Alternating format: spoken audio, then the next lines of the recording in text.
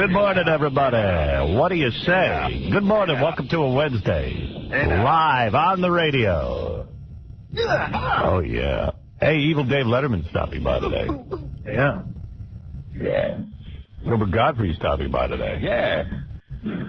Tomorrow, Carmen Electra and Dave Navarro stopping by. I liked it better when she wasn't married. She'd come in alone and you could bang her. Now she's married. Yeah, why does Navarro Maybe she's more bangable now. She wasn't bangable then. Right. Who knows? You know, the married women loosen up a little bit. Yeah. Tomorrow, Maymay Ali will be here. Maymay Ali, one of Muhammad Ali's many daughters. Coming soon, Angie Everhart, Nikki Ziering, and Donna D'Erica. Hot chicks. Are they all on that Super Bowl thing? I don't know. I know that Nikki and Angie are. Yeah, but I don't know about Donna D'Erica. And me and John were walking down the street yesterday. We saw on the side of a truck a huge ad for that lingerie bowl. Mm-hmm. And it was, you know, Nikki and Angie in their uniforms with the cleavage. And, man, we just stared at the truck for like 5 minutes. See, you're going to watch. Yeah, I might watch after seeing the truck ad. I might watch it. I think I will. They look good. Yeah, I'll watch that. See what's up. Chicks running around in lingerie playing football. Like, yeah. They don't have to wear helmets or anything, do they? I don't know. Wear a lot of hairspray in their hair. We're going to find out, though. There better not be helmets. Yeah. I don't think they need helmets. Yeah. That'll kind of ruin it. Won't be that fun. Good morning, everybody. Got a ton of stuff for you today. I don't even know where to begin. I guess you got a bunch of tapes. I got to get to everything. You know Brooke Burke? You know who she is? She was on our show, I guess, and I vaguely remember her. She's was the Wild On woman for a while, right? Yeah, I think she's the one I met poolside with that guy I know. What guy? You know, Hunter. Oh, that guy. Yeah. And they asked her.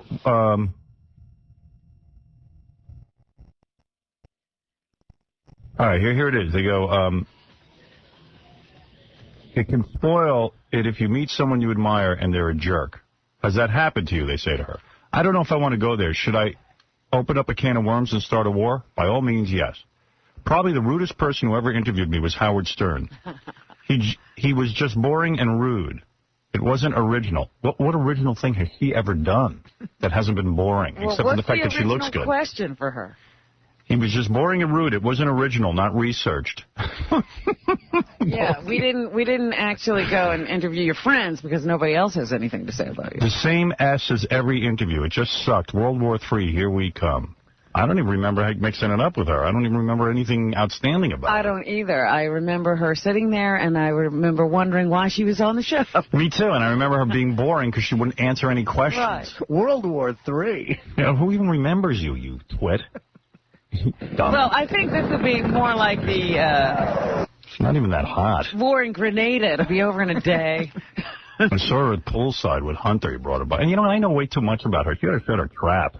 You want World War III, honey? I'll open my mouth. Man. What is she, an idiot?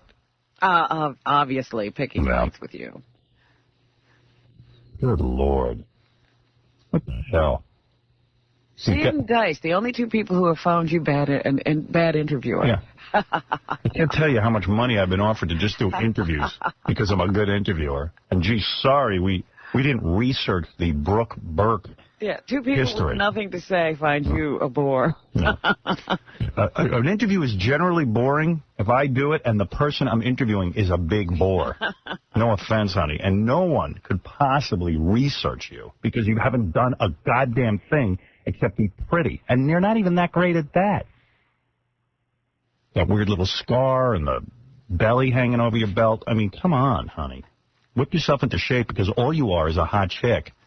So make sure you look your best because, goddamn, you have no effing talent. Yeah, maybe you didn't get too excited because she wasn't that hot. Yeah, no offense. And, gee, sorry, we're so boring. We've been sitting here for something like 25 years being boring. Yeah, gee, I've made a pretty good salary at not being boring, but somehow when you walked in, it was boring. So whose fault might it be?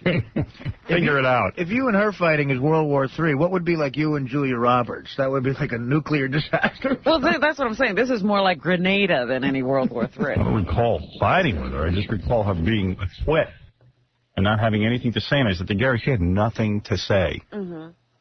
And what she think, hot chicks are always like that. Like I was listening to this Mandy Moore. Like she's a hot chick and thinks everything she does is interesting. And then when she loses her look, she's going to be in such a shock. She never made a phony phone call. You know what I mean? She never made a phony phone call. So she's on Access Hollywood, and they said, let's make a phony phone call. She makes a phony phone call. It's the worst phony phone call I ever heard. She's an actress, and she can't make a funny phone No, call. listen to this. You've never made Frank Paul? Without laughing. That's the catch. I can't do Tried it. and you bombed. I can't keep a straight face, so I don't know if I'm up for the challenge. Well, let's find out. Billy decided to help 19-year-old Mandy Moore scratch off one of the things she wanted to do before turning 30. Hi, can I have customer service, please? Who's this? I bought a VCR at your store a little bit ago. I was trying to clean it with my tongue, and it stuck under one of the metal plaques, and I'm home alone, and it really hurts. And I was wondering, since I bought it from your store, if someone could come help me get it out. Maybe you should call 911. No, I want someone from your store. It's your VCR. And it hurts. I don't think so. I think you should... You don't think it hurts? Dude, it hurts. Maybe you should call 911. No. Okay, then what are you going to do about it? Hold on, I'll have to call you back. Okay. Was that okay? Look, everyone's congratulating her. Yeah. Took the bait, and I mean, He took the bait. What bait did the guy take? He was like, why don't you just call 911 and leave me alone? I just had the opportunity to go with it. Wow. Wow. That was awful. And what was that laugh track behind? Like someone I don't know. giggling. They must have put That's something why- in there, like funny music with yucks in it to make it seem funny. It was like a Jackie joke tape. Yeah.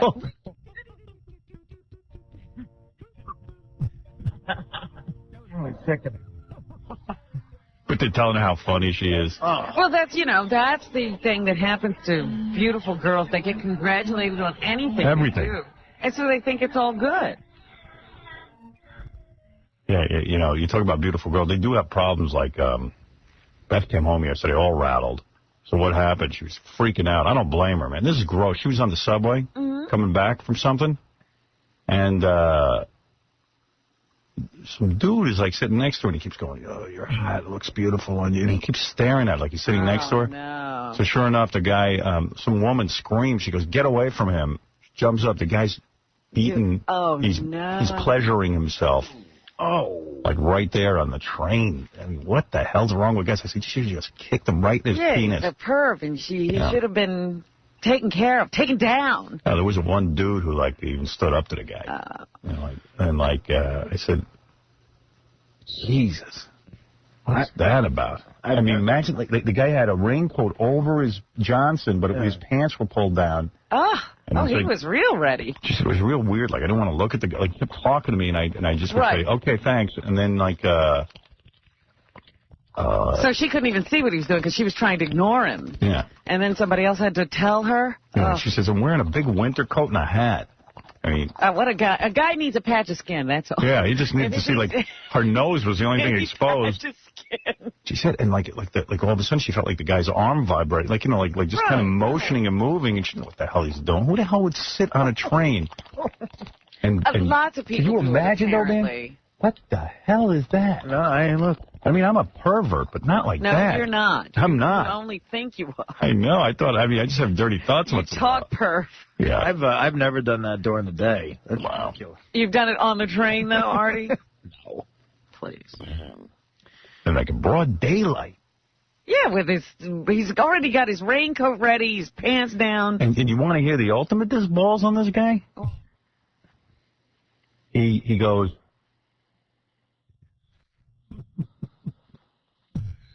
he jumps up, and this woman's screaming, this other woman's screaming, and the guy goes, I'm not done yet. Oh, geez. That is That's balls. balls. I mean, come on, man. I'm not done yet. What does he want her to do? Yeah, get Sit back over down. here. Sit back down. Give me 2 more seconds. Want me to show you a little shin or something? You're smooth. You're on the air. Hey now. What's happening, brother? Hey, man, why is Beth even riding the subway, dude? How come she's not taking a cab? Don't ask me, dude. I have said to her every day of her life, I'll get a car for you. You know, she goes, look, I don't want any cars. I go to work. The cost of the car is more than the money I'm making at the job. She goes, and the subway's the quickest thing in the world, and why shouldn't I be able to use it? I know. I hear that from people. That, I'll just take the subway because it's so much faster than going through traffic. That's what she said. She says she gets... That's a perfect example of why she shouldn't be on the train, dude. There's just too many freaking wackos. I know. I tell her that, and she loves that subway. She's like, you know what? I know the subway system so well. I love it. I've been taking it my whole life.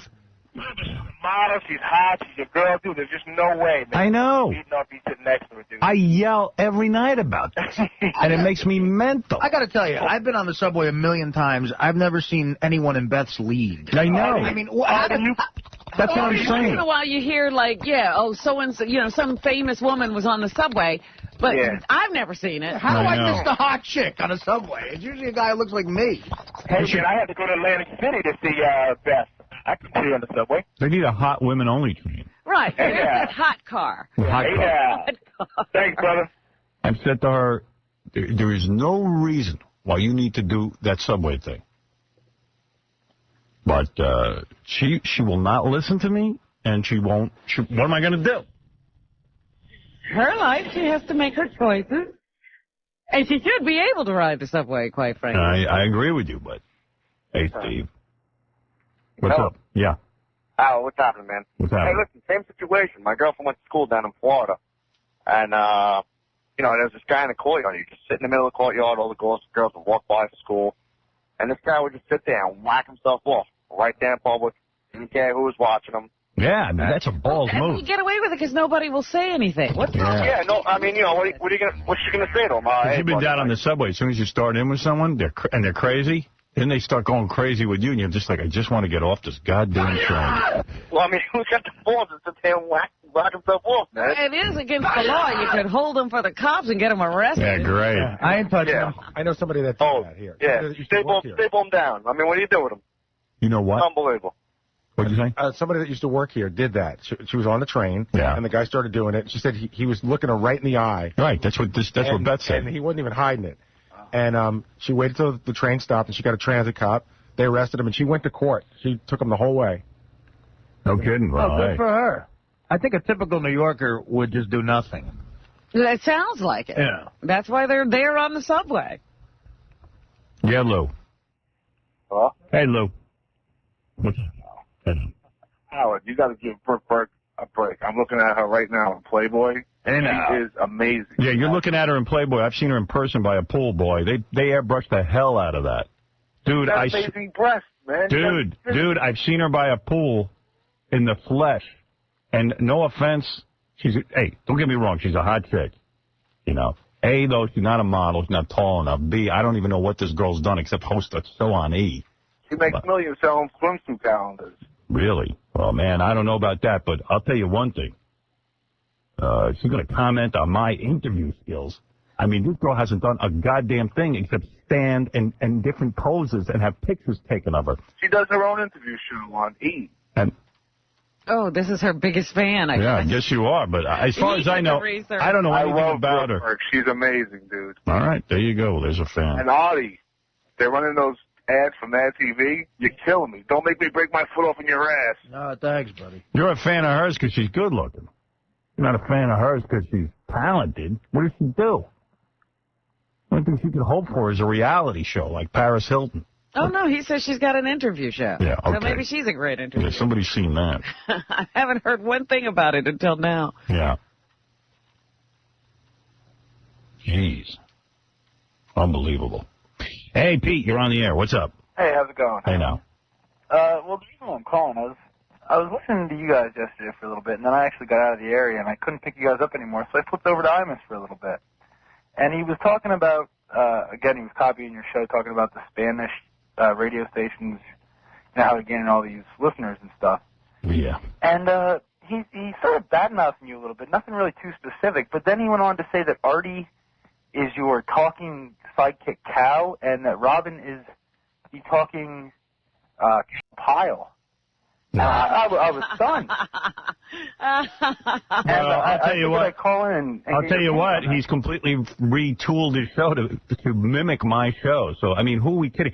I was reading about the Spanish station. They go, so they're saying, okay, well, these Spanish guys are #1, and I'm going, you know, and my whole rap on that is, so what? I mean, what? Because Arbitron decided to find Spanish people? I don't buy it for a minute. Secondly, they're not competing in English. They don't compete with anybody. Thirdly, they're doing the Howard Stern show in Spanish. I'm reading an article today. John Minnelli badmouthing me, of course. Of course. Fails to point out what they're up to. So they said, well, what do these guys do? They had a woman on the other day with 2 vaginas, which is what we were talking about. That. They literally translate the show into Spanish, and for anyone who doesn't really, you know, get into English, they're creating an audience. Our show. If they put another 2 guys on that do our show in Spanish, they'll take away the audience. I mean, what are we talking about here? Listen to this. Wait, let me find the article. I'm laughing my ass off going, it's the Howard Stern show in Spanish. Wait till I find this friggin' article. Does everybody have to copy you guys? Well, everyone copies us. The whole industry has changed. And Imus calling me a cow pie is the highest compliment, because the worse he bashes me, the more I have gotten to him. That's what that means. Well, not only that, he's not even successful. He's so nothing. He's so irrelevant. If he left the radio tomorrow, nobody would when care. When a black person has anything to say about him, because he hates black people. Yeah, by the way, he's called Robin a nigger on many occasions, by the way. You know, I don't know why he's cleaning it up for the radio, calling her a cow pile. Well, I caught him on TV. It looks like he has Parkinson's disease. Yeah, well, he's so not happening. One more question for you guys. Wait, I'm trying to find this article. It's all the way buried somewhere weird in the paper where you can't find it. Not at the end where Minnelli usually writes? No, they even buried it. Did you have it? Thank you. Yeah, it's not behind the recipes. Here, they're saying the way they dethroned me was that they... illegal aliens. Back in the day when they started, they mocked a deaf mute woman having sex. Mocked a deaf and mute woman having sex. But now they discuss the dumbest reasons to get a divorce. In the past, they had a steamy female body piercing on the air. But now they talk about everything instead of one topic. They have a musician in the studio now. They don't play any music anymore. They just, you know, where did that come from? They interviewed a woman born with double genitalia, but with a doctor present to tone things down. And then they did a show the other day describing the best ways to get revenge on coworkers. They cut out a lot of the sex and a lot of the, whatever. They're trying to say that they're not Howard Stern anymore. They're going mainstream. They're going mainstream. Now they've gotten some attention. They're going to clean it up. It's so absolutely laughable. And not only that, not one person that I know that speaks English can even tell you these guys' names. So, you know, so much for it being a big hit with English-speaking audiences. I'm the guy they all write about. I will always be the man. And when I retire from radio, no one will surpass my accomplishments. There will never be a radio guy like me ever again who sold as many books, has made movies, has had radio shows, record albums. And I'm not even putting half my effort into it. You got to freaking be kidding me. Games today, Howard. Hey, I got to take a break. We'll be back right after these words. We got a lot going on. The Howard Stern Show. Hi, everybody. I'm Brooke Burke. It's great to be here on the Howard Stern Show. I survived it. Love to come back and talk to you again sometime, Howard. So now what's the problem? This two-faced bitch.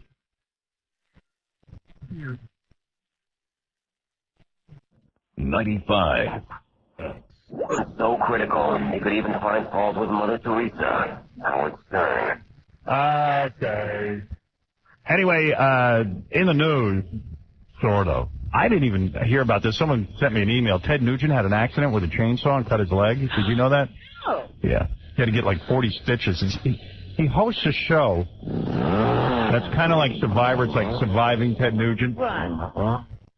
And you got to live with him on his ranch, like 4 or 5 people, chicks and dudes, have to live with him on his ranch and shoot animals and skin animals and bale hay. And So it's living on the land, kind of out in the wilderness, taking your own food off the hoof and all that. Yeah, and you got to do all this stuff that Ted does every day to make himself feel like a man. You know what I mean? Because, Or to amuse himself because, he's filthy rich and doesn't have to do anything else. Yeah. It's a weird thing with him. Like, he goes out of his way to be, like, manly. And I think he thinks if he stops doing all those manly things, like he'll end up giving a guy oral or something. You know what I mean? Like, he's so like afraid. The next thing for him is standing in line at a glory hole. Yeah, right. Because I've never seen a guy cry that hard to be macho. You want to just shake him and go, chill the F out, dude. Yeah, we see you're a man. We get it. You're a man. You're a man, okay? You're a man. We know. You skin your own animals. You use their urine to track them. And we get it. Yeah. My wife and I, Charmaine, we skin the animals and eat them. We're not pussies. And okay, we know you're a real man. The cowboy hat. Take a breath now and then. Listen to what other people have to say. Don't shoot. Campaign. Yeah, don't shoot every freaking thing you see with 4 legs. And forget the bow and arrow. You know who hunted things with a bow and arrow? Robin Hood. And you know why? Because he didn't have a supermarket to go to. If he had had a supermarket, he would have put down his bow and arrow. Absolutely. I saw Robin at the supermarket the other day. Yeah. Robin Hood was there. We saw Robin Hood at a supermarket. And we said, where's your bow and arrow? And he said, you know what? I don't need one. This is so much easier. You guys have everything packaged for me. I don't have to waste my time with a bow and arrow. I don't advocate drug use, but in Ted Nugent's case, I do. He should smoke some pot and mellow the F out. Yeah, he's a little too hyper. Yeah. The show's called Surviving Nugent, The 10 Commandments. So it seems that Ted isn't even surviving Nugent. No, he can't survive his own Nugent thing. He chainsawed his leg almost off. What was he doing with a chainsaw? What was that, to take apart some hide or something? Yeah. I guess. I don't know. Build something. You know what I mean. I don't know what he's up to. Doesn't it mean he has to be thrown out of the game now because he can't survive himself? That's right. He's eliminated. I'll tell you what, though. You say the premise of the show is going on a ranch with Ted Nugent and survive it. And I've spent time with Ted, in a room, and I got to tell you something.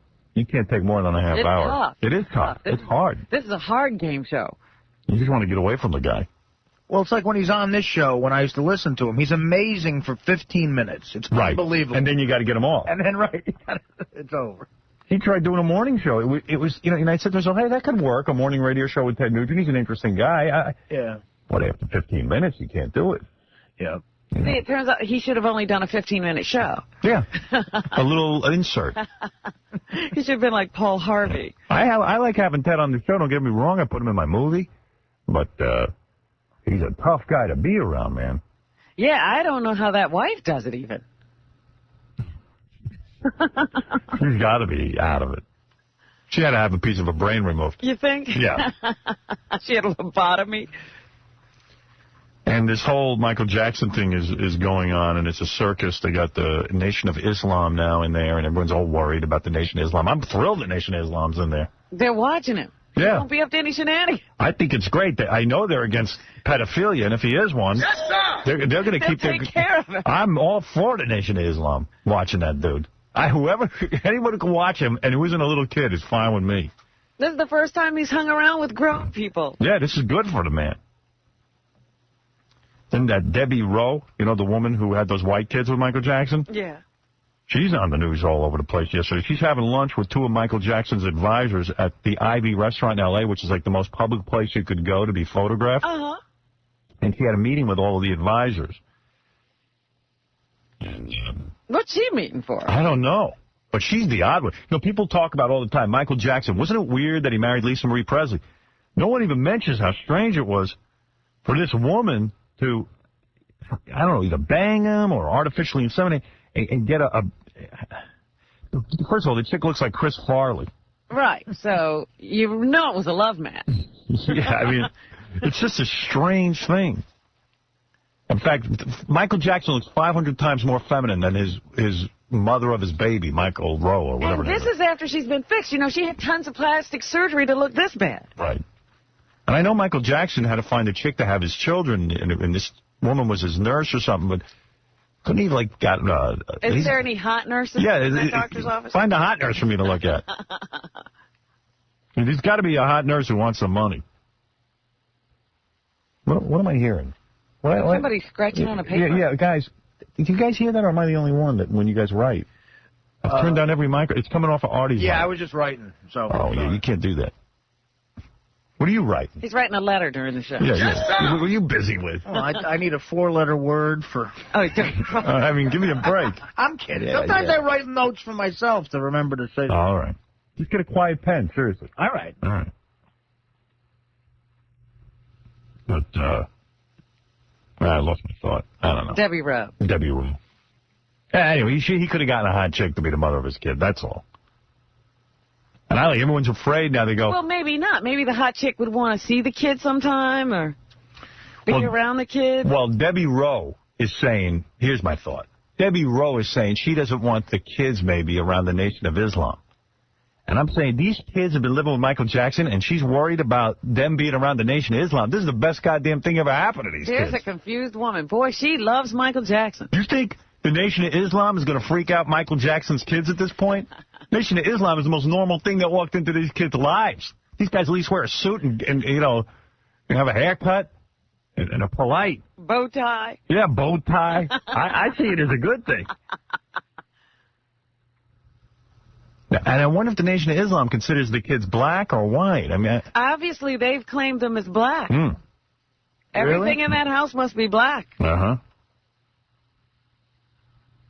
And Debbie Rowe's upset that the kids' lives are becoming a circus. I mean, when you have kids with Michael Jackson, everything in your life's going to be a circus. Has she seen them running around in masks? Yeah. And she thinks their life just became a circus?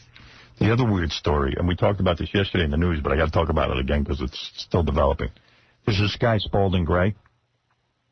He's best known for writing the autobiographical film Swimming to Cambodia.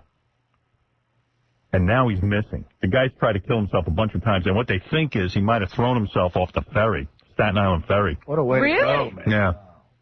Into the cold waters. And he's a gunner. That water must be freezing at this point. But here's the weird thing. The authorities are searching for him in his New York City apartment and his Southampton estate. And I'm saying, how the hell does the guy who wrote that crappy Swimming in Cambodia have... He's got an estate in Southampton and an apartment in Manhattan? I know. When I was listening to the real estate holdings, I was like... Where's he getting money? Whoa. I think he comes from money or something. Man, he has to, man. Not from that crap he puts out. I think he does, yeah.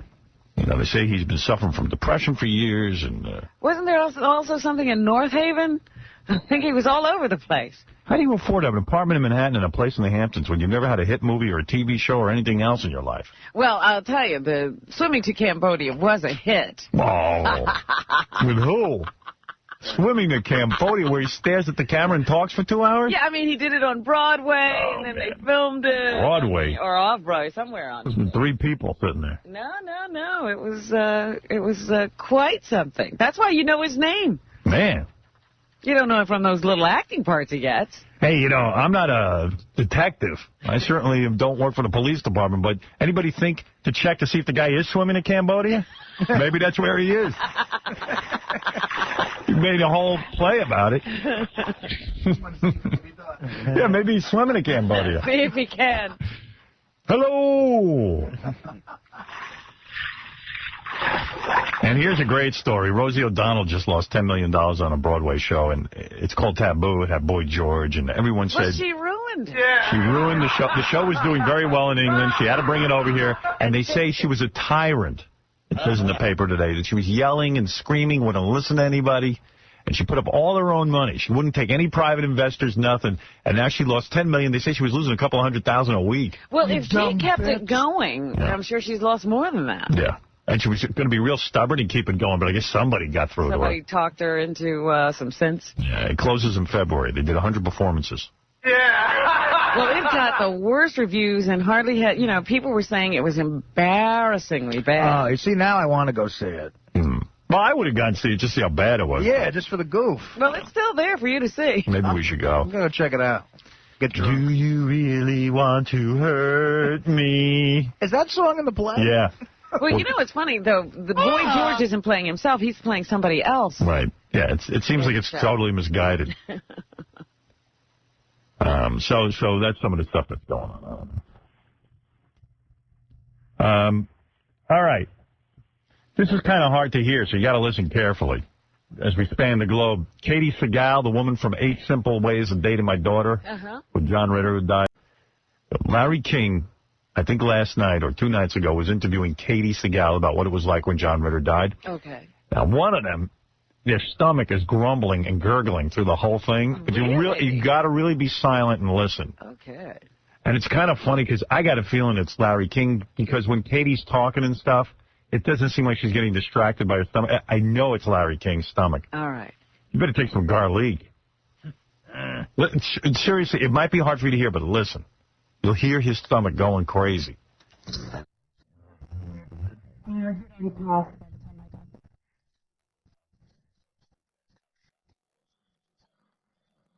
This was, this was one of those completely, I mean, it's still shocking, Larry. I still, we still come to work sometimes and it's weird, it's a little bit, it's like, what?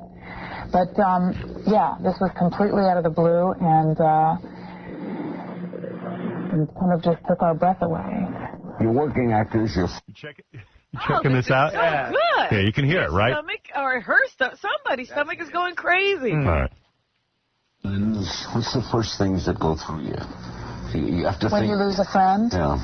Well, I think it's what goes through you when you lose anybody. I think the first thing is the horribleness and the sadness. And then I think it's that reminder of how fragile life is and how precious every moment is. Was the whole cast there that night? Yeah, we eventually, everybody got there. I mean, our producers are really amazing people, and they delicately handled it with the kids, making sure that they knew when somebody else was around. And, it's been an interesting experience because we were his TV family. I mean, we loved and adored him, but his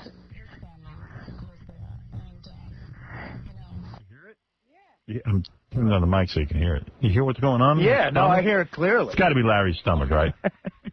Based on I don't think it's Katie Segal's stomach. I don't know. It's like... But you got to figure Larry's mic is closer to him. Because he's a troll. He's just got, I don't know what he might have. Yes, this had to be out of the blue.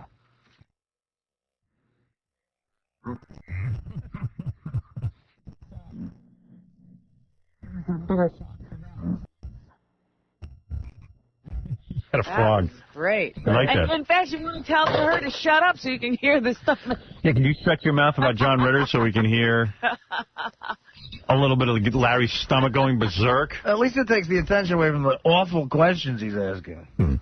Chauncey, you're on the air. Yes, Chauncey. How are you? So, I heard you talking about Brooke Burke this morning. You know what's interesting? She claims that she beat you in the ratings on the E! Show.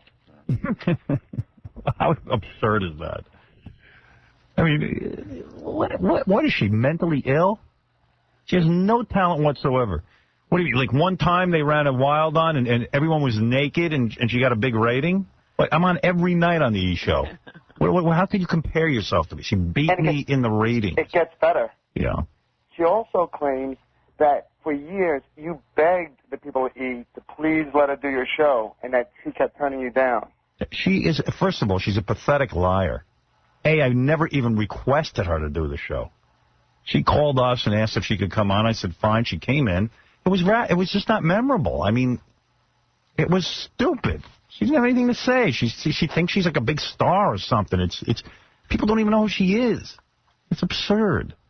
He goes, he's been begging me to do the show, but I keep turning it down. Well, she has a lot of problems. She goes, all he wants to do is talk about my breast. I should have brought up her calendar stories that I know. I am bringing up. I know a lot of stuff. You got to give a hint. No, it's okay. This is nothing. What's the but topic? She should forget it. Really? Forget it. It's too You're weird. kind to people.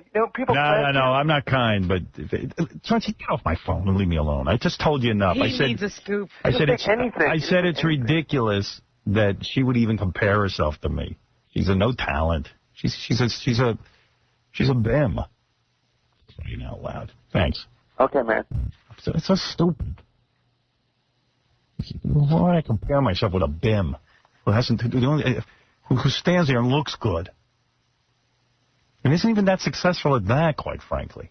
Yeah, she's no Carmen Electra. Yeah, I mean, who knows her? You're crying out loud. Shut up. Stupid ass. Do something meaningful. Write something. Record something. Do something for the arts. Get a job as a grocery checkout. I'd have respect for you. Do something. Instead of living off your husband.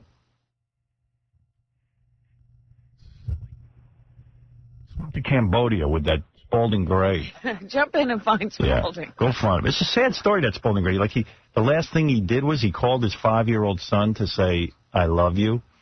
Dude, if you loved him, you wouldn't do that to him. You know what But he's obviously sick. Apparently he had a car accident a couple of years ago, and he's been messed up ever since then. Yeah. That is a depressing story to read, man. Well, I learned on Joan of Arcadia, when you kill yourself, you can leave a lot of negative ripples. Really? Okay? So there. Take his TV. You know what I watched last night? This is so funny. So the guys from Showtime sent over this new lesbian show. The L Word? The L Word, it's called. It's the new lesbian Sex in the City. No. So they sent me a note. I'm doing some work with them, and they said, would you please watch it? And I put it in, and I'm like, this is the worst goddamn show. They sent it on DVD and everything. I'm sitting there and go, this is a horrible, horrible show. Right? I start out. I go, right. I said to Beth, I'm turning this up. She goes, this is horrible. She goes, let's give it a few more minutes. Then we'll give it a few more minutes. Then we give it a few more minutes. You still keep watching it. We keep watching complaining all the time. Meanwhile, we're watching. I thought it was a half-hour show. It's going on for hours. I'm watching this thing. There is the hottest chick in this thing who's like straight, but she realizes Oh, she's the straight girl? But she's attracted to someone, and she's having this whole friggin' thing, like, they start making out in a bathroom, her and this other hot chick, this ex-model. And, well, there you go. That's why you watch. Dude, I am totally into it. I can't wait. He's hooked. In fact, it was like 9 o'clock. I had to go to bed, so I turned it off, and I said, I'll have to finish this horrible show tomorrow. It's a horrible show that he can't stop watching. And it's so derivative of Sex in the City. All the girls sit around at like a table and talk. And I'm totally hooked. I love it. Of course you are. And these chicks, some of them are dogs, but some of them are real hot. I saw the billboard in Times Square. They looked hot to me. Jennifer Beals. She's in it? She looks good? She looks good. Does she? But she's like a hard ass. You want to see her take off some clothes. Oh, is she like a dykey girl or something? But the chick who's this straight girl who's now becoming gay, who realizes she has feelings for women. Uh-huh. Oh, I would bone her so friggin' hard. And you would say to me, you're nuts, because she looks like a little boy, you would think. She's got a beautiful face, but she's got like a real skinny body. Uh-huh. I don't care. That's my type. I'd bang that hard. You like a string bean. I like a string bean. I love a string bean with a beautiful face. That's why I love Fred. To be honest with you. He's my string bean. That's why he's lasted here so Come here, long. you string bean, with your beautiful face. Come here, you. My little string bean. He's string bean with a beautiful face. No, but I tell you, man, I'm watching the lesbian show. Hey, guess what? If That's fun. When does it start?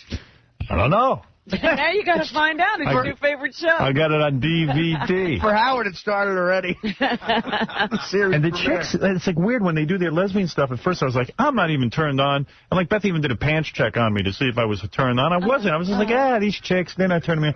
I don't know. I'm watching. All of a sudden. I'm watching. Well, if Jennifer Beals is like the butchy one, I'm going to tune into that. She's just a hard ass. She's not butchy. Oh, yeah. Her storyline is she's trying to have a baby with her life mate, and they're trying to get a sperm donor. That's a terrible storyline. Yeah. See, I don't know if I could deal with all that stuff. But you'll be watching it, and you'll go, this is just horrible. Howard doesn't know what he's talking about. And then you'll see. You'll get sucked in. Well, that's what happened to me with Queer as Folk. Yeah. It was like, I think this is disgusting what's going on. And yeah, me too. I still watch. I couldn't watch that. I really couldn't. But Beth said to me, I like that Queer as Folk. I said, and she goes, what happened to that? I go, I don't let you watch that.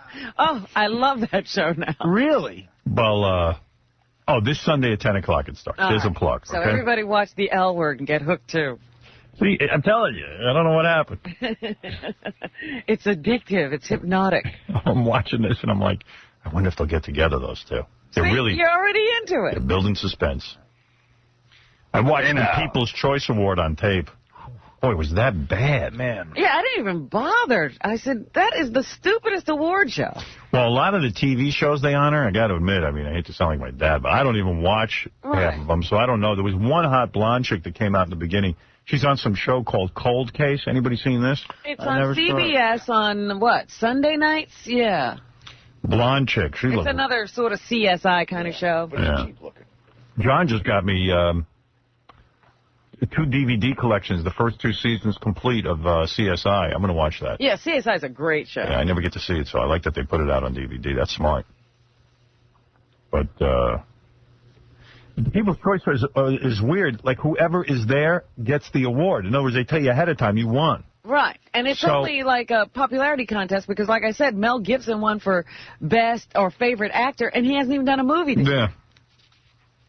You know, I was thinking they honor everything. Film, they honor TV shows. And it's comedy, drama. They don't make it all one thing.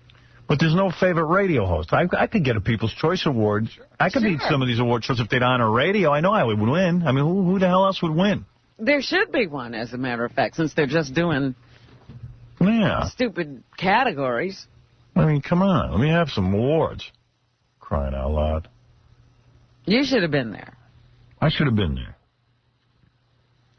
Jennifer Aniston couldn't show up. Oh, she's so so famous. She's like on a screen, you know, accepting her People's Choice Award. I wish I could be there. I hate her. Where's she? Oh, thank you so much. Yeah, I'm like, where are you?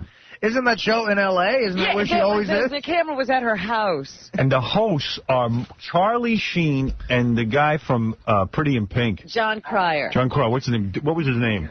Oh, Dookie, God. or whatever his name. I forget what he Ducky. Ducky or something. Ducky. So the two of them come out. This is why I go crazy. I wish I could produce an award show. Martin Sheen or Charlie Sheen is the most unfunny guy in the world, and John Cryer is an actor. He's not funny. They do a 20, 25-minute monologue. I just fast-forwarded through it. It is horrible. I mean, one joke is worse than the next. They don't want to offend anyone. It's horrible. They're not professional comedians. And you appreciate professional comedians when you watch this crap. So then, finally, Friends wins an award. And the two guys from Friends, Matthew Perry and the other chubby dude, Matt LeBlanc, they get up on stage, and they start to make a speech. You've been waiting all night to hear from someone famous. Yeah. You had to sit through 20 minutes of the monologue. You sit through horrible pre-written stuff. These two guys get up, and they're trying to make a speech about Friends. And to the point, music starts playing. To the point where I'm willing to watch and not fast forward. They hustle them right off. They go, oh, we're getting a sign to get off. Right. They didn't say a goddamn thing. And then who comes out? John Cryer, and starts to do a bit. He's got more stuff to do. And the one real moment, you finally get these guys if you're watching the People's Choice Awards, you're into Friends. Right. And they don't let them say a goddamn thing. Yeah. They're scumbag producers.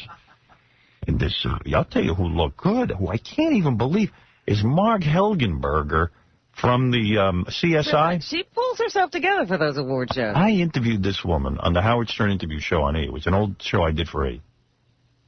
I met her. I thought she was about a 40-year-old broad when I met her. I'm sure she was. How old is she? She looks unbelievable. And in fact, on the show, she plays a stripper who's turned into an investigator. Oh, yeah, 'cause that would mean if you strip, you would have to go back to school after stripping. Right. A stripper who becomes an investigator? That's right. Yeah. She worked her way through school stripping. Well, I'll tell you what. I'll tell you what. She looks goddamn good. I don't know if she had a facelift or what, but or maybe she was younger than I thought. Yeah. But she looks, I should have banged that chick when I had a chance. I was going to say, that name, wasn't she famous for being hot, like, in the 70s or something? I don't know. Marg Helgenberger was nobody. I did a show with her. We were desperate for a guest. She showed up. I go, who the hell is this? I remember that name from something. So I did a scene from a vampire movie. Bram Stoker's Dracula you did with her. Mina. Yes. Mina. Gone through the night. You. Yeah, I wanted to prove that I could be a good Dracula. Right, so she was your Mina. Evidently, I wasn't that good. Nobody offered me a part. Yeah, she got work, you didn't. Yeah, she got on CSI. Yeah, 10 years later. It took a while. That's right. But, I don't know. So, anyway, I watched this. The guy who's always good is Jim Carrey. He's funny. When he accepts an award, he's great. He accepted an award for Bruce Almighty. Bruce Almighty. He runs up and down. He's very into it. Yeah, thank God he shows up. He sometimes. gives. Sick of it all. Jennifer Aniston shows up on video. Show up. So busy being married to Jim Brad Carrey Pitt. can be there, Yeah. but Jennifer Aniston can't. Jim Carrey. Sorry. I can't be there. Sorry, I gotta stay home. I should produce a show where, like, Savannah the stripper joins the FBI. Why not? She gives up porn. And, Well, that's what it's come to now. I mean, based on CSI, I think the biggest show ever. Gary, call Savannah. I need to option her. She'd do it. Oh, I believe she's available. Jenna Jameson, PI. Yeah, Jenna's breaking into the mainstream. Jessica Hahn, State Police. What do you think? You guys are great. Nobody steal that. There'll be a lawsuit on your ass. Yes, Tom. Hey now, good morning, everybody. I got to take a break. I'm sorry, so you have to speak quick. Okay, real quickly. Yeah. I don't know if you know, but there's a Howard Stern sex video on the internet. Howard Stern sex video? Yeah, it's a video of you with some chick. Hey now. Okay, the second thing, real quickly. Why would you say something stupid like that? It's not. What do you want? Because I thought, because I'm a stupid guy. I don't know. All right. We have one more thing or no? All right. Okay, WLIR. It's gone Spanish this week. By the way, I know it's so silly to get emotional about a radio station, but I was a kid on Long Island growing up, and WLIR was the rock station, and you always had a feeling for a guy who wanted to be in radio. Gee, maybe I could get a job there or volunteer there. It seemed like it was such a good radio station, and now they're Spanish. What's going on? I mean, what is that? I just want to say real quickly, their morning guy is named Gerardo Sternes. Yeah, I believe it. And they have Robin Quiveras and Arturo Lengas. Yeah, might as well. All right, hey, we got to take a break. We'll be back right after these exciting... Hot dog. Howard's hot dog. What kind of girls like Howard's hot dog? Wacky girls, sugar girls, girls hopped up on her. Florida, stupid girls, even Natomania from hot dog. Howard's hot dog. The dog that makes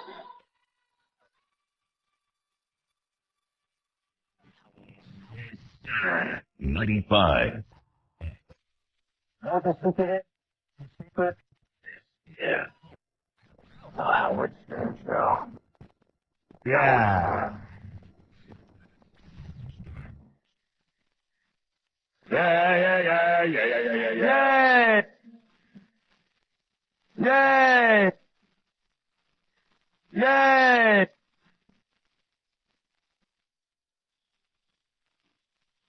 Thank you. You want excuse me. You want another sexynoises.com tape? People seem to like that. They like them. Hello. SEXXXYnoises.com. Is it that same girl? I don't. If it's the same girl, I mean, they got to get a different girl. Oh, this camping trip on my husband's boat was a really good idea. It's the same broad. It's her again. Why don't they get different girls? Yeah, you think. It's supposed to be some dude's wife or something. Is this the only woman they can convince to do these? Yes. So where are we now, on a camping trip? Yes, on her husband's boat or something? Oh, nice. All right. Oh, the stars are so beautiful tonight.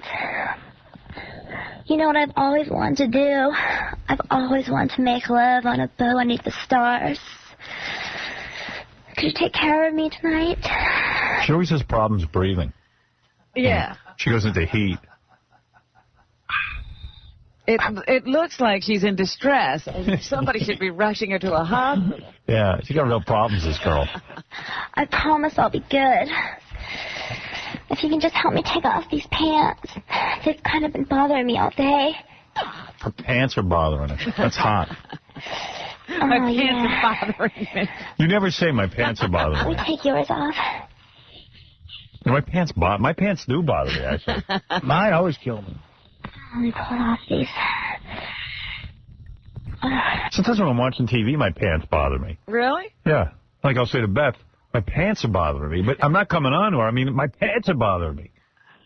What's wrong with you in those pants? You know what else bothers me? Tom, our general manager. Could you take him off? Take him off. Sometimes when I'm watching TV, I just go, Tom is bothering. off my thongs. My thongs? Yes. Isn't it thong? I think she means those shoes, you know, how you have those flip-flops. God damn, I need an explanation.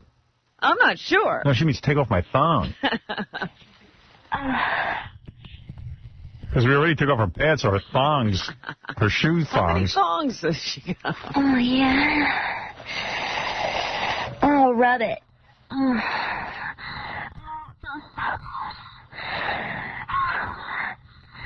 Oh, maybe we should put a blanket over us first. We got to have this chick in here. I got to know what she looks like. And let her do it live. Yeah. I'd love to see that. Hey, Gary, contact these dudes. See if we can't get an interview with this broad. It is a little bit windy out. Hold it a second. Here comes Casey with information already. Dude, she's booked. Oh, is she? Great. Yeah. When is she coming in? About 3 weeks. And why 3 weeks? Because she had stuff to do. Is she on a world tour or something? She had stuff to do. Yeah, this is what she wanted. What she wanted to do. Actually, it might be 2 weeks. Let me double check. Maybe she has to lose weight. She's getting her stomach stapled. She's getting it a fan. She's a porn star. Oh, is she? Yeah. Yeah. And we're gonna pick her out of a lineup. Oh, wonderful. See if you can pick out the girl? Yeah. Oh, cool. And she's actually, you know what it is? She's writing new scenarios for you. She writes these? Yeah. Okay, because that's what I wanted to She's know. very prolific. I didn't realize that she was like the writer. She does it all. I respect her. It takes 4 weeks to belt one of these out. Here.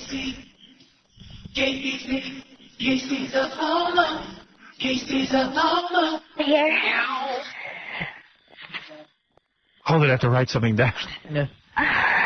She wrote this. Thank you. Oh. It's the same scenario except it's on a boat. Oh, that feels good. Well, the dialogue's mostly the same. This is the same dialogue from the department store. Oh.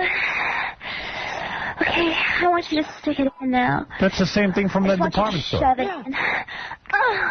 Oh. Oh. All right.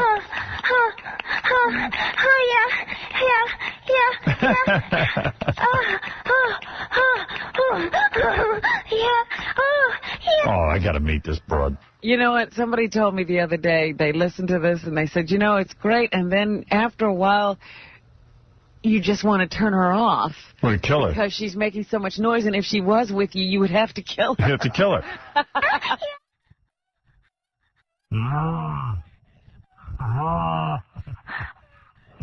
Well, you make a lot of noise compared to the other bitches I've been with. Oh, my God. What am I doing right? Oh, yeah. She must think I'm hot. Oh, yeah. Oh. Okay. This girl's a total nymph. She certainly is noisy. Yeah.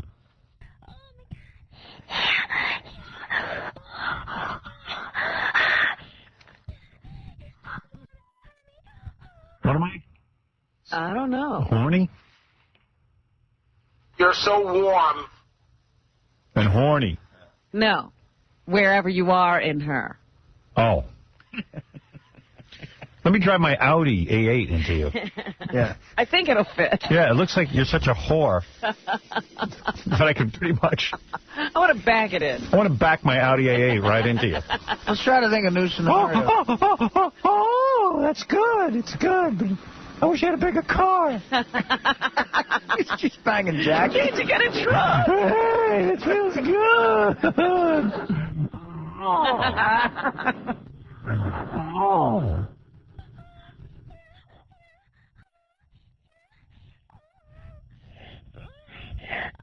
This is her. This is where she gets really annoying. Oh, yeah.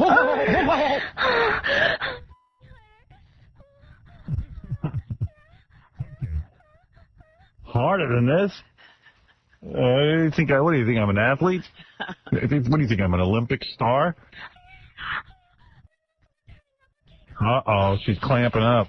Her muscles are tight. Hit her in the... I have to punch her in the belly like my grandpa taught me. Hey, you're not clamping up on me.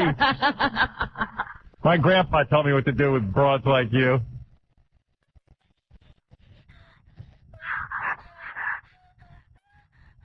This girl must be using a vibrator. I've been done for 10 minutes. Sleep.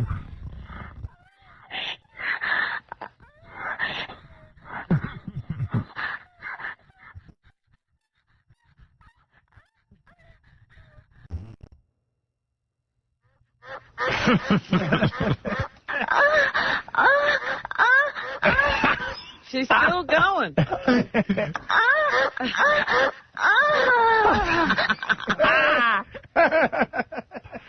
Quiet, there's a duck in here.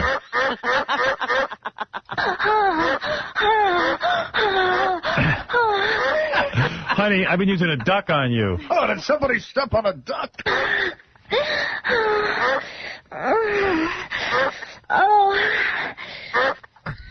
Yeah, that feels so good. What? Oh, you're amazing. I know. That was the duck. Clean up this mess. Clean up this. Why do you gotta There's clean always up? a mess. Yeah, there's always a with mess. her. She's sorry, I made a mess. Don't you have help on the boat? Why is she so worried about the mess? She's gonna get all anal. What are you, my mom? Mess. See, that's what Yeah, a broad's she just writing it. stop breathing hard and right away into the cleanup. Howard, there's a big mess in this room. That's how you know a chick wrote it. It ends with cleanup. Yeah, I gotta clean up. My husband would kill me. Oh, all right. Then she's got a legitimate reason for us to clean up. Oh, okay. And your husband freaking out. If a guy wrote Keep it, it'd it be to like, the storyline. Okay. the ending would, if a guy wrote it, would be, let's just lay here and fall asleep. Ever have sex with married women? Me? No. Not that I know of. That's the one thing you haven't done? Yeah. Well, maybe they were. I mean, who knows? Maybe the hooker in Vegas was married. Who knows? I haven't. You know, my feeling is, hey, I won't do it anymore. I would never do it again. Because it's too. You know what I mean? Because you think there's a guy. And I don't want someone doing that to me. And you know what I mean? So like, Right. I had an affair with a married man once. I would never do it again after that. Yeah, you feel weird. Horrible. All right, sometimes you get caught up in something, but really. Yeah, I was caught at the time, but afterwards I was like, never again, never even get yourself close to this situation. Because what if the husband finds out? He'd come and kill you. But let me ask Because, you know, any rational thinking guy would go, wait a second, I'm going to kill my wife. It's not the guy's fault. Any guy's going to have some poontang, but, you know, who needs the aggravation? But Or yeah, you got some woman angry at you if you're a woman doing it. What about this? Is it like sexier, the sex?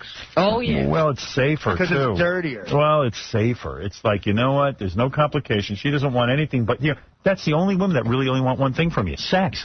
They're not looking for anything else. They're like, But you know what? it's so forbidden. You didn't find it incredibly exciting because it's so forbidden? No, I just found the chicks attractive, and I thought, well, at the time, too, you know, not only am I attracted to them, but they don't want to be married. I don't want to be married, you know, so, hey, this is perfect. But it's not perfect because there's a guy involved somewhere. Well, maybe you were older. I was a young girl, and it was like, oh, my God, we're breaking God's law or something. What the hell were you doing, breaking God's law? That must have been the anal experience. I know it was. All right, let's get back to the duck in the wall.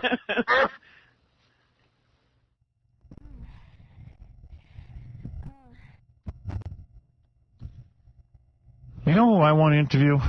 And I never thought I'd be saying this. I want to interview Lionel Richie. Again? Again. I want him again. He was good on the show. I'll tell you why I want this now? guy. I told Gary to get in touch with him. Well, I'm reading this thing in the Daily News. Nicole Richie, the chick on The Simple Life with Paris Hilton. She's finally identifying her biological father. Now, in case you don't know this, Lionel Richie is the guy, him and his wife, Lionel Richie, the singer, raised Nicole Richie, but he's not the biological father.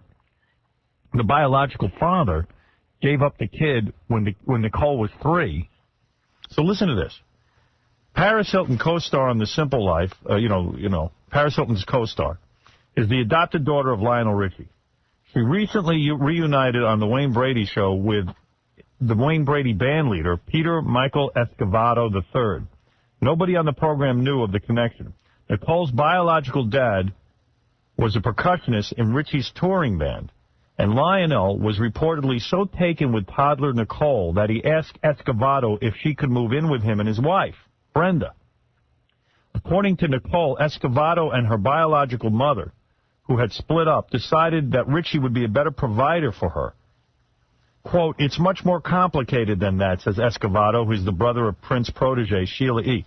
So Sheila E.'s brother has a kid. We met this guy. He was playing in the Magic... He was in that band, yeah. On the Magic Johnson show? Johnson Show's band. Well, I mean, I want to say to Lionel Richie, wait a second. You're a famous singer. You and your wife. Your drummer has a kid who you think is cute. So you go up to him and say, hey, do you mind if I have this kid? I mean, where the hell do you come up with a question like that? No wonder he was dancing on the ceiling. Life had gotten so good he could just take people's kids. Yeah, I mean, and then the drummer and the drummer obviously has some resources. I mean, the guy's working. He goes, okay, you'd be better to raise my kid than me. Yeah, it was like almost like a Cinderella thing. You know what? Let's give our daughter a better life than we could even ever give her. Let's give it to Lionel Richie. But why would you want someone else raising your daughter?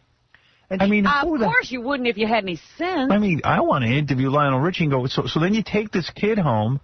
But why would you even ask for somebody's kid? I don't know. It's weird. No wonder. Gary's sons are cute. I send them a video game. And she took his Baba name. Booey. She took his name, too. Well, Yeah. they did adopt her. Yeah, she probably said, hey, screw my father, Lionel Richie. They gave me away. Yeah, my dad gave me away. And he goes, well, it's more complicated than that. What's more complicated? So Sheila E. is her aunt, then. Yeah. I mean, Sheila E.'s got money. Nobody wanted this kid, but Lionel Richie sees the kid, thinks she's cute, and wants her? I thought she was, like, adopted through an agency, but he just, like, took a friend's kid. Yeah. Come on. Hey, by the way, this low-carb thing has gotten way out of control now. I see an ad in the paper for Burger King. Now they got the low-carb Burger King menu. You know what? I was going to talk about that. I was like, why does Burger King have to go low-carb? Well, so what are they doing? It's the same goddamn hamburger and chicken you always got there, except they take the bun off for Right. You're getting less for your money. 10 delicious fire-grilled original Whopper or chicken Whopper platters served bunless with your favorite toppings. Well, what's in the platter? Each with only 5 grams. That horrible hamburger with some crappy sauce on it. But what else? It's a platter. It's got to come with other things. Yeah, there's like lettuce, tomato, pickles, all the crap that goes on. Probably French fries. Usually platters contain French fries. That's what I'm saying. It says, each with only 5 grams of carbs or less, suitable for all phases of low-carb diets. It excludes buns, mayo, and ketchup. So it's a Whopper or whatever with the tomato, the lettuce. And no sauces. And it goes only 3 grams of carbs, except the elephants that walk in there to eat probably have 57 platters. They need the bun. Believe me, eat. You know what? Here's what I say to these fatzos. Eat the goddamn bun, eat the burger, but have one.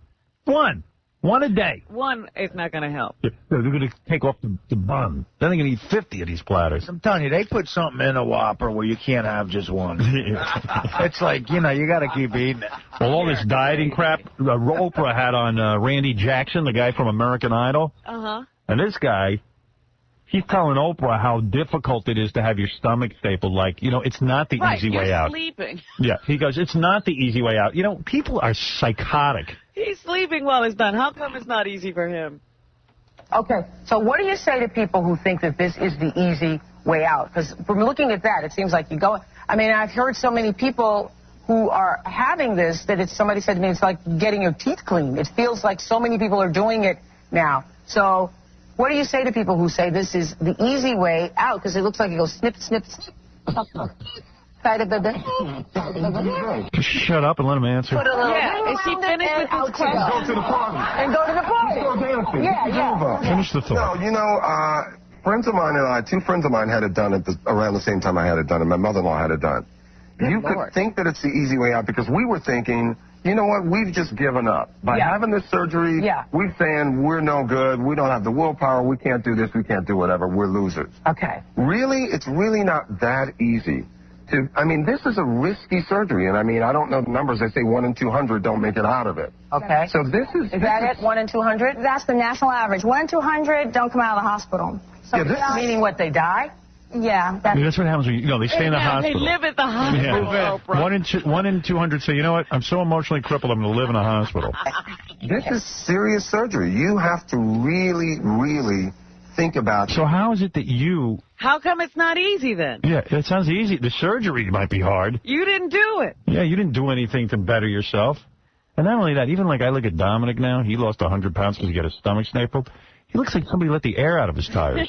He's old, right? Didn't he look odd? Well, I said it looked like the end of the Macy's Day Parade when the balloons are coming That dude still has to go exercise somewhere. He thinks he's a hot stud now. But if you hadn't seen him before, he probably just looks like an average guy. No, he doesn't. No, he He doesn't. looks like he's ill. He does. He looks like a sick old man. As long as he keeps his clothes on, I think he'll be all right. Yeah, I got to tell you, I can't imagine what it looks like with those clothes on. He can't wear shorts. There's not a bit of muscle tone. There's got to be tons of skin just hanging down to his knees. Well, even he was coming up to me and he was like, what did you do? How does your neck look like that? Yeah, because you worked out and you lost weight in a normal way. Right. You didn't lose 100 pounds in 2 weeks. What are we talking about? That's funny, 100 pounds in 2 weeks. Veteran John told me you had 2 lunches yesterday, Artie. I did, yeah, I did too. But I didn't. I ate light at one of them. What were the 2 lunches? Where'd you go first? First, we went to this pizzeria / deli, and I got chicken. But chicken on a bone. Not bad. Like a real, like a grilled chicken or a roasted? Roasted chicken, yeah. And what else did you have with a lot of sauce on it? It had a lot of. It did have sauce on it, and the skin and everything. Yeah. And what else? It wasn't just chicken. And then I had a Hawaiian punch. No fries, no. No, because that was my first lunch. I wanted to keep it light. Oh wait, well, how much chicken did you have? Just like a piece? I had 2 breasts and 1 leg. And nothing else but a drink. No bread. Yeah, at this lunch, I swear to God, nothing. They were with me. They could tell you. There was no bread. Yeah, but I had one of those really big Hawaiian... You had bread? No. I didn't. But I had one of those big Hawaiian punches, which I guess is like 32 ounces or something. Yeah, I love Hawaiian punch. But that's enough for a lunch, isn't it? That's it. Yeah, you don't need anything else after that. Big Hawaiian punch and 3 pieces of chicken? And so then what was the second lunch? The second lunch. What? Now, who were you with for the first lunch? I was with John, Will, and Jason. We went out to eat. Then why did you have to go for a second lunch? We see what happens is me and my buddy Deej, a good friend of mine I haven't seen in a while, we went to get lunch together because he was in the city. But he couldn't meet me till 12:30, so I had time to kill. So I was starving, so I can't not eat. So you went with those guys? So I went with those guys just to have the first So what did you lunch. eat when you were with Deej? So me and Deej went, and this was the good one. I had shrimp cocktail, and I had a Kobe beef cheeseburger. Where did you get that? Where we went to eat? They have that Mandarin Oriental Hotel just opened up, and they got a restaurant there, and he was right by there. Yeah. And he said, you want to go check it out? And I was like, yeah. So we went up there, and they have Kobe beef. And So you they had make a burger out of it. So you had a Kobe beef burger.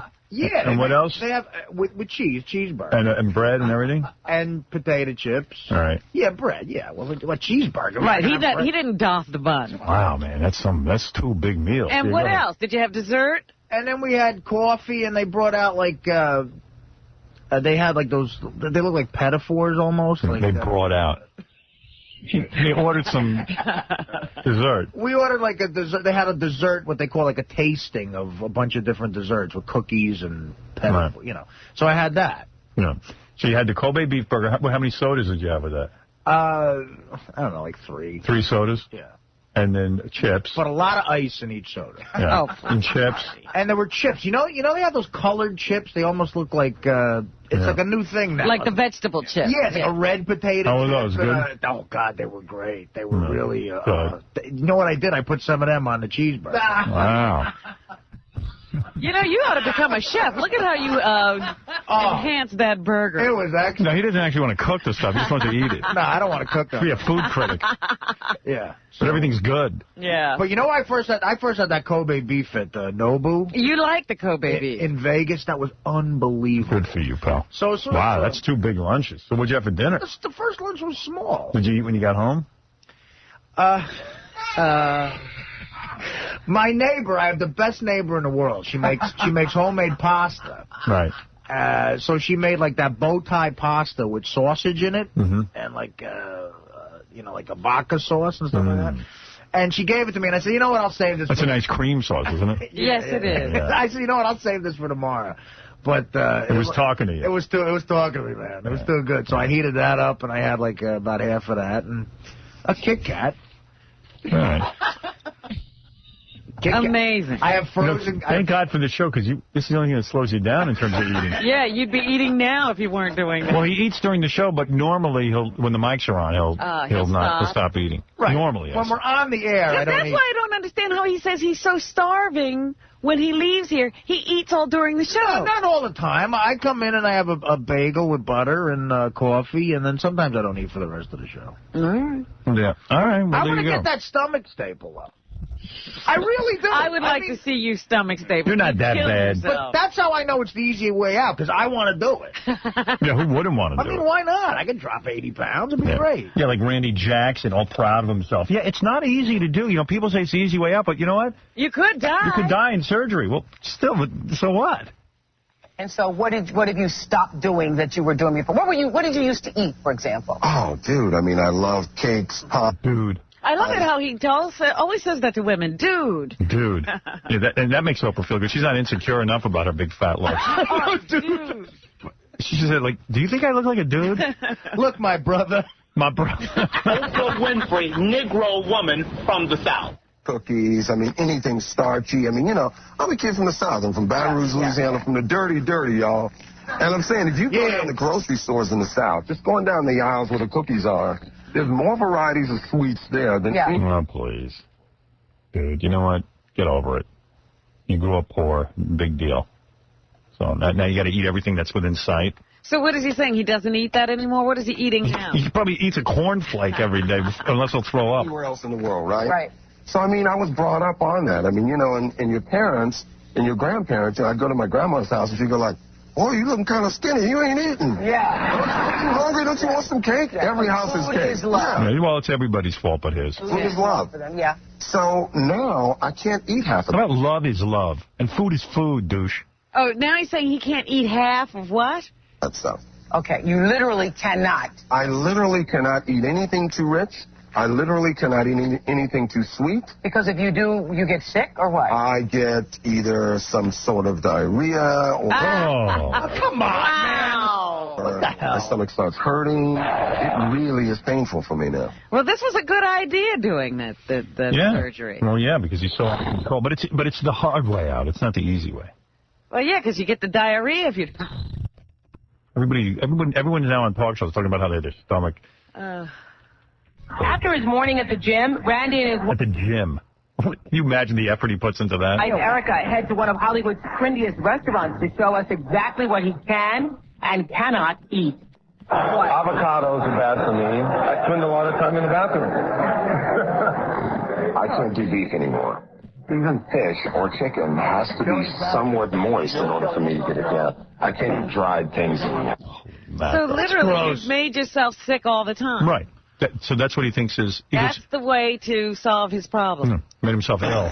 You know what? Now I don't want to do it every here and there. Oh, my God. You're not kidding. Just, have one lunch. You know, sometimes I hear people saying this. I'm like, why not just do something that would normalize your system rather than make you sick all the time? Pasta's really tough for me.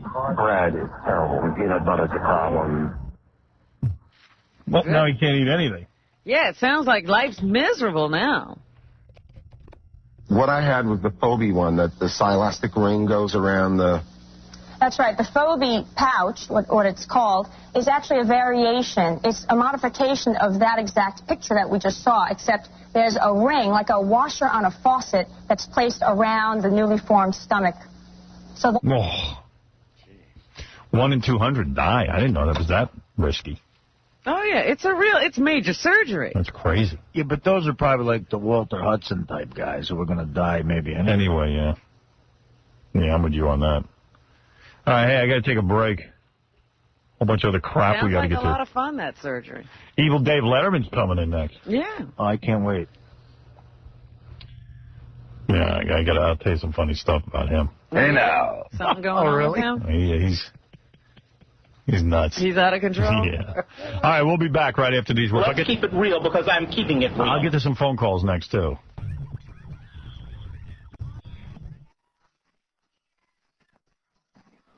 So much fun. I realized it last night.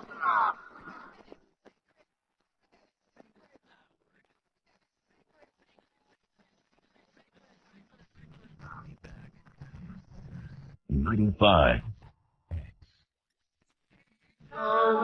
Like my mother. Howard Stern.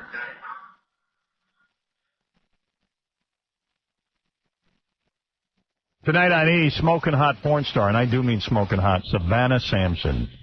She comes in, she gets naked, she lets us squeeze her ripe and juicy ass.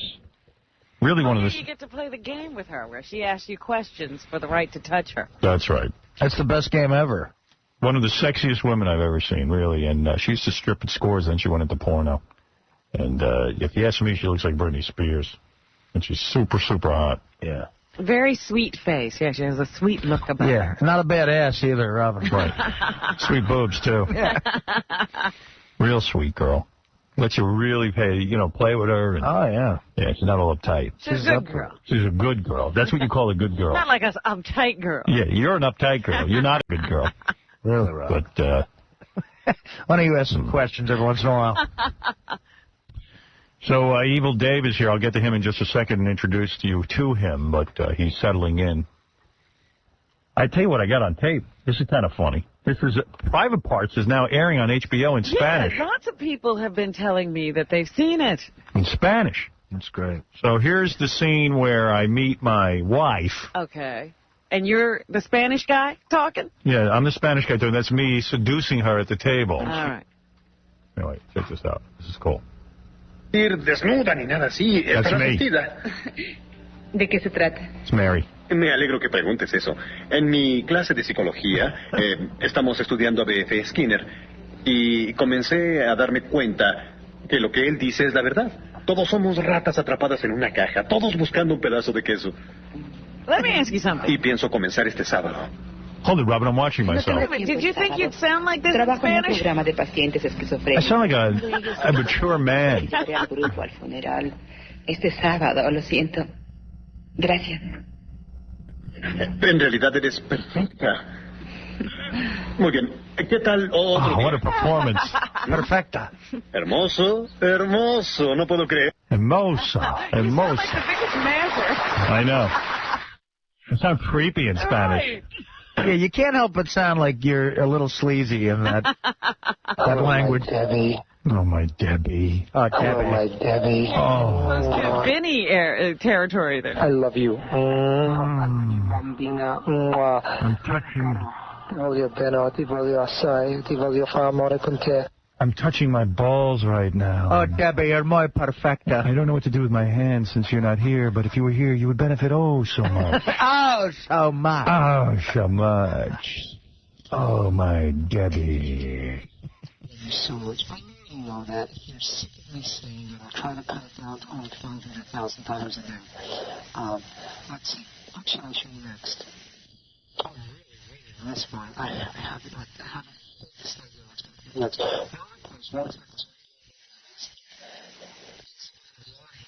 I'm scratching my balls. I caught myself. I won't do it again. I love you. I'll save that for you. This hand. See, now that I'm not biting my nails, I have to find something for my hands to do. And, if you were here, you would benefit from that so much. Oh, so much. Oh, so much. Oh, You know, so much. Vinny gave us a little bit of his videotape for the party. Oh. But he dubbed it off terribly. You couldn't make out the words. Oh, so much. Debbie, Debbie, Debbie. What's that, Debbie? That's my sack. Hey, we saw Vinny's sack. Yeah, who we needs... saw him in his tighty whities. Who needs to see that over lobster risotto? Well, I want to say something. I ordered books, about 10 books from Amazon.com on January 12th. Yes. I just got the thing back. They said your order has been shipped. You should see it around January 23rd. How come it's taking so long? I don't know. It's like that kind of sucks. Like, I didn't order like FedEx overnight because I said to myself, that's just a scam. Yeah. Because if they just pop it in the U.S. mail, it usually takes like 2 or 3 days. You still waiting?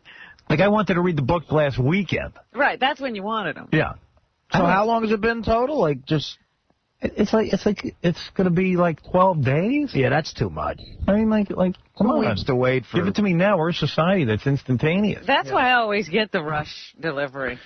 Yeah, I should have done it, but I felt stupid. Sometimes Beth makes me feel stupid. She thinks I'm extravagant. Like, I'm sitting there and we're on the computer, and I go, just give it to me overnight. And she goes, I don't know why you need that. Here it is, U.S. mail, no extra charge. I go, okay, whatever. Quite frankly, isn't there a bookstore right around the corner from you? They didn't have. I went over there. Oh. Barnes & Noble didn't have these books. Oh. These were books on organizing.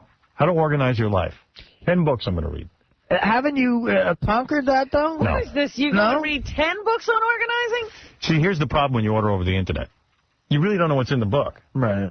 So the title looks good, and then you read the reviews by other people. Yeah. So then you go like, okay, well, I don't know if it's what I want. You wind up getting, I know I've run into that same thing. You wind up getting 50 books where you might have only gotten one. So I get a delivery of 50 books. Then I end up looking at them. I go, I'm not reading any of this crap. See, And then you're bookstores, stuck with the books. bookstores are cool now. You could sit down with a coffee and read a whole chapter and see if you'd want to read more in the bookstore. Some people are so cheap. It's like, you know what? You don't have to read the whole goddamn chapter. Make a decision. I wonder, who are those people sitting around in those chairs? I see these guys. They got a big Starbucks coffee. They're sitting there. They're spending their day. I want to be that guy. Right, I want to read a book. I want to. You know In what? the store. I don't want to ever have to buy a book again. I'm just going to sit in Barnes & Noble all day and read books. Why? That sounds like fun. Like, I bought this book. I looked at it. The title looked interesting. I'm going to read it. It's a book called, I don't know, it's like a bestseller. It's a book called, like, I'm trying to the name of it, but it's like, if you're going to change your job, like, what you do with your life, like how you get in touch with really what it is you want to do in life, something like that. I don't know the name of the book. Right. That looked really cool, like people who have changed their jobs and made life-altering decisions, and then they do great things. I opened up the book. It's nothing like that. It's some new age, half-baked philosophy about how life is better sometimes or worse, but you got to go with it. And I'm like, this sucks. Right in the garbage. But Wasted you bought money. it, or, yeah, I you bought it. already paid for it. I don't like going to a library and getting books. I hate handling books that other people have had. I like to get my own book. Well, I just think the library is too much time, because then I got to think about taking it back. Yeah, I that don't whole do thing. that. Yeah. I'm not into that. Yeah, but how much more organized do you want to be? It seems like you're pretty, like, No. you know how you said why I'm you organized? sit down and do the planner and all that stuff? You know why I'm not organized? Here's what I do. Whenever I can't figure out what to do with something, I hand it off to Laura, my assistant, and she throws it in a big bin in Jersey that we have storage. Yeah, where the Neil Young picture. Right. So, like, anything I can't figure out what to do, boom, it's in a storage bin. The next thing I'm doing is I'm going down to that storage bin and see what's doing. Oh, that's going to be crazy. It's going to be nuts. I need to. There are things that there are piles and piles of things. You know what they say in the book in this, I got Organizing for Dummies? Uh-huh. You can take all those piles, throw them right out. I'll tell you what. You haven't used that stuff in a year? No. Throw it out. I know some of the stuff I would want, but it's all mixed in with the stuff I don't want. Name some of the stuff that you think is in that pile. No, there are actually phone numbers I need. We talked about the scraps of paper. Throw them out. And I just don't ever get them into the computer. That's because you're using a computer and you hate the computer. No, I love the computer, but I don't want to input anything. Well, I thought Mr. X is your assistant. Give it to him. Please. He can't even do that for you. He doesn't do anything. He'll do it sometimes. I don't get a consistent thing, you know. Why don't you hire yourself a real assistant? That's what I think. I'm going to have to hire him an assistant who can actually do it. Someone who actually works. It's impossible to have your boyfriend be your assistant because you can't yell at him. You can't go, hey, dude, you know. Gary saw me running around here working on the party. He goes, well, where's your assistant? I just looked at him. I said, do you want there to be food at this party? Do you want any... You need an assistant you don't bang. Do you want any level address your fan mail at all, like on some level? What? Does someone help you with that? What, fan mail? I don't answer it. You just, that's good. That's a good policy. Because they can. I mean, there must be a million of them a day. Yeah. And not only, although sometimes I write back to people. I wrote back to a guy the other day, a couple of guys. Some people sent me some calendars, like organizers that I needed. And I thanked them. But, I've been trying to do that, write back to people. That takes all day. Right. Yeah, just answering email. I bought some stationery and, like, Kevin Bacon, I ran into him. He sent me something. So I wrote him back a note to thank him. Took me 10 hours. Yeah. Because I made a mistake on it. And don't you love that? Now you're taking this fabulous stationery and wasting it. Yeah. $8 a friggin' page. I love that. Yeah. I don't know. So, like, I'm working on trying to get organized. I'm buying all these books on organizing. I don't even know where to put them. I got a whole stack of them. Well, it seems like overkill, like 3 organizing books. I'm so proud of myself because I bought these special hangers, and I did actually do one whole closet. Yeah. And it looks beautiful. Yeah, it won't last. Oh, come on. But I'm trying, man. I got all kind of drawers, and I'm like putting stuff in order. And good for you. Yeah, I'm trying. I even tried to organize my kitchen. I bought some of those metal bins that you put the forks in and the spoons. And I have that organized. I don't have that. That because in my kitchen, you have to be organized. So I used to always leave it up to other people to organize. And you know what? I never know where anything is. So now I'm doing it. But good. Man, you got to be more hands-on. Hands-on, yeah. That's who's talking. What did your mom do for you? Meanwhile, I found out Artie's mom bought my birthday gift. No, first of all, don't lie. Wait a minute. Don't lie. She didn't buy it. I bought it. She did. You paid for it. Listen to what happened. He had to call his mom to find out where she got it. Yeah, she helped me get the gift. Is there something wrong with that? It's so funny. She didn't pay. I paid for it, and You paid for it, but she got the gift for and it. I thought of it. I said that would be a great gift to get for Howard because you like reading the paper, and I didn't know the information. She did, so she had to order Artie got for me a it. newspaper from 1954 for my birthday. Your birthday. Yeah. You know, John was right about your gift. Oh, come on. You know what? After I saw the size of it, I was like, John might have been right. I had to admit that John's right, but so I got Artie's gift home, and I started looking through it. I looked through it for about 5 minutes, and I go, now what am I going to do with this thing? It's a big, giant newspaper and a big leather book. Yeah.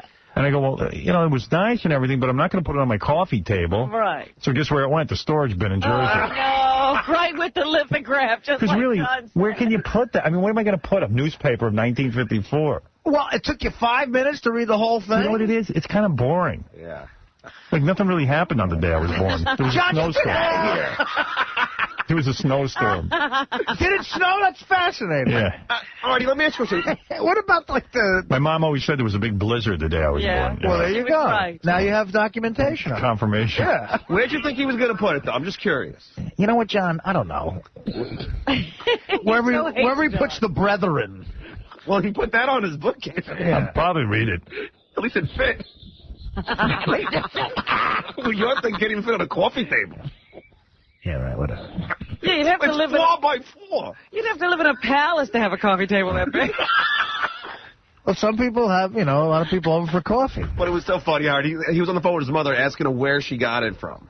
Well, because someone who listens to the show called and asked how they get it. They loved it so much. They thought it was a great idea. Yeah. All right. Well, it's great for like 5 minutes. It's good for 5 minutes. It is. It's kind of interesting to look at for like 5 minutes. All right, so you got 5 good minutes. That's all. Hey, thank you. Man, it's the thought that counts. I'm sincere, seriously. The fact that you would give me a gift is nice. Should just photocopied it. Give him paper. Well, you have to show you. So you haven't even asked me what it was like with me and Ronnie. Oh, yeah. Yeah, it was kind of awkward, but... I thought that... Well, I told Ronnie, I said, I love you, and you're my man, and I just don't want to celebrate my birthday anymore. I really do not want to go to dinner and celebrate my birthday anymore. So what happened? So I said, but, I always do whatever you want. You're my bud. And, in fact, I want to talk to you off the air about this. I don't even want to make a bit out of it, because you really are my bud, and I love you. No, man. And I want to discuss it right now. Okay, sure. Okay. If you let me be serious. Yeah, I'm being serious. All right. You want me to tell you what I think? Still talking about it. No, it's done. I canceled it. All right. It's over. I thank you, and I'll tell you why. You see, I don't want to even say this to you on the air, but since you're insisting, I'll do it. Yeah. Well, you like to discuss everything on the air, so we'll... Nah, but that's a cop-out on my part, because that's not me coming from a real place. I was too much of a bit yesterday. In terms of, we got aggravated with one another and everything. But I want you to know something. I wasn't aggravated. Yeah, it was upsetting. You were trying to do something nice for me. And here's the deal. I'm really, I think I'm sort of burnt out on the whole birthday thing. And I know you're coming from a good place, and you're my pal. And I do love Neil, and I love Wayne, and I love you, and I love Joe. And these are good guys, and I know that. But I'm so burnt out on the birthday thing. And it wasn't a birthday thing. I know, but it's like a bunch of guys getting together in honor of my birthday, and well, all I'm saying is I'm going to decline it. Okay, but, no problem. But listen to me. Canceled. They already canceled. All right, last thanks. Night. Okay. Please don't. And I'm going to tell you something. I'm planning something where we're all getting together, and I want to be with you. It's not that you're not my friend.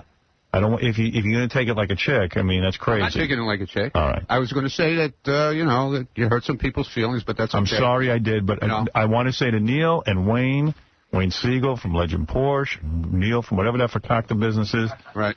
And the mobile phones, and you, my longtime friend,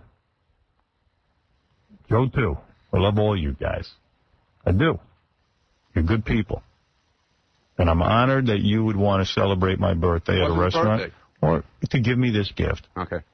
I guess I'm just feeling a little burnt out from all. So now what do I get you? Nothing. Friendship. I already got. Friendship. I got your CSI, and John already got it for you. So stop with the birthdays. All right, Ronnie. So now I gotta go return it. You know what? Be my friend. That's all I ask. Okay. All right. No problem, man. And anytime you want to do a guy's night out, you let me know. It's in the works. You just let me know. And you tell me the date. Tell your wife. You're the guy who's going to make the date. Okay. Okay. And tell your wife and Neil's wife and Joe's wife. Shh. Just listen to me for 1 second, please. And Frank. And Wayne and his girlfriend. Yeah, Frank. Frank, tell him that I have something in mind that I would like to invite you guys to. And that will become clear to you within a week or so. And if you want to go, great. If you don't, you don't. Okay. But you're my friend. Sitting over there, man. What's up? Evil Dave is here. Oh, he stole your chair, huh? It's a little cramped back there. I don't blame you, man. Seriously, Ron, I want to say something to you off the air. All right. Because I want you to know I'm sincere. Okay. All right. Now go back and stand in the hall. No, I got to sit. He stole my chair. Who? Evil Dave? Yeah. Hey, Evil Dave is here. But thank you for bringing it up, Ronnie. All right, man. So yesterday, it was uncomfortable? Yeah, it was uncomfortable. No, for me, it was. How was it uncomfortable? I felt bad. Well, how was it uncomfortable? Because you're doing something nice. Why? I didn't say anything. Did we say anything in the car? No, we didn't. That's what was uncomfortable. No, we talked. It was weird. I said to Ronnie, "Hey, Ron." You said to me, if you really want to do it, I'm there. Yeah, you know. Here's what happened. I said, Ronnie, I love you. I said, I don't want you to think anything weird. If you really want this and you really want me to do it, I'll do it. Which, and at that point, he's supposed to say, no, it's not a big deal. Don't worry about it. Right. It's not going well. He says to me, okay, it'll be over. Don't worry, it'll be over quick. So I went, oh my God, the guy's not getting it. No, I got it. Don't worry, I got it. Believe me, I got it yesterday morning. I had to go to the hospital yesterday afternoon and get stitches in my rear end. I got it really good. You see, what hurt feelings. I got it good, believe me. But how did you cancel? You had to call each of those? Well, you want to hear the funny part? It was about 2 o'clock. There's a funny part? Yeah, it was real funny. I'm sitting in the car about 2 o'clock waiting for Howard, and the phone rings, and it's Gabriel. Uh-oh. He heard the show. He gave up the table, huh? No, he hadn't given up the table Well, tell him I'm still going to go, just without you guys. Yeah, right. Yeah, he's got a table for 11 waiting for me. No. So he calls me up and he goes, I heard the show this morning. What do you think? What's going to happen? I go, well, I know you got a real busy place and it's small. I said, you know what? Give me an hour or two and then I'll get back to you and I'll decide what's going on. Right. And love that restaurant. And then I got a call from Laura, who put the final touches on it, and then I called up and canceled them. Yeah, I put her up to that. I'm going to come clean. I said, Laura, call Ronnie and explain to him I don't want to do this. She's like his Gestapo, man. Yeah. You know? I said, Ronnie's not getting it. There's something wrong. How do I put this to an end? So you had to call the other guys, though? Yeah, well, they're hearing it now. Oh, you're kidding. You know how I know it was a crummy party? Nobody was even hurt. They weren't invited. You know how, like, at Robin's party, everyone was, like, hurt and they weren't invited? Yeah. With your party, everyone was like, thank God we're not invited. It wasn't a party. It was just a get-together. We're going to have our get-together. No, that's all right. You're my pal. You don't have to do anything stupid. I love you. Get out of here. You don't have to do anything stupid like that to make up for it. It's all right. It's okay. Even Scott was happy he was invited. No, Scott kept saying to me, remember when you walked out of the studio yesterday and you said to me, man, I really love you, man, and all that, and I'm really going. So Scott goes, see, he's going, he's really going. All right. Scott was mad. I don't want to make a bit out of this anymore because you're my pal. All right, man, later. You got my back. Oh, yeah. He's a good dude. Ronnie's a good dude. So nobody could call the other guys. They just heard it on the radio just now. Well, he got me into this. Now he'll get me out of it. It's not my problem. Yeah. Oh. But I do love Ron. And that was sweet of him to make this whole thing. Absolutely. Very nice. And I'm going to talk to him off the air, which is difficult for me. I know. But you're going to make that effort. You try talking to him. I just want to know if anyone's going to plan something for your birthday that Scott will be invited to. Like, where's the cutoff? Is Scott on anybody's list for the birthday? Well, I'm planning something, and I know people are going to be hurt. Because you can't invite everyone to everything. You see, right away, as soon as you start to do something, immediately it becomes impossible to have everybody. Nobody likes to be outside of something, let's be honest. Everybody likes to be involved. But what am I going to tell you? And there are many, many people here that I enjoy being with that I couldn't invite. Hey, you know who's here today? Evil Dave Letterman. Good morning, Howard. How are you doing? How you doing, Dave? How you doing, buddy? It's, how you like being a dad? Man, I'm telling you, I love my new son. Do you know what I did for my Christmas card? I posed him in a picture. And, you know, cutting down a Christmas tree with a chainsaw, and, you know, he didn't want to do it. So I smacked him with a newspaper and said, you know, what's wrong with you? Do you want to grow up and be a fag? Wow. Well, you taught him. Yeah. Good for you. Yeah. Hey, speaking of that, I don't like that word you use, but right. you were telling me you could tell when a guy is gay? Well, I just want to ask you, you know, by the way, who is that guy you had on from American Idol last week? Was it Ryan Seaman or something? Is that it? Ryan Seacrest? Yeah. Or Ryan Seaman. Yeah. I think he's seen more DNA on his chin than a sperm bank technician. You know what I'm saying? Right. The only thing straight on him is his penis when he sees man-ass. Well, yeah, we had Ryan Seacrest in. A lot of people think he's gay. I don't think. By the way, Howard, I just want to say one thing. I heard that story about Artie and the bank robbery. Yeah, that was dumb, huh? What's the dumbest thing you ever did? I don't know. You just reminded me of the time that I raped 3 nuns, you know, as a prank. And after I raped the nuns, I told them it was a joke. Man, did we all have a good laugh. Sounds like Artie's story. Yeah. Hey, give the bank teller a note saying, I have a gun and I want money. Right. But it's a joke. Yes. Well, you know, I'm a jokester. Yeah. So being a dad has changed you? I think being a dad has made me a better person. You know, I used to wish that Jay Leno would die of stomach cancer. Now I just wish he'd slam into a wall head first while riding his motorcycle. You know, I think I've grown as a person, don't you think? Yeah, I think so. Yeah. Dave Letterman, everyone stopping by. Nice That's great. To have Good seeing you, pal. Good to be back. Yeah. All right, I'm going to take a couple of phone calls. And don't forget, Savannah on E tonight. That's important. Important. You know, I'm noticing that Dave is edgier today than he was when he was on the show for your birthday. Yeah. You know what I mean? He's a little edgier. Well, it was the birthday show. Yeah. He cleaned it up on Monday. Yeah. Yeah. By the way, Howard, did you get that canned ham I sent you over? Yeah. Okay. Thank you. Hey, what were you doing up in Harlem? Well, you know, I like to go up to Harlem in my limo and sit there on a block of Puerto Rican welfare recipients and yell out, I'm richer than all you Latinos put together. I could buy and sell your entire families. Is that fun? That is easy. Sure, yeah. Hey, meanwhile, you missed a great party. Robin made me a party where we had wine from the Napa Valley, wow. And there were vines hanging on the ceiling. You should have seen this thing. Oh, man. You know, I understand Robin likes wines. Hey, Robin, you know, my DNA tastes like a 1965 Cabernet. Interested? A Cabernet? Cabernet? I owe Casey $20. Why? We had a little bet on the word Cabernet.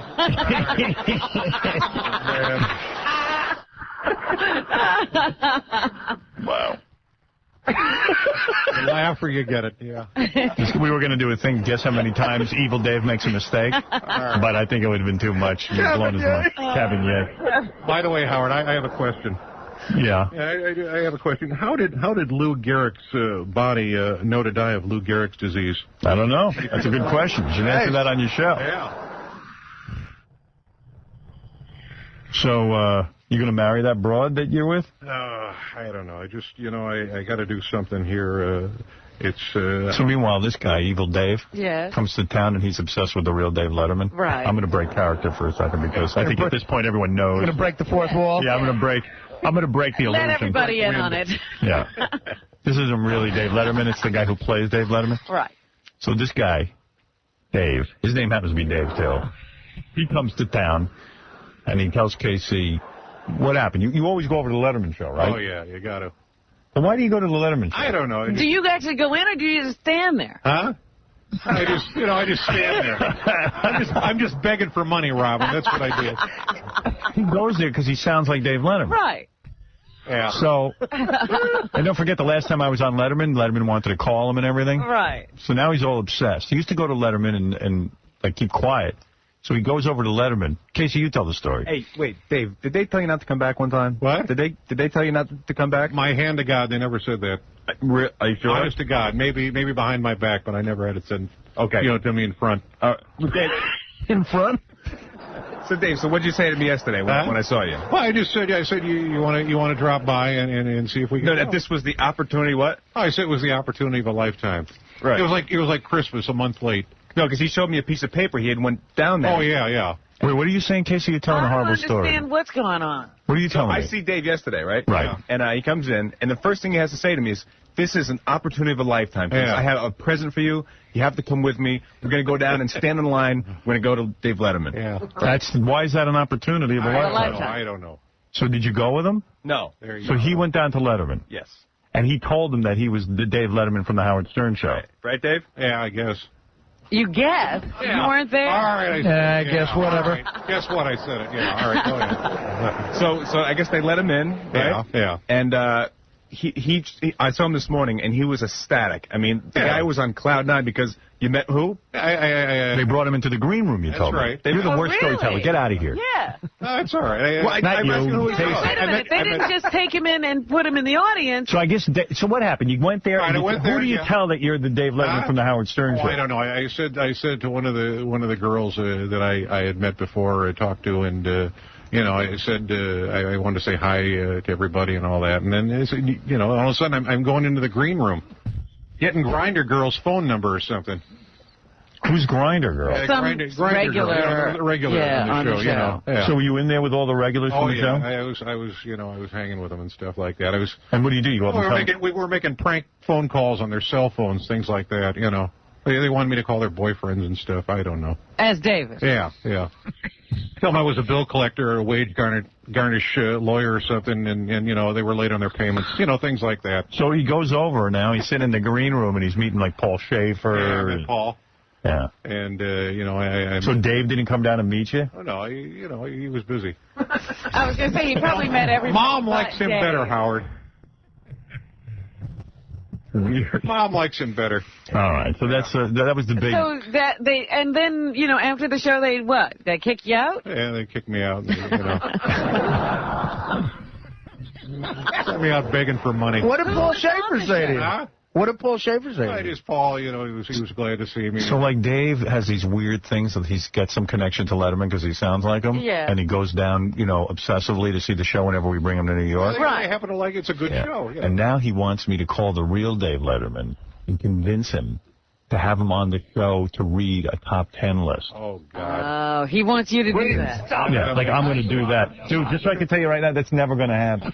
I'm not making any phone calls to Dave Letterman. You know what? The only thing I was thinking was, thank God you didn't know that Dave was coming in the other day, because you would have had him here, and it would have been a nightmare. Right, no. Absolutely. You got to ask Dave who we should call over there. Who is it? Huh? What's the guy's name we should call over there? I don't know. No, Vinny? Vinny? What's his last name? Vavale? Vavale? Yeah. Oh, Vinny Vavale? You thought I'd screw it up again, didn't you? you thought I'd go over like a pregnant Paul while there's what you're trying to tell us. No, you did that one right. Thank you very much. You got to understand, this is his life's dream. That's right. When you were on Letterman last time, I remember they got Evil Dave on the phone. They were going to put him on. When I called Evil Dave, he was at work. I thought he was going to finish in his pants, Howard. Yeah. He was like, oh, thank you. You don't know what this means. Well, it was weird. I was going out there. Out of the mailroom. And Letterman's people go, do you want Evil Dave on the phone with you? I go, well, if you guys do, sure. I mean, I don't have any agenda planned. I would have written a couple of lines for Evil Dave to say or something to the real Letterman. I go, they go, well, we'll put him on hold. And if we need him when we're out there, you could use him. And I went, okay, but I mean, you couldn't imagine a time where you'd call and say, yeah, let's put Evil Dave on the phone. So in the commercial, Letterman goes to me, do you want this guy to be up on the phone? I go, if you guys do, but I don't have anything planned with him. I mean, I don't know. But Evil Dave, is there anything in life that you would want more than that? I mean, that's probably the biggest thing you want in your life is to get on that show. Well, you know, it would be nice to meet him and say hi. You know. Why? And why though? I don't know.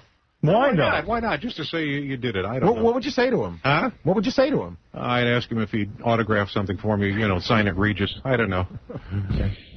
Oh, that would be nice. But he's Letterman 24 hours a day. Yeah. And then he wants to meet the guy. Yeah. Yeah, Vinny. That's borderline insane. Did he talk up? I don't care if you're on a bus. He's on the bus. No, I mean, they got sleepers all around. But listen, he was introducing himself to everyone yesterday. What was the joke? Oh, and what was that line you kept on using, Evil Dave? You know, if you don't get it, you get it on the way home. You're telling the story. I don't know. Go ahead. You're telling the story. What? If you don't get it early, get it on the way home? Is that what you said? I guess. I don't know. So, Vinny, you guys brought him into the green room?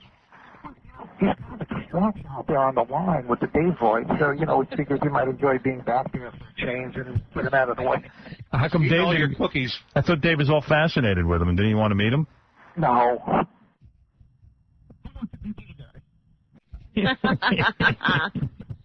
Paul Schaefer, apparently.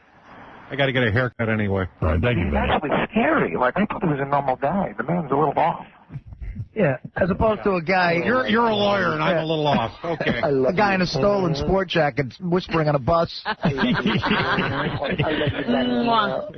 All right. Well, anyway, Evil Dave is with us. Let's go back to pretending he's Dave. All right. Yeah, it's a lot better that way. Thank you. Maybe you can get a glass of Cabernet with Vinny Favale. Favale. Did I ever play the tape of Wayne Brady rapping the news? No, you did the singing the news, not rapping it. Yeah. So, Wayne Brady's show was canceled, thank God. I mean, it's a horrible show, but he sings the news on Fridays, and I guess last Friday he decided to rap the news. It was a rap day. Huh? And when you hear this, it's hard to believe they canceled the show. You know. Had he heard before he did this that the show was canceled? You got to hear this. Hit it! Put your hands in there like this. What? Pick a chorus. And in the news, it's not even funny. Now don't fear, because Wayne's here. Now it's a new year. I got the news here. Wayne, I called Sam the butcher. I called him on my celly. He said, yo, Wayne, you better stay out of the deli. You can't eat that meat. What the heck are you doing? The cops are so mad it was a drive-by booing. This lady thinks that she won the lottery, but I think she got something up her sleeve. Now this lady says that she won too. Now which do you believe? Who? What? Now don't fear, because Wayne... Wow. Man, that's a trip, huh? That's just pathetic. We got to have him on. Wow. What a super talent. He raps, he sings, he interviews. I mean, that is like... Boy, the executive who dreamt up this show really knew what they were doing. That guy won an Emmy. I know. I guess he thinks he's like the new Sammy Davis. He sings, he dances, he does it all. He does it all. It's the only thing is that Sammy did everything really well. He's a triple threat. A triple threat to show business. He bores people in more than one way. You can bore them singing, rapping, interviewing, you name it. Comedian, whatever. She did it again. She went to Las Vegas with a childhood friend, got married and divorced over a couple of beers. Good thing this could be you in a couple of years. Oh, are you insane, man? You nuts? You make me... What does it even mean, what he's saying? I don't know. He needed something to rhyme with the word deli, so he just made selly. Craig Gass can do an Al Pacino impression, so he tried to meet Al Pacino because he can do the impression. That's like, he did. Hey, Craig. Did he? Craig. Dude, I tried to do that once, and I ended up feeling like such a dick because of it. No, that's what Evil Dave does. He goes down to the Letterman I show. don't think he's got that dick factor working for him. The fact that you sound like Letterman, I don't think Letterman cares. Yeah, well, I should have known better than to trust a lawyer. What do you think? You're going to become a good friend of Dave's if he hears you and you sound alike? Yeah, what's your fantasy? Be honest. What's your fantasy? That Dave's going to meet you and what's going to happen? I don't know. You'll be a regular on the show? Well, it's like a fantasy of, I don't know, being married more than twice in your life. I don't know. No, answer the question, What? really. What are you doing? What? I don't know. It's So just what a do you think- lifelong goal. I don't know. No, you go down to Letterman every time you're here and you stand online and you're waiting for something to happen. What is it you want to I have don't happen? know. I don't Yes, want you anything do. to happen. No, Yes, I swear you to God, do. I You don't. do. I You must have admire a the man. I fantasy. admire you. It ain't no big deal. It ain't going to happen. I know that. But what do you want? What do you want to have happen? I have no idea. I really don't.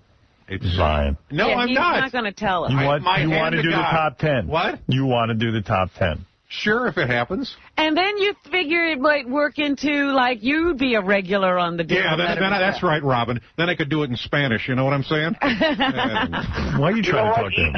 You know what I'm saying? Either that person will come to you or it won't happen. Well, what did you have? Yeah. What did you think was going to happen when you met Al Pacino? It was this really stupid thing. Someone got me tickets to go see Al Pacino in a play. He was actually doing a play on Broadway with Marissa Tomei, and someone recognized me at the show, and I said, "Hey, tell Al that I'm here." And got a hold. Someone told the owner or the manager of the theater, And they threw you out. Tell Al that I'm here. Tell Al I'm here. I do. Tell Al that I'm here. Let Al know Craig Gass is here. I do the Al Pacino impression. When you say tell Al I'm here, you mean Al Pacino? I was so out of my mind for being recognized by somebody, and I Who, told you? this guy.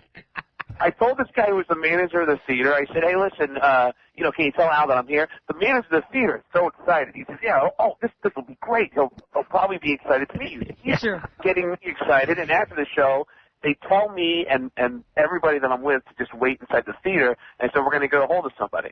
Yeah, they got hold of the police. And they arrested you. It's Officer Al.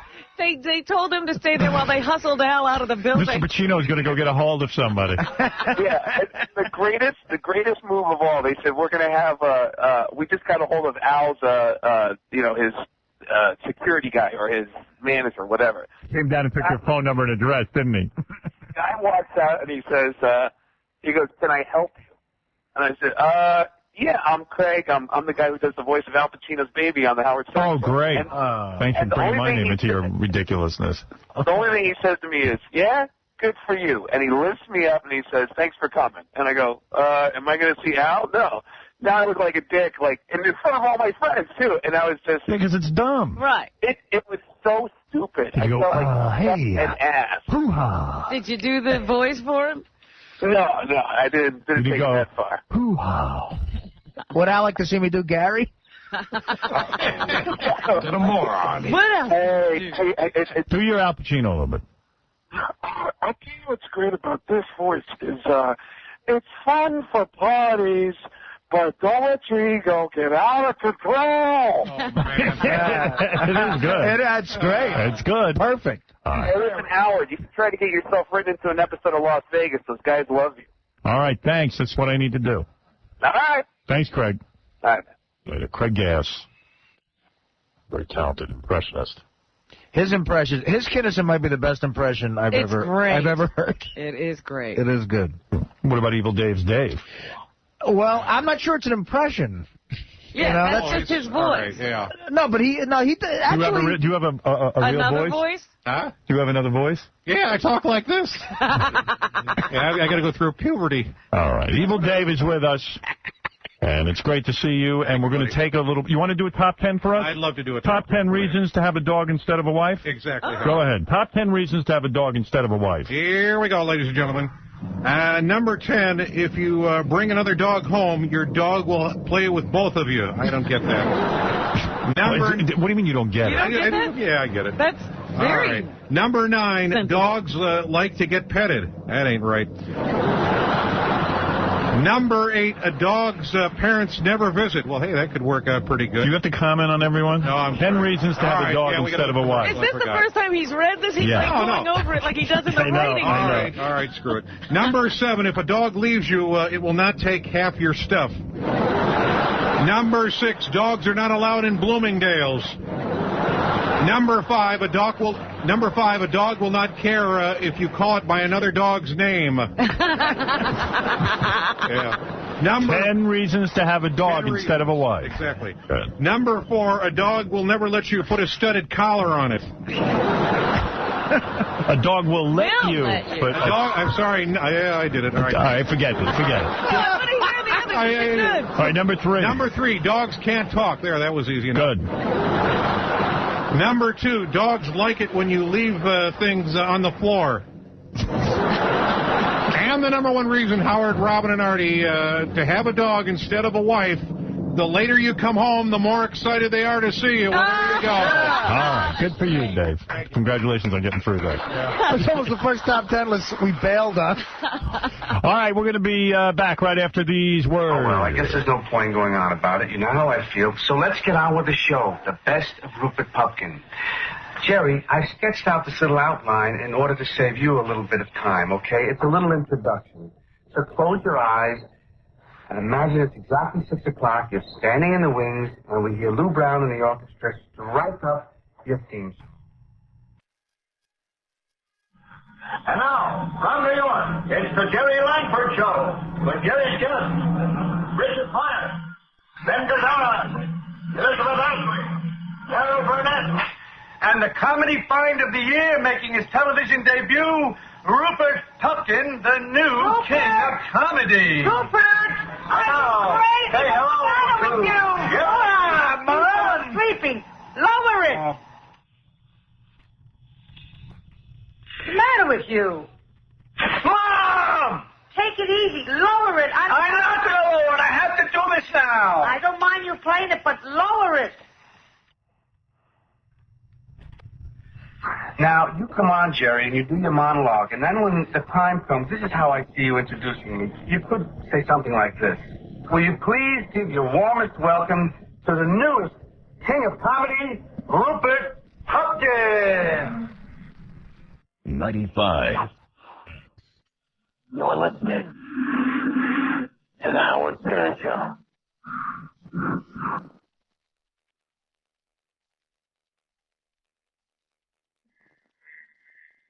Oh, the camping trip on my husband's boat was a really good idea. Oh, the stars are so beautiful tonight. You know what I've always wanted to do? What's that? I've always wanted to make love on a boat underneath the stars. Could you take care of me tonight? I can't, but my friend Evil Dave can. That'll be good. Yeah. Can you just help me take off these pants? They've kind of been bothering me all day. Help her, Dave. Oh, man. Oh, yeah. Let me take yours off. Oh, Poppy. Stop my songs. Rick's coming on the show in a couple of weeks. Oh, rub it. Oh. That's hot. Rub it. Oh, that feels so good. I'll rub it with my foot. Oh, maybe we should put a blanket over us first. It is a little bit windy out here. Evil Dave actually has his pants off. Oh, yeah. Yeah. She sounds a little like my daughter, by the way. Oh, God. What? Thank you. Oh. Is she real hot, too? That's I never see her at home anymore. Yeah, she's out on a boat. She's on the boat. Yeah, she's camping. Okay, I want you to stick it. Oh. I just want you to shove it. Oh. Oh, Evil Dave. Oh, so benefit much. You still sound like your daughter? Yeah. It sounds like your daughter. I mean, just when you got the I lost another bet with you, buddy. Yeah. Sounds like my daughter. I mean, Jesus, give us all the chills on it. All right, buddy. Yeah.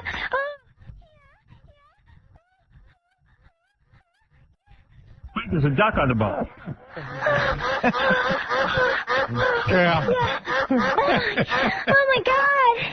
Oh, yeah. Oh. Howard?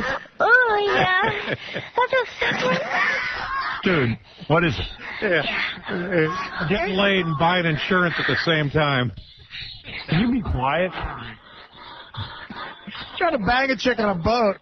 We'll let you Talking. do a top 10 in a minute. All right, buddy. Top 10. Oh, yeah. Oh.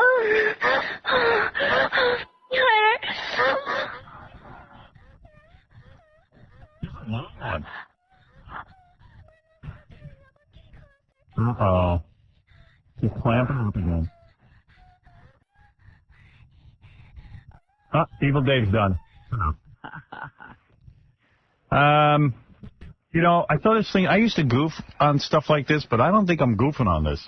There's a $5,000 toilet. Did you see the picture of it in the newspaper? No. Wow. $5,000 toilet. And they said, well, why? Why is it a $5,000 toilet? Okay. First of all, you approach the toilet, the seat lifts up automatically. I could care less about that. All right? It's heated and contoured. Okay, you know what? But if you got heat in your house, you don't really need a heated toilet seat. Yeah, it's right. not bad. Yeah. Why did you need heat right on that? Okay, here's the deal, though. What this thing does is, after you do it, it's got a temperature-controlled water spray and blow dryer that automatically, like you don't even have to think, it shoots water right into your ass and cleans you and then blow dries your ass. Wow. I would love that.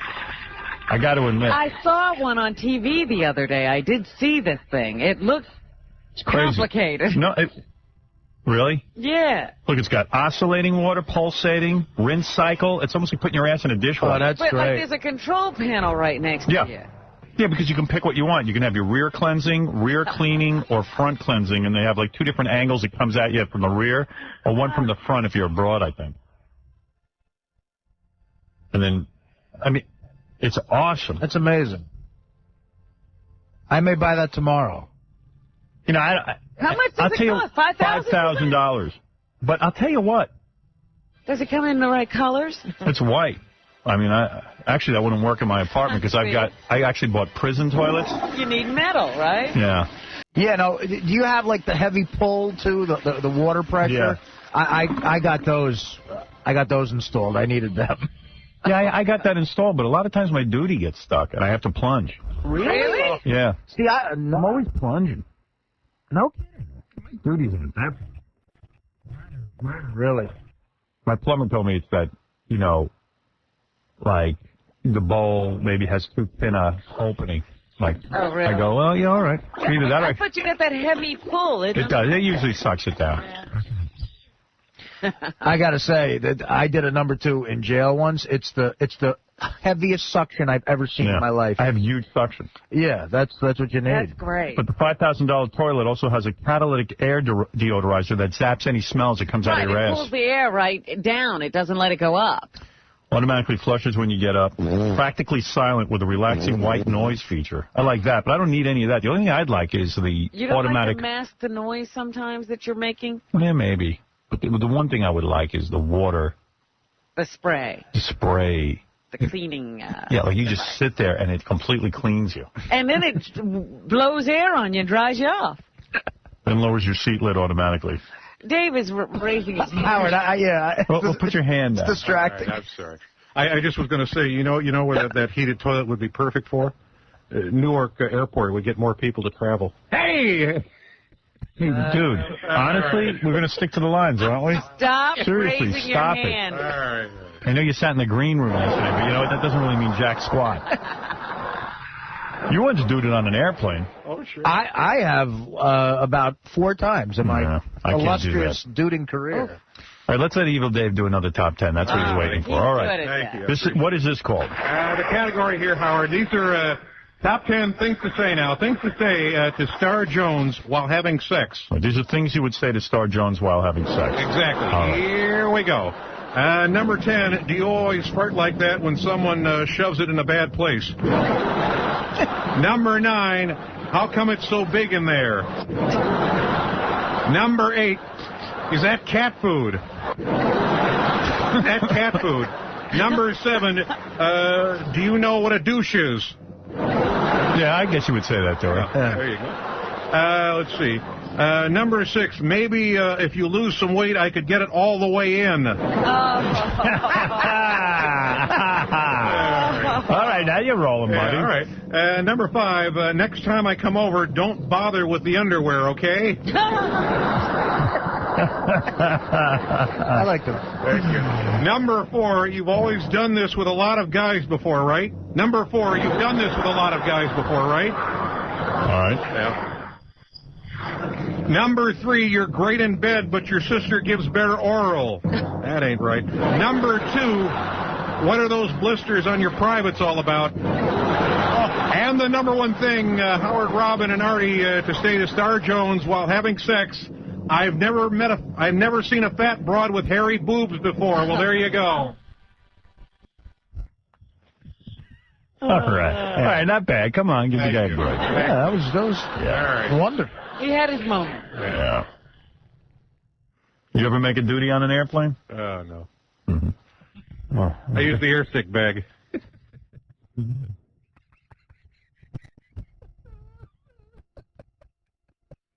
Did you ever make a duty anywhere before? Yeah. I just pulled out the airstick bag. Okay.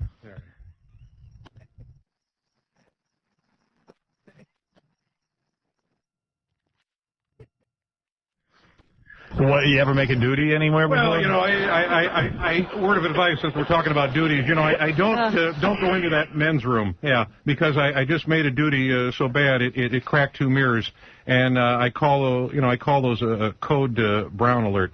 I ordered some Chinks takeout last night, and you know, it's been shooting out of my butt ever since. I think I've got a touch of mad cat disease. All right. Why don't you take a rest, guys? Yeah. Buddy, All right. Hey. Good man. Wow. See this? What? The broad who wrote the book, The First Wives Club. Yes. She went into the hospital to get some plastic surgery. Plastic surgery, elective plastic surgery. Okay. Who knows what she was getting? Boobs or facelift or whatever. And it says here in the paper, she lapsed into a coma after reacting adversely to anesthesia. Ooh. Is she still in it? Right now we're trying to save her life, said her longtime agent, Nick Ellison. Pray for a miracle. There are specialists and doctors who are taking all the measures possible for recovery. It was an adverse reaction to anesthesia. Wow. How and why is not known, he added. She had a heart attack, and then subsequent to that, she went into a coma. Can you imagine that? That's scary. You know, because like you go in for some plastic surgery, you think it's a walk in the park. Well, that's why I freaked out when I was on my way to the operating room. I said, wait a minute, I don't have to do this. I'm fine. Yeah, you're healthy. You can have your boobs put 140 scars on there. What, am I crazy? 140 stitches in her boobs to make them small. To make them small. Wow. Almost killed her. Yeah, you see, that seems like a lot of unnecessary work, Robert. She calls me up from the hospital. Oh, Howard, you're not going to believe what happened to me. I said, don't even talk to me. You took away your boobs. I was out of my mind. I didn't realize they were going to look that good. At the time, I thought she was insane. I know. You did try to talk me out of it. Please. And quite frankly, they really should have let me out of the hospital. I was trying to get out. They ran me. Really? What idiot? She tried to run out of the room. What idiotic surgeon, you know what I'm saying, invented reducing a chick's boobs? But it's so good for people like me. Who would even think about that? I don't know. No man should have invented that. You haven't seen what some boobs can look like. Yours were fine. Oh, sure. Nice and big and natural. Hey, now. Oh, they look all right now. They look good. Okay. Good. She went to a great surgeon. Yep. Dr. Baker, Dan Baker. Yep. Unless her hands, that could have been a real botched job. I've seen some botched jobs. Now, he's an artist. Hey, by the way, does anyone beside me love the spin that Jessica Simpson now is putting out that she's just playing dumb and she's really brilliant? She's not dumb. Every magazine now is how Jessica Simpson is really smart, and isn't she smart as She's making all this money from playing dumber than she is. Yeah, trust me, she's a moron. Well, why would she let us know now? Wouldn't she, hang on for a few more years? Who knows? You know? She can't take Why it. the rush to tell? She wrote that tuna fish line. Come on, yeah. Hey, here's a rumor I heard. I heard Baba Booey can't quit smoking, so now he's going to send himself to Virginia to a special smoking clinic or boot camp or something. What, is he like going to rehab for smoking? Yeah. Virginia? He's going to go down to Virginia. What's in Virginia that they can make you quit? I don't know what he's doing. What's wrong with you? Did you hear about this, John? He's mad at me. Why is he mad at you? Here, tell us what you're up to. I don't know. Why are you mad at John? Of course we heard about it. That's how you found out. I'm sorry, pal. I know, It's cool. I mean, but it's funny. You can't wipe your butt here without John telling you what color the paper is. So what are you doing? What's he doing, It's John? funny. It was funny because I'm talking to somebody at your party, like how he can't quit smoking. He's going to this special place to help him quit smoking. And I was like, well, God, that's weird. I mean, I could, the only time I smoke is when I'm drinking. I can stop anytime I want. He goes, yeah, but I can't. All right, I can't. So where is he going? The funny thing is John can't stop smoking either. Even though I can't smoke. He can't. The only time I smoke is when I'm drinking some beer. Which is almost every night. But John's like one of those funny guys who says he can quit smoking any time, but he's the first one out to go smoking, and he's the last one to buy cigarettes. If I'm drinking. And first of all, Gary, I haven't smoked since the weekend. When's the last time you smoked? But it doesn't matter. When's the last time you smoked? So don't smoke for a month. When's the last time you smoked? This morning. John, and you bum cigarettes constantly, man. It's so annoying. So it's not just it when really he's is. drinking. Oh, it's the most annoying thing on earth. He smokes more than he lets on, believe me. He just doesn't buy them. I mean, he don't buy them. I went to do a comedy gig with John in Syracuse. He's pounding away. He was smoking like... we all know what. But you always do. Whenever you go out at night, you smoke. So here's what's Bob Billy doing? I'll tell you the story. So I heard about this dude up in Boston who's, I don't know, some sort of a guy. You know why he's going to Boston? Because his wife's not there. I bet you he won't have any problem not smoking. Yeah, he'll be able to quit in Boston. Yeah, Boston will be fine. Maybe you can stop washing the dishes, cleaning the laundry. I'm telling you, that's why you're smoking. You started smoking as soon as you got married, dude. Not true. Dude, you went back to it after you were married and your wife started hassling. You had I the was kids. married for 7 years. Before you had the kids. And then when you had the kids, your wife started giving you chores. First, I stopped smoking 2 years before I got married. Right. Started smoking 6 years after. So yeah, I mean, so figure it out. yeah, that's it. But let's be honest. That's when your wife started you in on the chores and coming home from a hard day's work and you had to do chores and everything had to be equal. And everything. And the beds and bathing the boys and reading to them. Waking up on Saturdays. And you had Friday off. I'm going Saturday all day. You know, you should, when you quit here, you should definitely become a psychiatrist. Yeah, because I know what's going on. Exactly. And then he can help you to stop smoking. Now, wait a minute. So you're going to that guy in Boston? Yeah, Not you know, Virginia. Okay. You know the guy I'm talking about, I right? do, yes. He's not even a doctor or anything. No, he's a Russian dude. He's your buddy. He's this Russian guy. Yeah, he knows. I don't know. A lot of people. Those Russians smoke like fiends. Yeah, but I do know one other person who went to him. She was a chain smoker. All right, so. She went one class. She's never had another cigarette. Who's this? Peggy Panache. Really? Right. $65. What does he do to you? I heard he talks. $65 one trip, and that's it. And That's you chew it. That's what they say. He supposedly talks to you for 2 hours as a group, and then talks to you for about a half an hour individually. What could he say? I don't know, and nobody seems to know. Like I've been looking. Right, I could never get out of Peggy what he says. You can call him. I'm going to chop your boobs off. No, but I'll tell you something funny that he did say to her. They tell you that after you go, you can always call him back. He doesn't charge you again, and anytime you want a cigarette, you can call him. So Peggy went to see him on a Saturday morning. That's what it is. If you want a cigarette, who wants to speak to some Russian? Right. So she went, the idea of that phone call keeps you from smoking. but she went to see him on a Saturday morning, and that night she went to a party. She really wanted a cigarette, so she called him, and she goes, listen, I'm dying for a cigarette. And the guy just started yelling at her. He's like, you're dying? People in Russia are dying. You're not dying. And he yelled at her and just hung up on her. That's what he says? Yeah. How do you sounds like my mom could be in this business. But she has not had another cigarette. Well, no, she has. Well, no, she hasn't. She hasn't. That's true. No, she hasn't. She She's hasn't done. smoked. She hasn't had another cigarette? I think it's been like 4 years now. At least. Long time she hasn't smoked. Wow. There's a whole group of people going with me. Who's going? My cousin's going with me, and then there's people that may not want to be mentioned. So I'm not going to say who they are. But people you know. Why don't they want to be mentioned? I don't know. I don't know if they want to talk about it. People he knows? Yeah. Who could it be? Yeah, who wouldn't want to be mentioned? But for going to not smoke. Why, their parents don't know they smoke? Some people may not want to talk about it. No. If they want to talk about it, they'll come in. Right. Oh, they're here? Scott? Well, I mean, there's an obvious choice. Oh, Robin Rosinski. Oh. Yeah, every once in a while I have a cigarette and I hate it, and I hate smoking them, and they make me sick, but I'm still compelled to do it. So I want to have that desire removed. Robin's quit like 5 times. I mean, she quits for like a month or 2 at a time. I didn't even know Robin smoked. Tom Chisano's going? No, Peggy smokes. Oh, she does? Yes. Oh. Peggy smokes now? She does. Peggy hasn't smoked in... What? Oh, I think something's going on. Is Tom a dick? Why, you're not supposed to say that? I guess. I don't know. I didn't know she was The Russian's back gonna to call it out. smoking. You We didn't make a call. You smoke. So it doesn't work. I wasn't invited. Scott quit smoking this week, but No, I didn't the deal quit. is he only brings 5 cigarettes to work. That's not going to work, douche. I'm just trying to Scott. wean myself. Scott. Yeah, but how many times have you weaned? Can I tell you something? I got to stop. I really do. If you wean, cigarettes only get worse.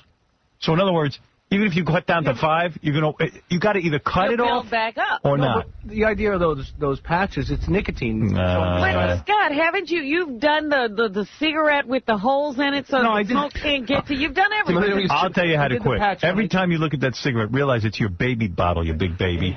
And you know what? Get some self-control. Pull yourself together. That's all.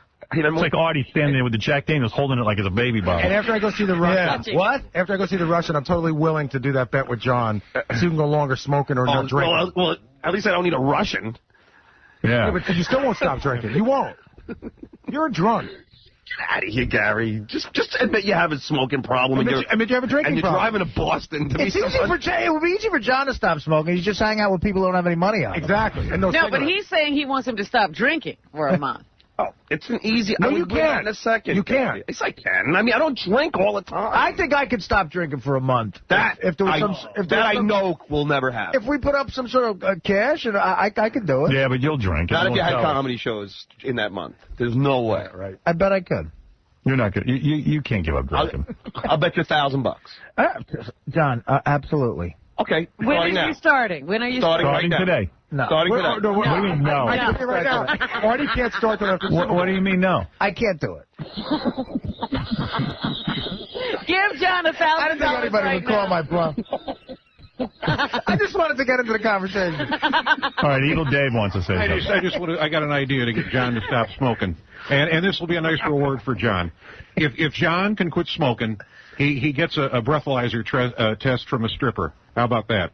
That's Where is that written down? I just Oh, come on. I don't know. A little incentive for the guy. Anytime that hand goes up, we should ignore it. Just ignore the hand. Don't put your hand up anymore. I'll call on you. All right. Put your hand out. So the big story John wants to tell you, yes, I am addicted, so fine. Right. Thank you. Are you happy now? I think it's cool that you're trying to stop. Yeah, that's great. You know, but it ain't gonna work. You couldn't win one way. If I smoke more, John thinks I'm a jerk. If I try to quit, John thinks... No, you should try and quit, but it's just funny you're driving all the way to Boston. Why don't you try and quit? Because I don't smoke that. Gary, I don't even smoke a pack so of just weed. for the heck of it, don't have a cigarette for the next month. Fine. All right, just do it. I'll bet you $5,000. No, just let's... Come on, put your money where your big mouth is. Well, you'll do anything for money. Your incentive is money. What is I the don't need bet? it that bad. What is the bet? I will bet Gary $5,000. I will not smoke for 2 months from right now. But see, if you put money in front of John, he can do anything. Right. Just don't do it because you don't want to do Make it. it drinking, Gary. Why are you picking on his smoking? Yeah. Picking up both of them. All right, I'll bet you $5,000. Don't smoke and drink for 2 months. $5,000. Because he wants $5,000. Exactly. Yeah. Just do it. No, Just man, do it. You could not drink for 2 months at gigs? Of course. 2 months you would never drink? I don't know about that. He's done that before when he trained for the fight. Yeah, but I didn't drink. Again, it's all about I didn't the money. do anything. I didn't do anything. You drank during the training for the fight. Not the month before the fight. I didn't do anything. I didn't drink. I didn't smoke. I didn't But do we're anything. saying now 2 months. But he's not training. I'll And bet you're not Gary. training. Gary, I'll bet you $5,000. But see, it's about the money for I you. know. It's $5,000 he wants. Just don't drink for a month. But I mean, I only drink Ah. on the weekends. But and I what- enjoy So it. don't drink for 2 months. If you're not an addict, it wouldn't matter to Yeah, you. right. Just don't drink. I don't drink into abnormal mode. But just don't at all then. John, you get drunk. Come on. No, I don't. He can't drink. Oh, He can't stop drinking. goodness. No, you don't. You don't get drunk. Stop drinking for a month because we're telling you. Forget about me for a second. wait a second. Forget about me for a second. But do you get drunk? Oh, occasionally. Oh, but not come often. on. No, Oh, really. you got to be Every kidding. time you drink, every time I've seen you drinking, you get drunk. Hey, Chris, you're on the air. Drunk at your party? Hey now. Please, who Hey, now. broke something? Yeah, I went to the Mad Russian on October 10th last year, and I haven't smoked since. I've had really bad ages. What does he but, do? I'm sorry? What does he do to you to get you to stop smoking? Basically what he does is he brings everybody in the room, and when he talks to everyone, he kind of, my guess is that he's hypnotizing you because he speaks with his hands fluently over his head, pointing at people. I think it's kind of a mind thing with his hands. After he does that, that's about almost 2 hours. He puts everybody in the lobby. At this point, I thought it was a joke. He then brings everyone in individually. He sits you in a chair. He says, shut your eyes. I said, I want you to say out loud, I am a smoker. I am a smoker. As I shut my eyes and did this, the guy goes, ah! And goes, all right. And I said, well, what do I do now? He says, now you got to pay $65. Have a good day. And then you quit. Quit. I've not smoked since, and I smoke 2 packs a day. Yeah, this guy was actually profiled on 60 Minutes. I think. Really? Yeah. My mom had actually So, talked about her. sir, say, I am a smoker, I am a smoker. I am a smoker.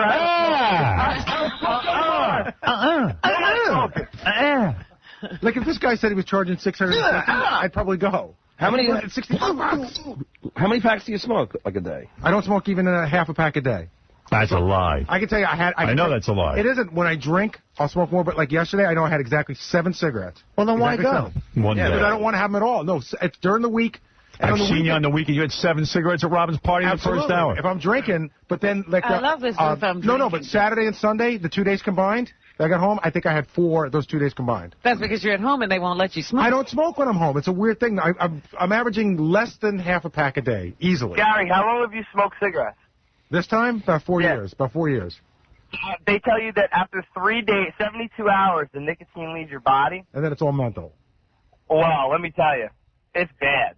It's the first 3 weeks, it's horrendous. It was the worst. I almost decided to go to the hospital. Give me $25, I'll treat you, Gary. No, but, he's right about that. When Say, I am a smoker. I am a smoker. Say it over and over. I am a smoker.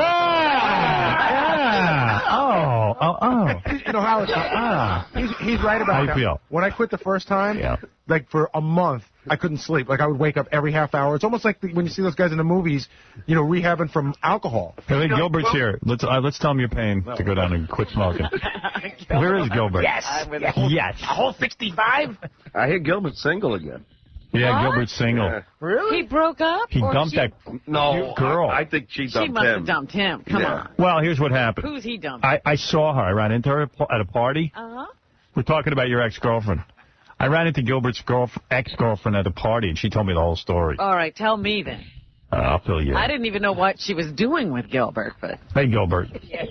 Gilbert. And how long did it last, anyway? How long were they together? How did his parents know to name him Gilbert? Isn't he perfect? Perfect. They knew. He trained a comedy genius. Clarence was taken. Did your parents, because your parents are old Jews, did they have to use the G? Is there a dead relative you're named after? I know a lot of Jews do that. Yeah, no, I have no idea where it came from. Did you ever ask your mother? No. Was I named after someone? Why did you name me Gilbert? I have no idea. You never asked your mother? No. Do you speak to your parents? Do you have conversations? Wasn't Gilbert a famous gay convict? That's why you're dressed like a gay convict today? So, Gilbert, what I heard is that, and maybe you guys heard this too, because that chick you were seeing was real cute, blonde. I don't remember seeing. Loves Gilbert, okay? He's been banging her for years. How long, Gilbert, was that relationship? How long was the relationship? Oh, I have no idea. 4 or 5 years. About 5 years. Yes. All right, okay. He knows. He can't answer anything. Yeah, that's his thing. He thinks he's on Hollywood I have Squares. no idea. That's why Hollywood Squares is good for him. Right. Yeah. Yes. Yeah, they don't ask you anything. So anyway, this chick, I run into her. Every time I see her with Gilbert, she's like all over Gilbert. Him, yeah. It's freaky. It's weird. Can't believe your eyes. Can't even believe your eyes. Believe he must be paying her. Yeah, like the Russian yelled at her and then hypnotized her. Not to stop smoking, but to love Gilbert. I'm dating Gilbert. I'm dating. Keep saying over and over again, I'm dating Gilbert. So anyway, I see the chick. What's going on? Oh, Gilbert and I aren't together. I go, what happened? I love Gilbert. He's fantastic. But what's the big but? But she's like, you know how Gilbert is. And I go, I know. Like won't take her anywhere romantic, won't be romantic, won't say I love you. Won't commit to anything. Won't commit to anything. Other than that, I'm perfect. Won't spend a dime.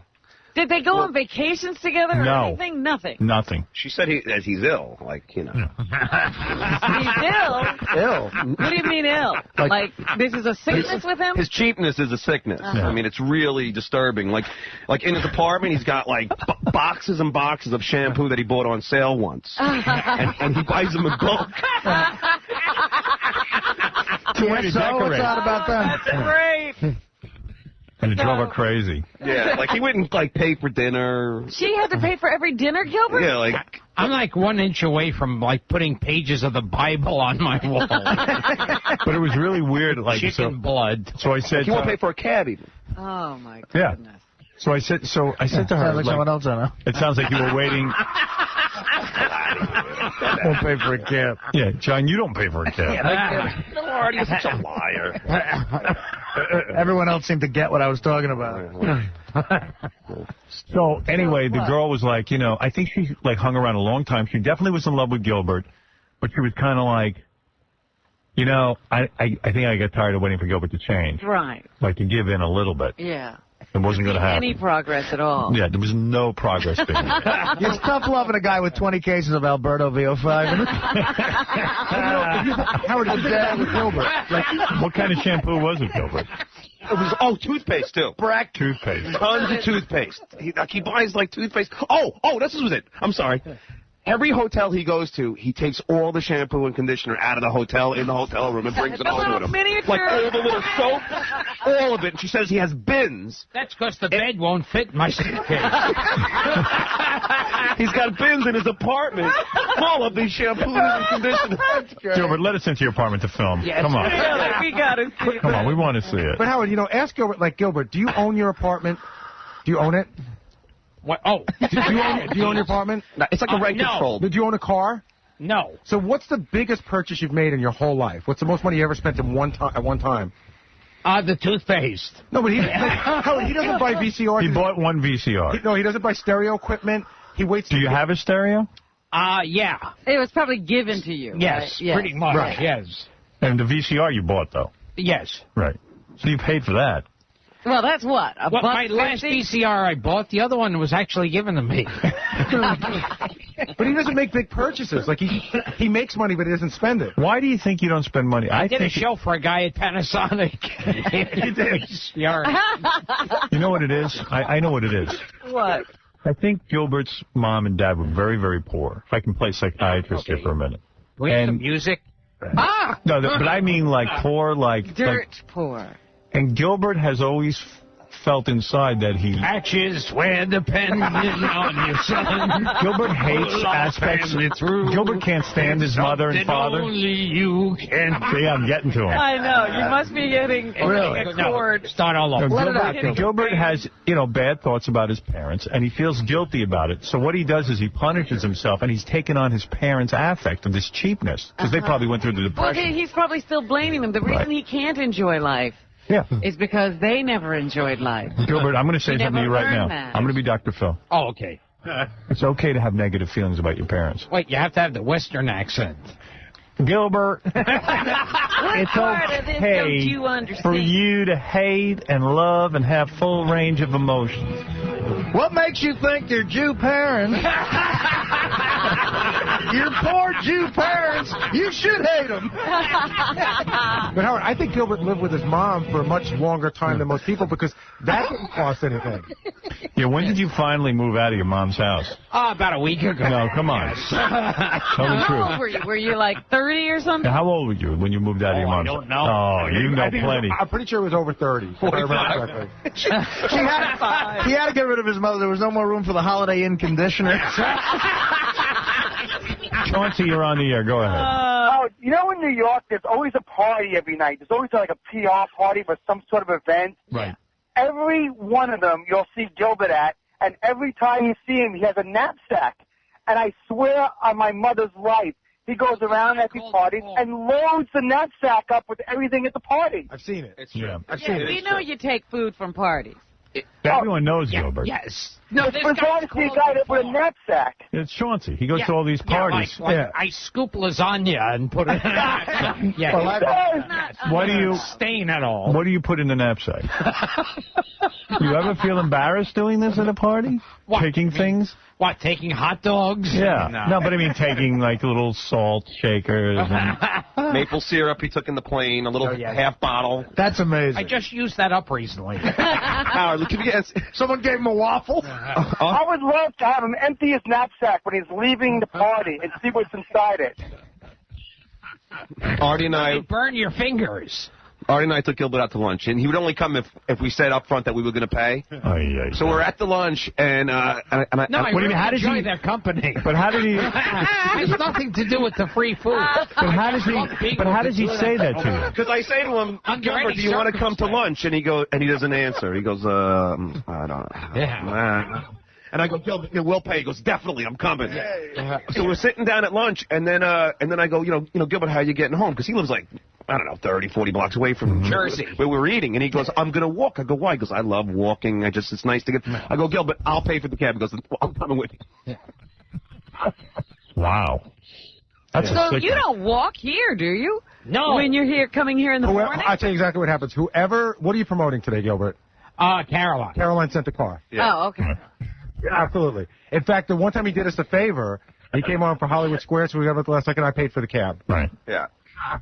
Which is fine. I mean, I would love to. But I'll tell you, I introduced him to a friend of mine, Howard, some years ago, who worked at a book company. And she said, she gave him a card, and she said, Gilbert, I'd love to talk to you about a book one day. Gilbert called her the next day, and he said, would you like to go to lunch? She said, yes. He said, are you paying? He said, yes. And then he said, would you give me oral sex? And she said, no. And they went to lunch, and, she paid. Well, he gets everything right up front. You might as well throw that in. You're not embarrassed saying, would you give me oral sex? And he didn't use I was more embarrassed about the lunch.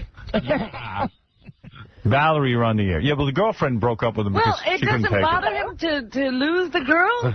Are you upset to lose your girlfriend? No. Yeah, Valerie, go ahead. You're on the air. I had been on the show a couple of years ago, and I had friends of faction that said that I would meet Gilbert because you guys made fun of him all the time. I don't understand a word you're saying. You're incoherent.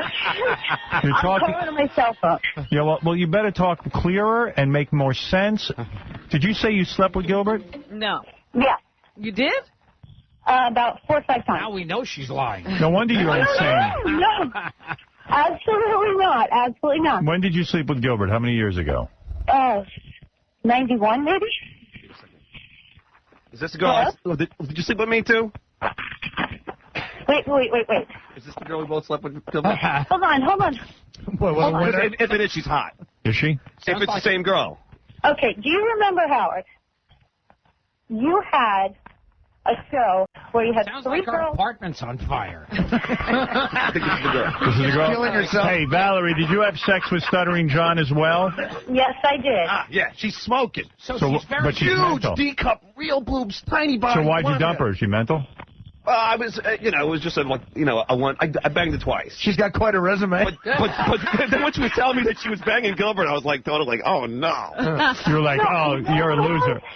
Oh, I was in your John very thinks first- you're a loser. Yes. Who else did you bang? Hervé Village? Why did you bang? Mini-me. Well, let's find out. Why did you bang Gilbert? Because I liked him. You liked him. And what? And why did the relationship end? I mean, it sounds like you're beautiful. I stopped calling him. He was, it was meet me in the city at his place. He'd have like a yogurt and an apple. At least you fed him. He must have liked you. Oh, but wait. Here, have a yogurt. I bought them in bulk. I wasn't even offering the yogurt. I bought the yogurt in bulk. She was on the Channel 9 show. Wait a minute. You say he didn't even offer the yogurt? No. It was. I happened to be standing in the kitchen when he offered me a glass of water and saw the yogurt. Wow. So then, and then what do you do? Like, he'd come over, he'd bang you, and then tell you to leave? No, he wouldn't tell me to leave. I'd have to leave because I had to go back to the island on the train. But I have to say, in his defense, he's a very good lover. So you Say that again. Always, wait. All guys who look like me or Gilbert, we're all good lovers. We have to work at it. Yeah. Well, he worked at it. What was his best thing? Was he good at... Oral? I don't want to embarrass him. No, go right ahead. He's already embarrassed. Yeah. Spanking. Spanking? Yeah? Oh, I don't remember this. you freak. Did he pull your hair?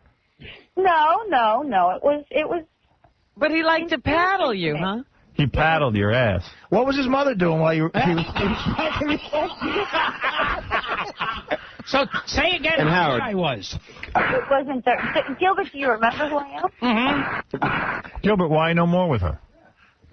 I don't know. She was just too picky having the yogurts, the apples. Too expensive. Was she using up all your shampoo? Yes. Yeah, she seemed very picky. She was still living with her parents when she was with Gilbert. So was Gilbert. Yes.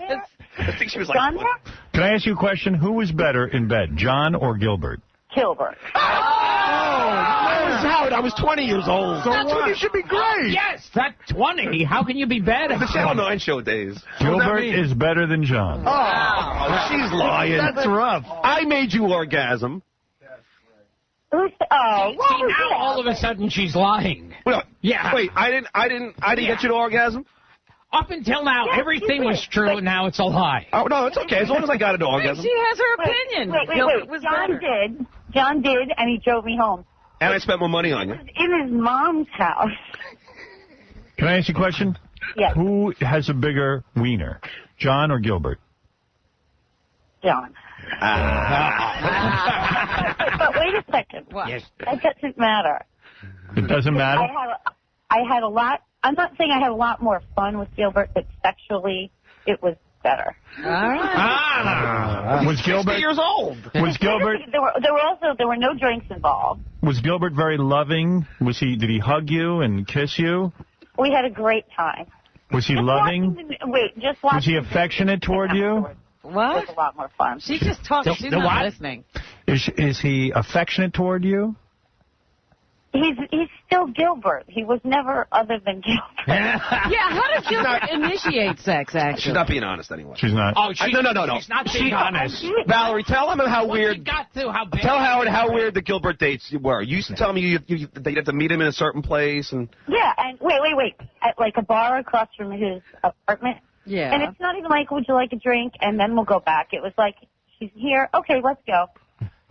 I mean, I could even have the offer to buy him a drink if I wanted to. So when you're at the bar with him, he says, let's go. Do you have to, like, walk in front of him, or do you get to walk up next to him? In front of him, I guess. I don't remember. All I remember is that I always hear everybody rag on Gilbert, and I think that it's wrong. He just wanted you for sex, it sounds like, though. But that's fine, because it was good. Right. Yeah, and she got an apple out of it. Let me ask you something. And you didn't like John in bed that much. I'm just happy she said I have a big appeal. John was once. We went out for drinks. We went to Mulcahy's. We had a good time. Well, he had to. He's bad in bed. Yeah, Gilbert knows how to treat a chick. Gilbert takes you right up there for good time. Hey, Gilbert's like dice. Get in the bed. Yeah. I like older men. I like guys like that. But wait a minute. Let me ask you something. Does Gilbert have any conversation, or does he just say, let's go right to bed? No. Well, we did. We did a little bit. Does Gilbert ever ask you about yourself, or he doesn't care? No. I think, he did. He asked about my family and stuff like that a couple times. But there was only like 4 times. Does he speak? Does he say anything when he spanks you? Does he, like, yell out anything? Well, that which you would yell out when you were really happy. Wait, I'm sorry. What? With someone. Wait, say it again. There was 50 things going on at once. What does Gilbert say when he spanks you? The same things people say when they're in. Like what? Well, we need an example. Because it wasn't passionate. It was just when you're in the throes of being happy, being in bed with someone. So what did he say? Ooh. Children of the night. Yes, exactly. Now, does Gilbert ask you if you have a lot of shampoo at your house? Could he come over? Do you have any maple syrup? You know something? My mom and I went and visited him in the hospital after he had his thing. Yeah, I did too. I got sucked into that evil list. Boy, was that a mistake? I was having Howard bring me a car. All right, thank you for the call, Valerie. Wait. Say again how good I was in bed and how he's better than John. Yes, Paula. Hello? Does anybody call on a clear phone line? But go ahead, Paula. I'm calling from my cell phone. I used to work at Fleet Securities, and I used to invest Gilbert's money for him. And I used to work with his accountant, and he is a very conservative investor, and he's done very well for himself. Of course, he doesn't spend anything. He's That's loaded, right? Gilbert's loaded. He's loaded, and I also grew up with Artie. Hello, Artie. Gilbert, I knew you were rich. Howard, he's worth at least $5 million. You're worth $5 million, Gilbert? Is that true? Oh, conservatively. I bet he's worth $5 million bucks. Easy, Howard. Well, if he doesn't spend a dime, how could he not be? He bought all long-term tax-free municipal bonds at about 7.5%. Thank you. And just how much of those bonds did he get? I'm not going to let you know that. After these commercials, Gilbert's proctologist will tell us about his last anal exam. Yeah, exactly. How many stocks can I get for 40 tubes of Crest with fluoride? So, Gilbert, you're sitting on a Hey, Artie. But when is Gilbert, what is he saving this money for, and when is he going to enjoy it? I don't know. Yes. Can I say hello to Artie? Who are you? Gilbert, you will never have children, will you? I mean, you'll never marry and have children. It sounds painful. Yeah. You wouldn't inflict this on anyone. Now, you know Artie? I've hung up on it. I couldn't take it. Yeah. There's too much going on. I don't remember Gilbert, what are you promoting, for God's sake? I don't even have a... Oh, okay. No one gives me Tomorrow a clue. Caroline's. Tomorrow you'll be at Caroline's. We'll all run over there. Then I think at March I'll be in Governor's in Long Island. If you want to see a guy worth at least $5 million, go over to Governor's. Be a very wealthy comedian. He's the Ross Perot of comedians. Yes. Tomorrow Caroline. Well, we've learned a lot. Yeah, more than we ever thought we would. He's got a tiny genius. And he's better in bed than you. Exactly. Yeah, John. I was 20 years old. You notice how John picks what he believes. Right. Doesn't, you know. You can't take that you're better in bed. Yes. Oh, but Gilbert, Then he probably was. I was a kid. Oh, yeah. Oh, you've gotten better. Because, you know, when... Well, maybe we'll have a contest. I showed up to her house. The parents had the video camera, like, when I opened the door. What do you mean? When I showed up to that girl's house, like, the parents had, you know, a video camera on, and they taped me, like, come into the house and pick up their daughter. So you can take her and bang her. Really? Yeah, it was so weird. Oh, you were on the show already. So no wonder she bangs famous guys. The parents are into it. Yeah, that's what I'm saying. It was kind of weird that I was picking her up, and the parents were, you know, videotaping me taking off the banger. I mean, yeah. The parents must be so proud. What's with the spanking thing, Gilbert? What's up? Angry? Yeah, it's an angry thing. Yeah, it's cheaper than a vibrator. Yeah, it's like... Howard, really hot girl. You know what's funny? She doesn't even require that famous of a guy. The parents are busy flipping out over Stuttering John and taking video camera. The video camera pulled out. Right now she's having sex with Yakov Smirnoff. Yeah, I was going to say, we should have asked her. We should have asked her other celebrity Right, yeah, she probably has a list. Yeah, because you know if it's John and Gilbert, there's more. You know what, Howard? I had sex with a Playboy centerfold. Willie Tyler and Lester. Yes. Yeah. Lester. You keep talking about this Playboy centerfold you had sex with, John. This girl was way hotter. The girl, Valerie? Yeah. I mean, unbelievable. How do you think she looks now? Probably not as good. That was like 10 years ago. Right. No, John, you were 20. How many years ago was it? All right, maybe 12 years ago. 17 years. He's 20, and you can't last as long when you're 20 in bed. Call her back. That's the excuse. Yeah, John, what's the excuse that you're 20? I mean, you know. I was 25. Yeah, like when you're 20, you can't last that long. You don't have that much energy in bed. You know, look, I only had her once. You know, I didn't have. You had her 4 times. Yeah. Or I had a twice chance in one to sitting. practice. Hey, Howard. Yeah. John was 25. It happened in 91, and John's 37. No. Gilbert had her in 91. All right, yeah. I was 25. Thank you, Bubba. Can I ask you guys a question, though? Like, why not be with her longer? She's hot. I assume, was she real annoying? It was, you know what? For me, Howard, it was right around the time I was with Karen on Channel 9, so it was, you know. Oh, you were cheating. She was using up my yogurt too quick. Right for Karen. Hey, Valerie, who else did you bang that's famous? Nobody else. Come on. How come you never got married? The guy who played I Rerun? married, and I'm separate. Are you separate? Are you still good looking? Hell yeah, better look. The guys are saying you're as hot as a Playboy Playmate. I am better looking now than I was. Meadowlark Lemon? What? Well, if Beth ever dumps me, I'll bang you. She's got like D cups. John said he wasn't as good in bed because he was in his 20s. I might have. I was guilty at the time, but I'm not anymore. You're not a double D anymore? I'm trying to hear. I'm here like now I'm like a D because I've gotten smaller. Howard, do you remember your very first Miss Howard Stern pageant? No. The first one, Channel 9? No. Would you still do Gilbert? I'll be right over. Well, Gilbert's free again, and you're free. And this chick's 44 now. Yes. I'm 32. 32, that's it? Yeah, she's That's young. it. Wow. She was 18 when she was with Gilbert. Oh, no. I would come and show you what I look like, but I know that you would say, oh, no, she's not that good, because you guys always say that about everybody. No, we don't. No, come in, honey. Let's see you. Come on in. When? What's with your parents taking videotape of Stuttering John? Yeah, wait. That was a joke because John would always run up to everybody with a camera and start asking them stupid questions when you'd send them out.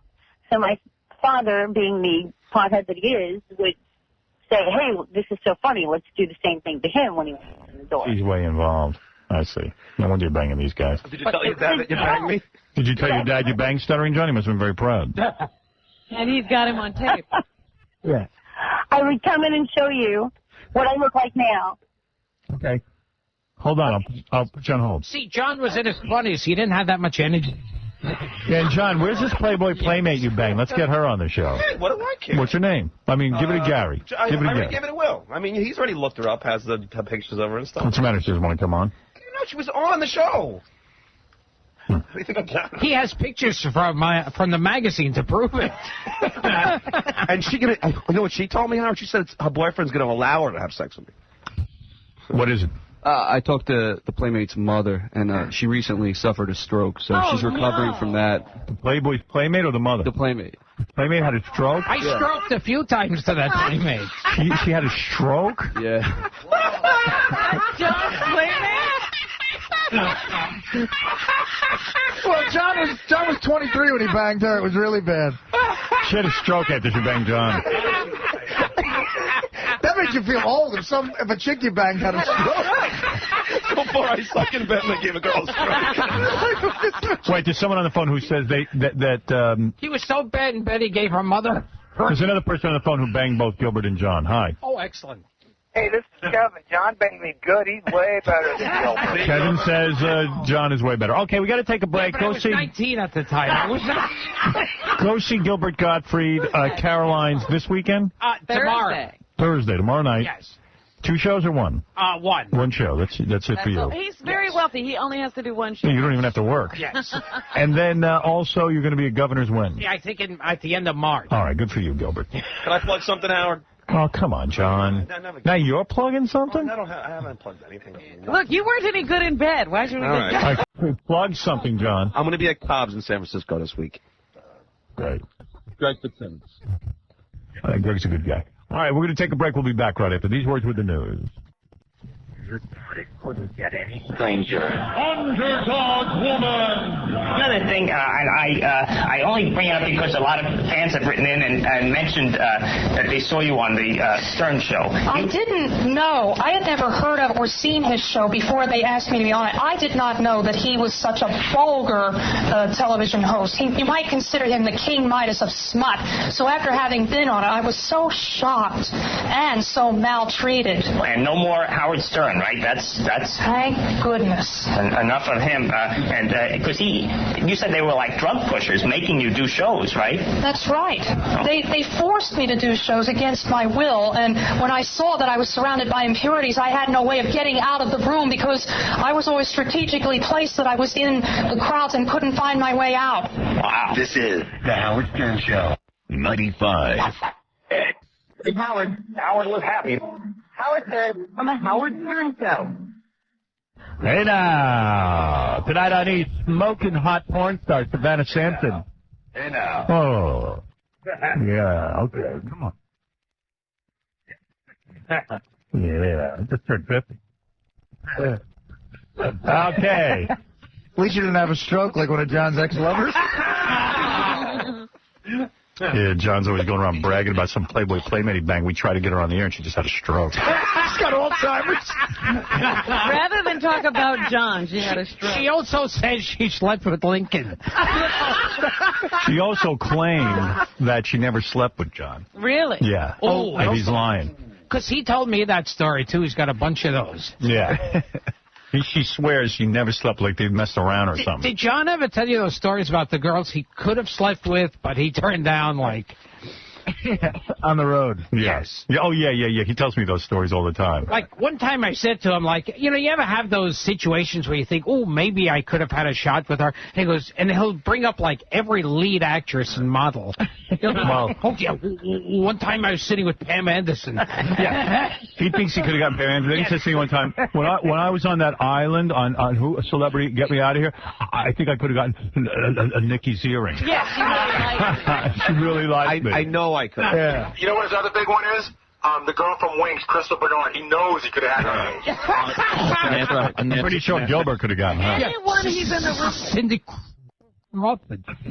What, the Playboy girl? Nancy Reagan. I promise. I wouldn't lie about something like that. You had to play ball. I believe you. Yeah, I believe John. She also used her finger on me, if you know what I mean. Oh. Who? The Playboy girl. Oh, God. That's horrible. Bring me an initial. I want to see. Finger. And then she had a stroke. I spoke to her yesterday. She said, What makes you think you could have gotten Nikki? Well, she said that I was the she basically said when they interviewed her that I'm the kind of guy that she could fall in love with, that she would want to marry. Yeah, but that's not the kind of guy she wants to bang. Yeah. And what makes you think you could have gotten Crystal Bernard? Do you want to hear the story? Yes. Yeah. It's when I was on Wings. This is the best part. He said he still can't believe that he hasn't gotten more acting work. Was that while you were packing your maple syrup, Gilbert? You figure him being on the Howard Stern show had nothing to do with him getting the part on the Wings. Right. It was between him and Gene Hackman. Yeah. And they chose John. Hey, Gilbert, you know, people in glass houses, I've seen your acting resume, okay? All right? Okay, so tell us, Affleck.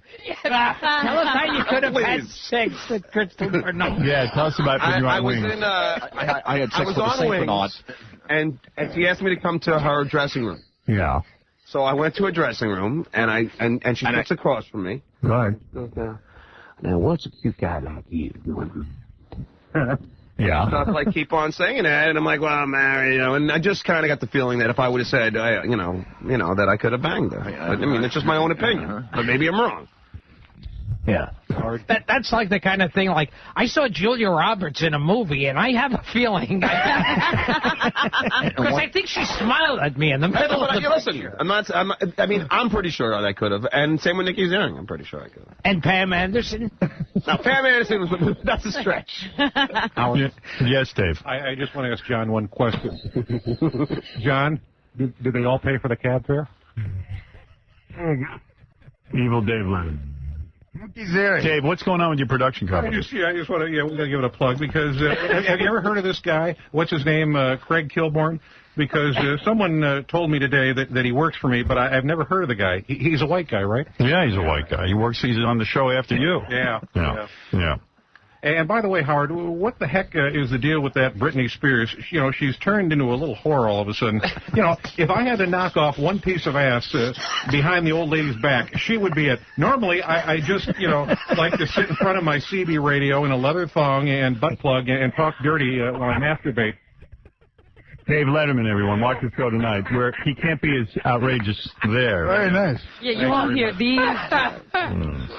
Do you know any of the other talk show hosts? I know you know Leno, but you don't talk to him. Well, I bet Jimmy Kimmel $500 grand that I could kill a homeless person and get away with it. You want some of that action, Artie? I'll take it. All right. Wow. Go. You know, Howard, I had a drinking problem like Artie for a while, but there's nothing like waking up to a fat naked Mexican guy with nipple clamps to sober you up. So you don't drink anymore, or less either. All right, that's enough. Thank you. All right. I think Evil Dave could have banged Crystal Bernard, too. She'd be Crystal Light. There you go. All right, Robin, let's find out the news. And Gilbert Gottfried's here promoting Thursday night's Caroline's appearance. And he's going to be a governor's when? In March. Any day now, Artie's going to. Any day now, Gary's going to get me your plug in here. I hope here it is. Before Gilbert leaves. I have it now. It's down on it's buried. Gilbert Gottfried at Caroline's in Manhattan tomorrow night at 8 o'clock for ticket reservation, 212-757-4100. Good for you, Gilbert. Way to go. Yeah. So I want some respect around here. Robin, what's in the news? We learned a lot of news. I'm smart. I'm like everybody says. Like dumb, I'm smart. Yeah, look, Gilbert is like dice with chicks. I'm going to take you out. I'm going to throw some yogurt down your throat. You know what's weird? That Gilbert, seriously, and I mean, this isn't the first girl we heard it from. Like, Gilbert will go to a bar and go, okay, let's go. And like why do they have to meet him at the bar? Because he's not going to buy him a drink. Because he wants to look him over first? Yeah, I mean, that's like a Fonzie move. I mean, yeah, it's really good. Well, he doesn't buy him a drink, and he just goes, okay, let's go. And then I punch the jukebox. Going for the money. And then he just, like, takes him up to the apartment, tells him to get undressed, and he has his sex. Nice. And then they leave. I'm like Axl Rose. You really kind of are. You're more like Snoop Dogg or something. You know what I mean? Like he's a pimp. I mean, you kind of get away with murder. Yeah. Look at him. How does he do that? Colin Farrell has to work harder. I know. Really?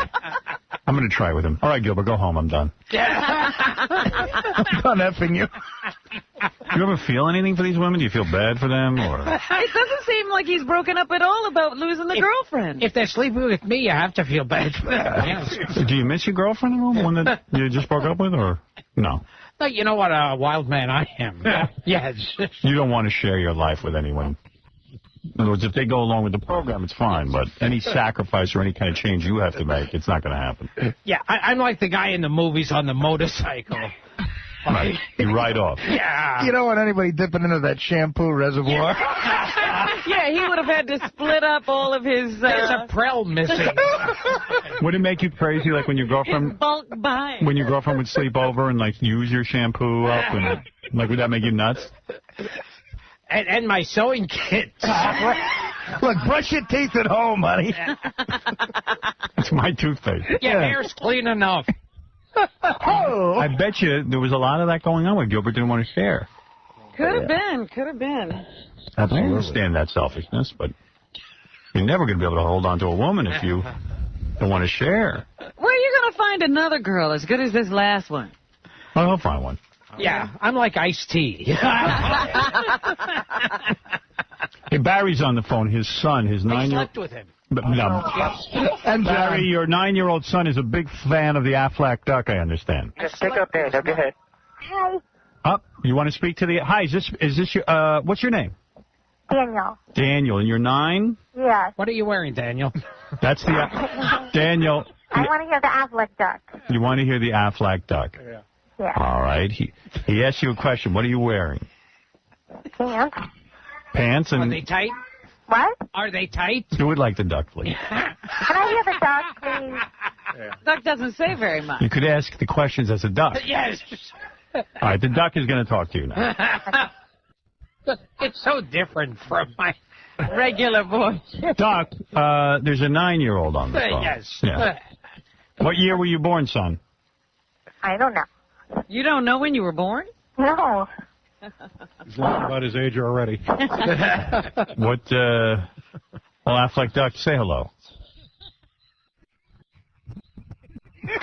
Is he not going to do the duck? I think he's afraid of losing the gig. Yes, exactly. I know exactly what's going on. He's got an exclusivity The Affleck contract. Duck wants to know what you're wearing. You suck, Gilbert. All right. Duck, Gilbert. I'm afraid one day they'll find out we can actually hire just a duck for this.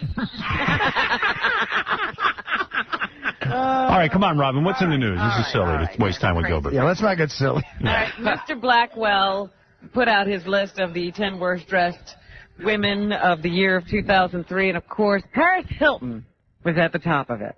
Really? I think it's a compliment. I dig her outfits. Well, I'm simply saying to myself, she made the best move releasing that tape of her having sex. She's a huge star now. I'm saying anyone who's freaked out looking as Mr. Blackwell saying that you don't dress well, it's a compliment. You ever see what he dresses like? He's a big Mary. He's a pig. If you really look at the list, He's a nice girl. Everybody who did something controversial this year is on. Paris Hilton must have been the #1 controversial person, because right below her are Madonna and Britney Spears. You got a problem? Take a bell. So, I mean, the list has never really been about fashion. It really is all about whoever's making headlines. Yeah. What inner tube are you going to be sitting on this year? Ow! Shania Twain also made the list. Diane Keaton, Jessica Simpson, Celine Dion, Missy Elliott, Melanie Griffith, Courtney Melanie Love and Lara Flynn Boyle. Melanie What's Griffith? the best blood stain to have on the seat of your pants? Oh! What's the what Melanie Griffith? Melanie Griffith on the worst dress list? Yes. Who would even know what she's wearing? Apparently, Melanie Mr. Griffith. Blackwell is Invites her to events. Gay as a French horn. What was that? Gay as a French horn. Melanie Griffith? Mr. Blackwell. Hey, Dave, just sit back and relax and enjoy the show. Jeez. I'm going to put you in the green room. Really? Who told him to speak? John could have slept with Paris Hilton. He thinks he could have. I met her at a party. I think he's got a better shot at more acting work.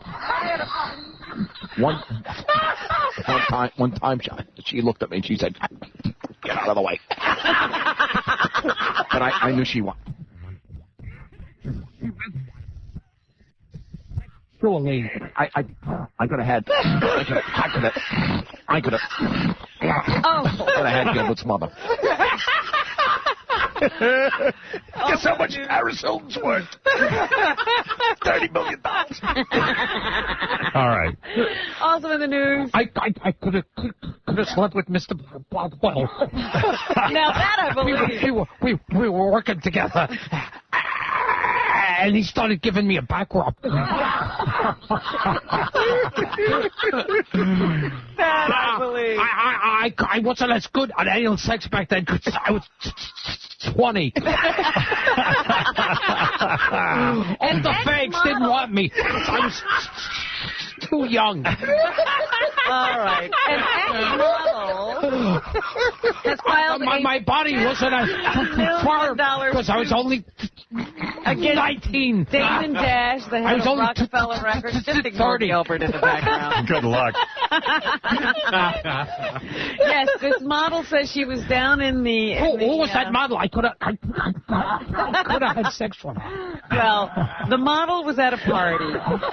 I was at the party. In Brazil.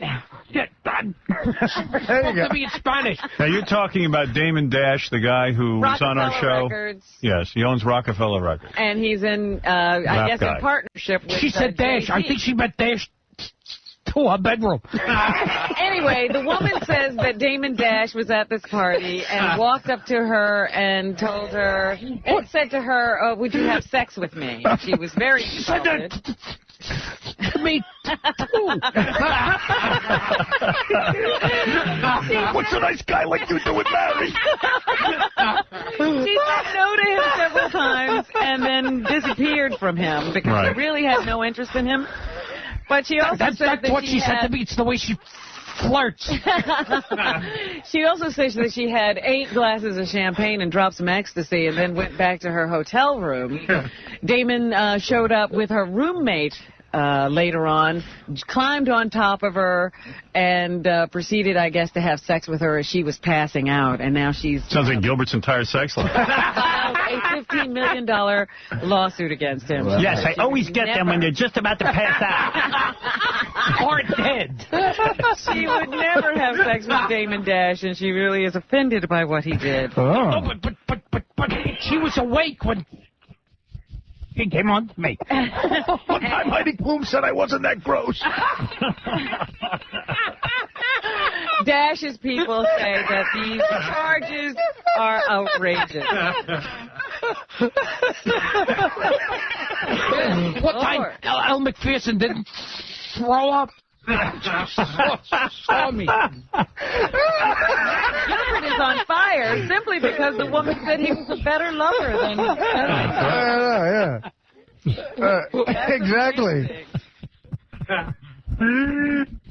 Cameron Diaz didn't call it when she saw me. That's because she wanted you. All the girls want you. Gilbert, do you know Spalding Gray by any chance? Yeah, he killed him. He didn't like his act. Spalding Gray disappeared to have sex with me. He had sex with me and he jumped off a ferry. I figured out where Spalding Gray is. He's swimming in Cambodia. That's the clue. Spalding Gray is, He asked me if I wanted to go skinny dipping in Cambodia. With a duck. Is, of course, known for swimming to Cambodia. He's a monologist and a sit-down comedian, as some people say. Right. He's a monologist. He, That's a stand-up with no jokes. That's a boring comedian. You guys are not going to make it feel like coming back with these statements. I think he's gone. Well, now, he's a big Mary, isn't he? No. It's a sad story. He disappeared several days ago. Yeah, what is his story? He's a depressed His guy. story is that he was depressed. He's made several suicide attempts. And he disappeared on Sunday, and nobody's seen or heard from him since. And his family suspects that he might have gotten on the Staten Island ferry and jumped into the icy waters. He tried it a couple other times. Yeah. And he called his son before he went and said, I love you. But he left his medication, his wallet, everything at home. Gilbert trying to be sensitive. It's killing him. Gilbert's thinking, how can I work in John banging a chicken? Oh, goodness. When he called his son, what? He said, oh, by the way, Christy Turlington, with me.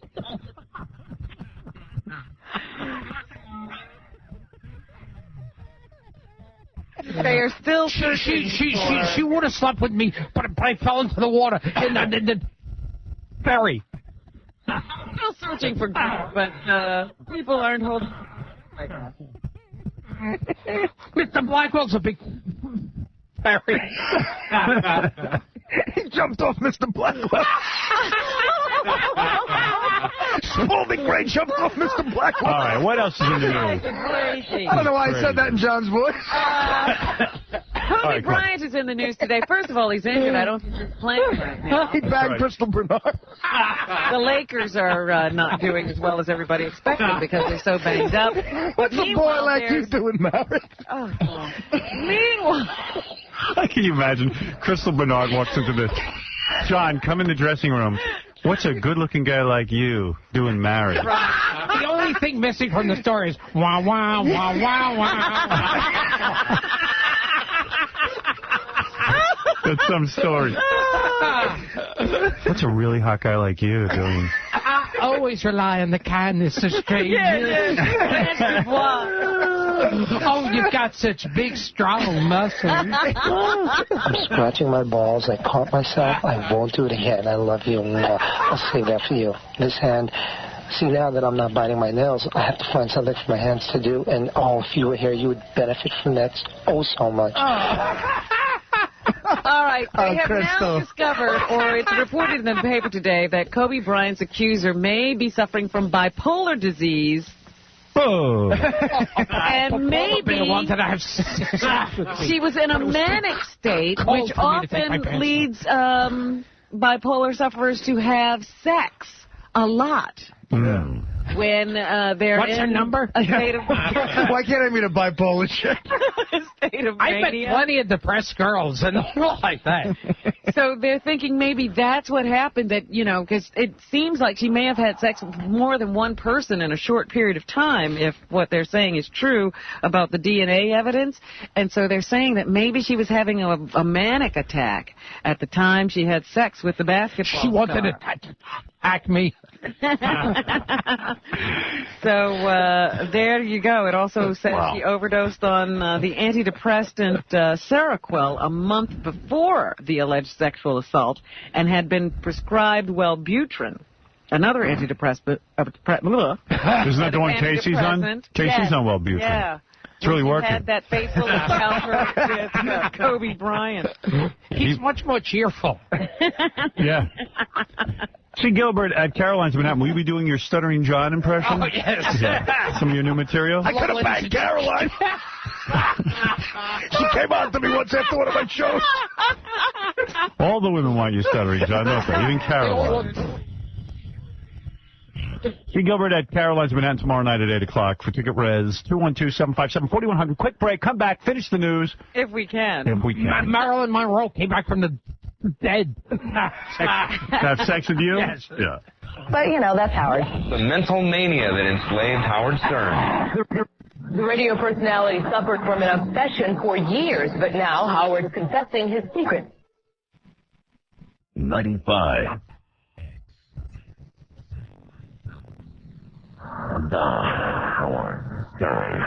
All right, we're going to wrap it up. We're here with Gilbert Gottfried and Evil Dave. Gilbert Gottfried at Caroline's Manhattan tomorrow night at 8 o'clock. A ticket reservation. Call 212-757-4100. Gilbert at Governor's coming up. A lot of Gilbert all the time. All Gilbert all the time. All Gilbert. Just quickly, a moment of seriousness. Oh, I know what you're going to talk about. I could guess. No, you don't. Gilbert's Botox treatment. Gilbert is not having Botox. Gilbert, are you on Botox? Someone here said they thought I had Botox. I guess I look really hot. Well, the girls you almost get. Yes. Oh, my God. Oh, wow, Gilbert looks real sexy. He must have work.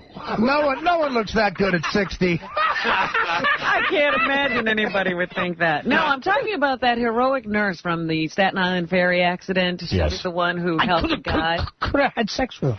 Who had, his legs were cut off, and she was the one who stopped and helped him and saved his life. Well, now she's suing the city for $10 million. Why, though? Because she keeps having panic attacks. Oh, I see, because she was on the actual boat. And he ran over, and she's the one who put the tourniquet around that guy's legs? Yeah. Oh, I thought it was a guy who did that. No, it was a woman. Oh, okay. So she says she keeps reliving the horror of that day over and over again in her mind. So That's what happened to the Playmate with Jeff. She had the same kind of tragedy? I was saying before, I can't believe she denied it. Oh, my. Anyway, this woman says she can't work anymore. John comes in during a commercial. He goes, why would that Playboy Playmate deny having sex with me? I go, maybe she's embarrassed. Yeah. Maybe she doesn't want people to know. He goes, no. I think it's that, maybe she was in a relationship. Oh, yeah. Maybe she's living in reality. He's wonderful with the theories. Yeah, maybe. He thinks women wanted to sleep with him, and he's pretty sure he could get them, and he thinks she must have been in a relationship. She couldn't be embarrassed. I go, John, she doesn't want to be known as a woman who bangs stuttering John. Yeah. Yeah, maybe the crystal meth world. Yeah. Oh, no. Why would you want that? I could have slept with crystal meth. Anyway, the woman can't work, and she's plagued by constant panic attacks. But I think there are a lot of Sounds like Artie. other people in line before her who should get some money from the city before she gets paid. Don't you? I mean, she can still move around. There are people who lost limbs, lost their lives. Right, I agree. Believe me, that's not real trauma. Panic attack. Panic attack. I have those. I'm at work. All right, here's a special tape for you, Robin. This is Wayne Brady announcing the end of his show. Oh, you're kidding. So Did good. he wrap it? No. This is serious. I could have slept with Wayne Brady. Oh, man, I won the kid. Wait, one more. No, that's the rap. That's the rap. Okay. I think I lost it already. Oh, no. Oh, no, I got it. Folks, you know what I want to talk about? Because you guys, I feel, and I'm addressing the people at home, we've become really close the last 2 seasons, and the people in our audience, it's all over the press right now. So our show is not going to be renewed for a 3rd season. Oh, my God. Yay. That's not a bad thing. He goes, no. Shock. She goes, no, that's not a bad thing. I've seen the show. It's bad. It shouldn't be on TV. We've gotten so close, the 3 of us. Yeah. Oh, see, I didn't say that to get oh, no, he gonna kill himself. No, I'm not. No, it's not a bad thing. I'm telling you, this show doesn't belong on TV. I'm too good for TV. I'm going to be a movie. That's right. No, but the thing is, that I felt I should be really forthcoming and talk to you guys. Forthcoming? He's in the paper. You should have told us before it hit the paper. Because the beauty of doing a daily show like this is you guys let me into your homes every day, and on the street I get so much love from people. If people let you in their homes, You wouldn't be going away. That's right. People are keeping actually people here at the company. I'm not going to say any names. But they really didn't want me to really discuss the fact that the show isn't renewed. Now, there is a difference. It's not canceled. If the show would have been canceled, I wouldn't have been sitting here. Wow. Big difference. It Was it wasn't renewed? canceled. So he was a success. Yeah. He could bang women. Yeah. Right now. Right. Okay. We wouldn't be here right now. Like in the old days of TV, they'd go, and this show will be back, and they go Indian Head. And they'd be like an Indian Head. Well, that's not the case. I can't believe he wasn't a hit. I know. What are you talking about? An Indian head? Do you remember in the old days when the signal would go out and they'd put up that weird Indian picture? Okay. I was got some Indian head. Is that right? Would she come on the air? Yes. Can we find her? She did not nod it. I never had sex with Stuttering John. Indian head. You never had sex with Stuttering John? No way. I don't want it.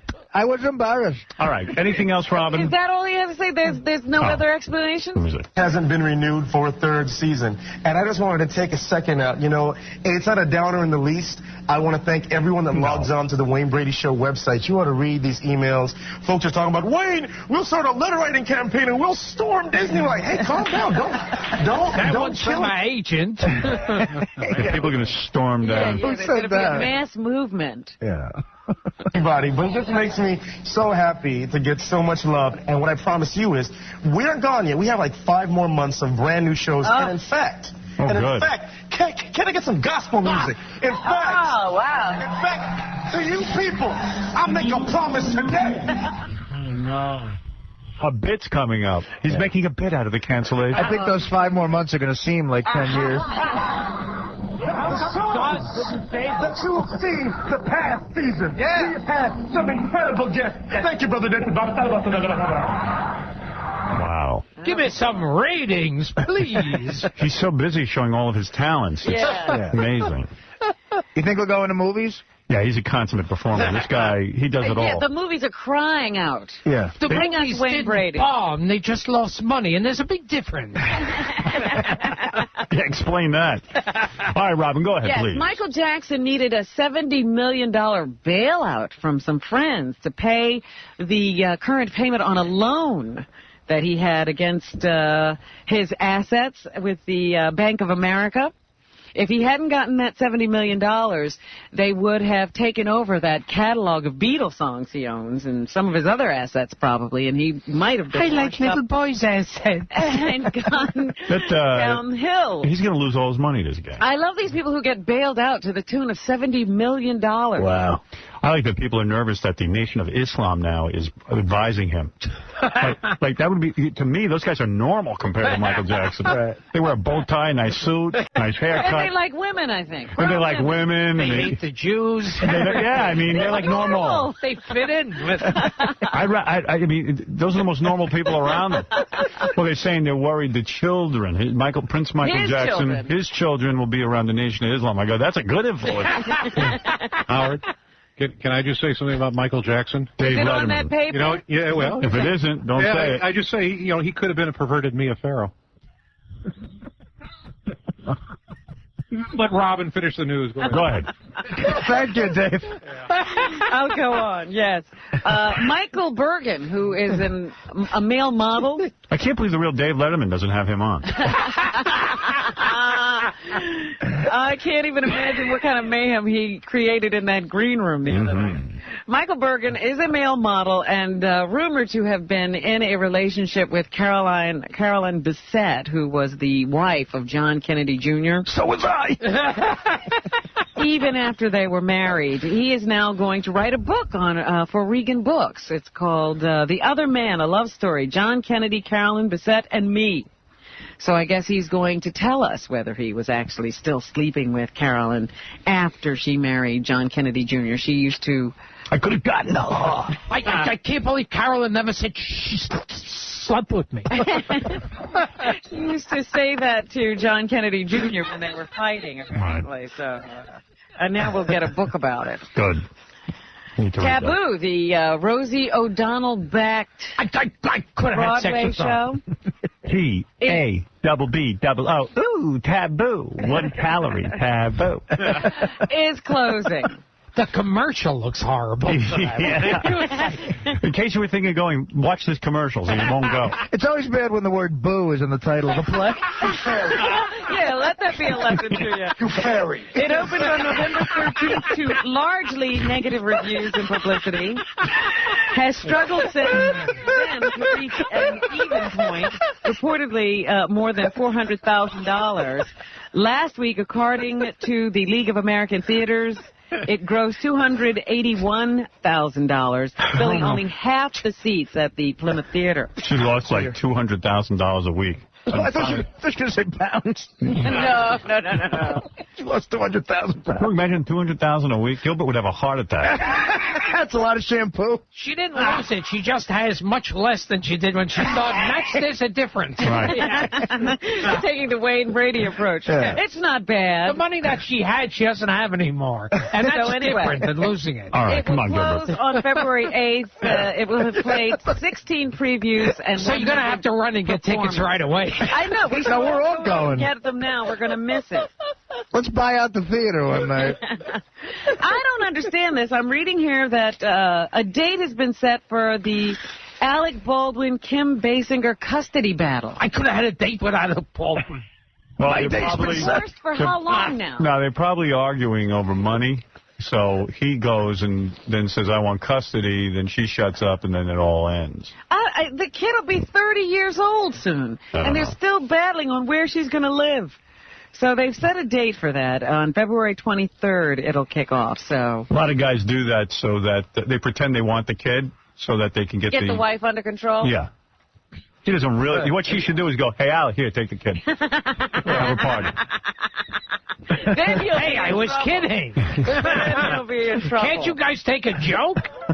A female news presenter in Ohio has been forced to resign after pictures of her in a wet T-shirt competition turned up on an internet. A news anchor woman? Yeah. What's wrong with that? Pictures of Catherine Bosley, a news anchor for 10 years at KBN in Youngstown, surfaced 10 months after they were taken. The pictures were taken as she stripped naked during the wet T-shirt contest while holidaying with her husband in Key West, Florida. Who cares? She's not Chinese. I could have had Crystal Bernard. She says it was just the spur of the moment. If she tape her eyelids down. Silly, irresponsible thing to do, and she regretted it the next morning. She felt disappointed in herself. And she felt that she disappointed God. Sometimes I take clean clothes to the laundry. And should anything like that get out, she felt that she would have been embarrassed and disappointed the entire community. I once slept with Mr. Moto. She claims she has just recovered from a deadly lung disease and wanted to celebrate life. That's why she was ripping off her top.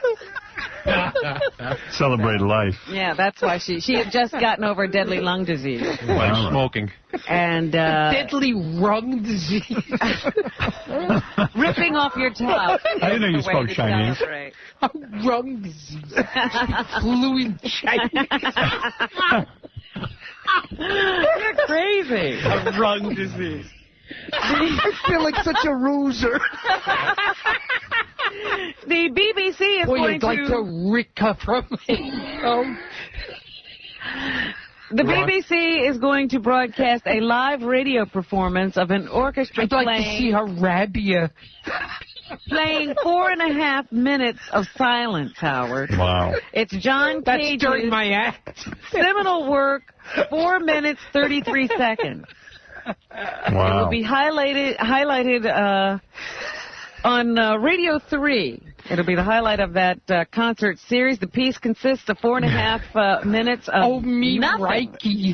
You'll be able to see it on television as well. They will simulcast it. You'll just sit there and watch the orchestra do nothing for 4.5 minutes.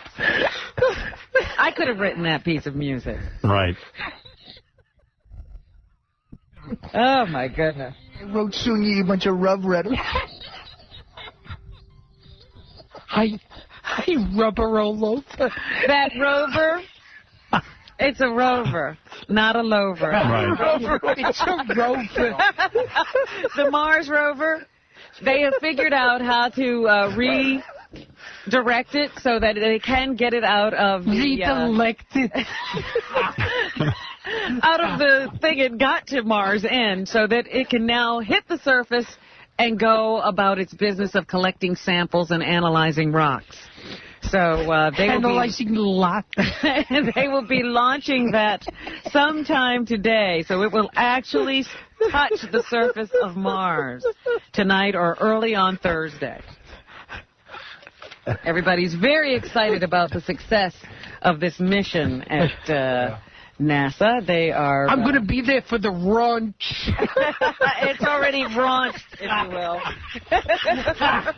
It was raunched some time ago. The Runer equipped.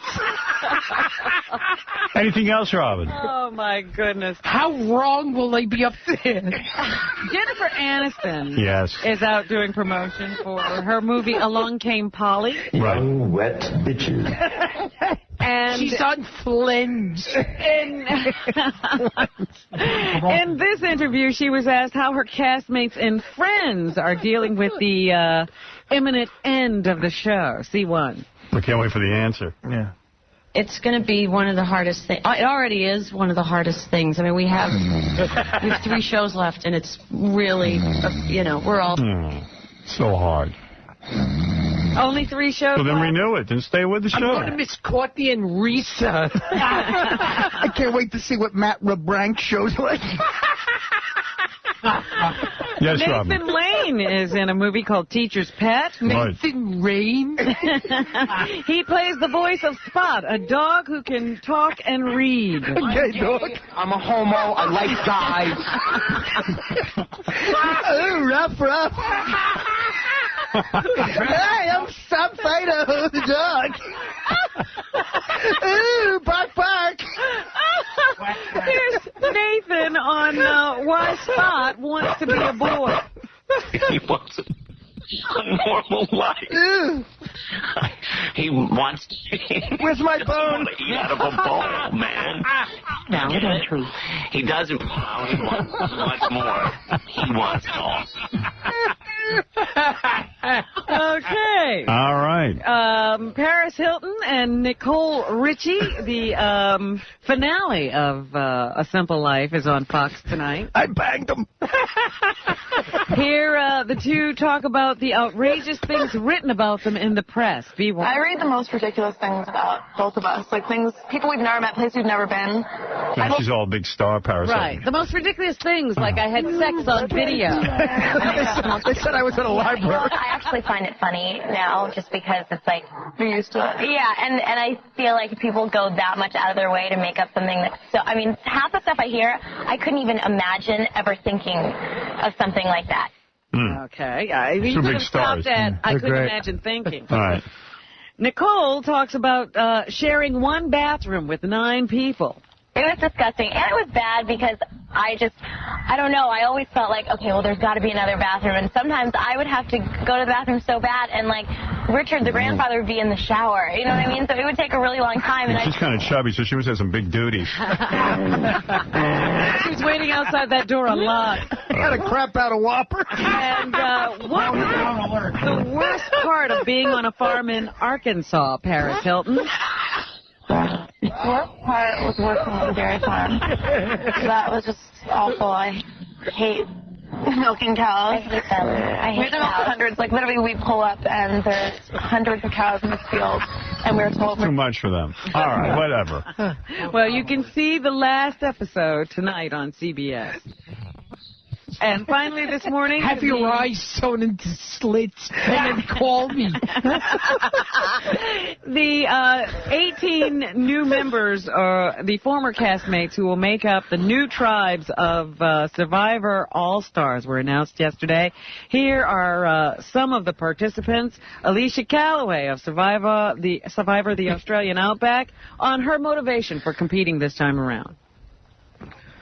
You know, you're thinking to yourself, do I really, really want to do this again? I mean, you know, is once enough? What else do you have to do? The time was about self-improvement. I weighed all my offers, and I decided to do Survivor. I decided this was better over working at a deli. Takes time away from her I don't writing. need to prove anything to myself anymore. So that's why I'm here. Amber Burkich, who was on the Australian Outback episode as well, says she has an advantage over the other survivors. I don't think among the people that are out here, I don't think I'm definitely expected to be out here. So I think that's good, because they're not preparing. She had an attack of diarrhea when she did this. And I'm well liked. Look down and see if you can see Spalding Gray. What is she, in the ocean? I'm well liked now. I'm a Rosanna guy. All right.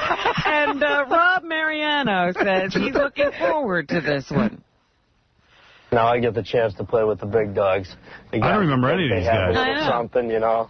You get that copycat stuff. All right. Well, that's what's happening. Well, I want to thank Woody Allen for stopping by. Yeah. What a treat. A new impression. It was my pleasure.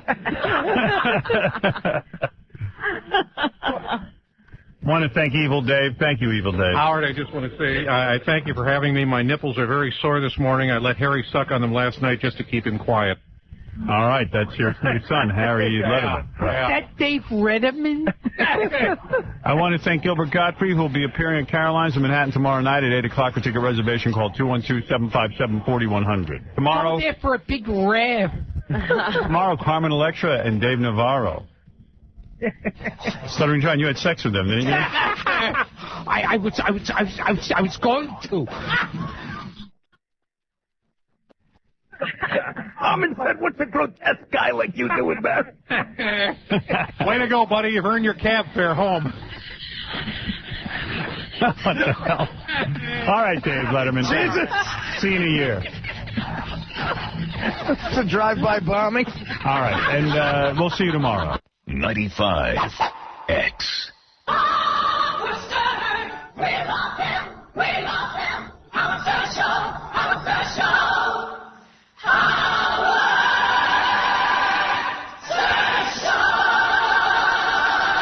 Ow. Oh, boy. All right, let's see if I can get to the equipment. Hey, now. Okay, now I can see what's going on. Hey, everybody, what's happening? Hey, now. Big show for you today. We had our big 2000th show yesterday, 2000th E show. That's our television show. Would somebody compute how many radio shows we've done? Oh, Forget about that. Okay, but today we have to get to anal ring toss. We missed out on it yesterday. That was supposed to be a part of the 2000 celebration. John Bon Jovi stopping by to congratulate us on our 2001st show. Finally, the stars are arriving. Yeah, they're driving a day late. A big star's coming in today. Valerie, who slept with Gilbert Gottfried and Stuttering John. Oh, everybody wants to talk to her. In fact, I think she should be a part of your ABC special. Yeah. There's a lot of shrinks who'd like to talk to her. Yeah, that ABC special's tough because, you know, like they present people for me to interview for my first special, and I always go, well, they're not that interesting. Really? You know? Yeah, because, you know, a special... You don't want to give us the names, do you?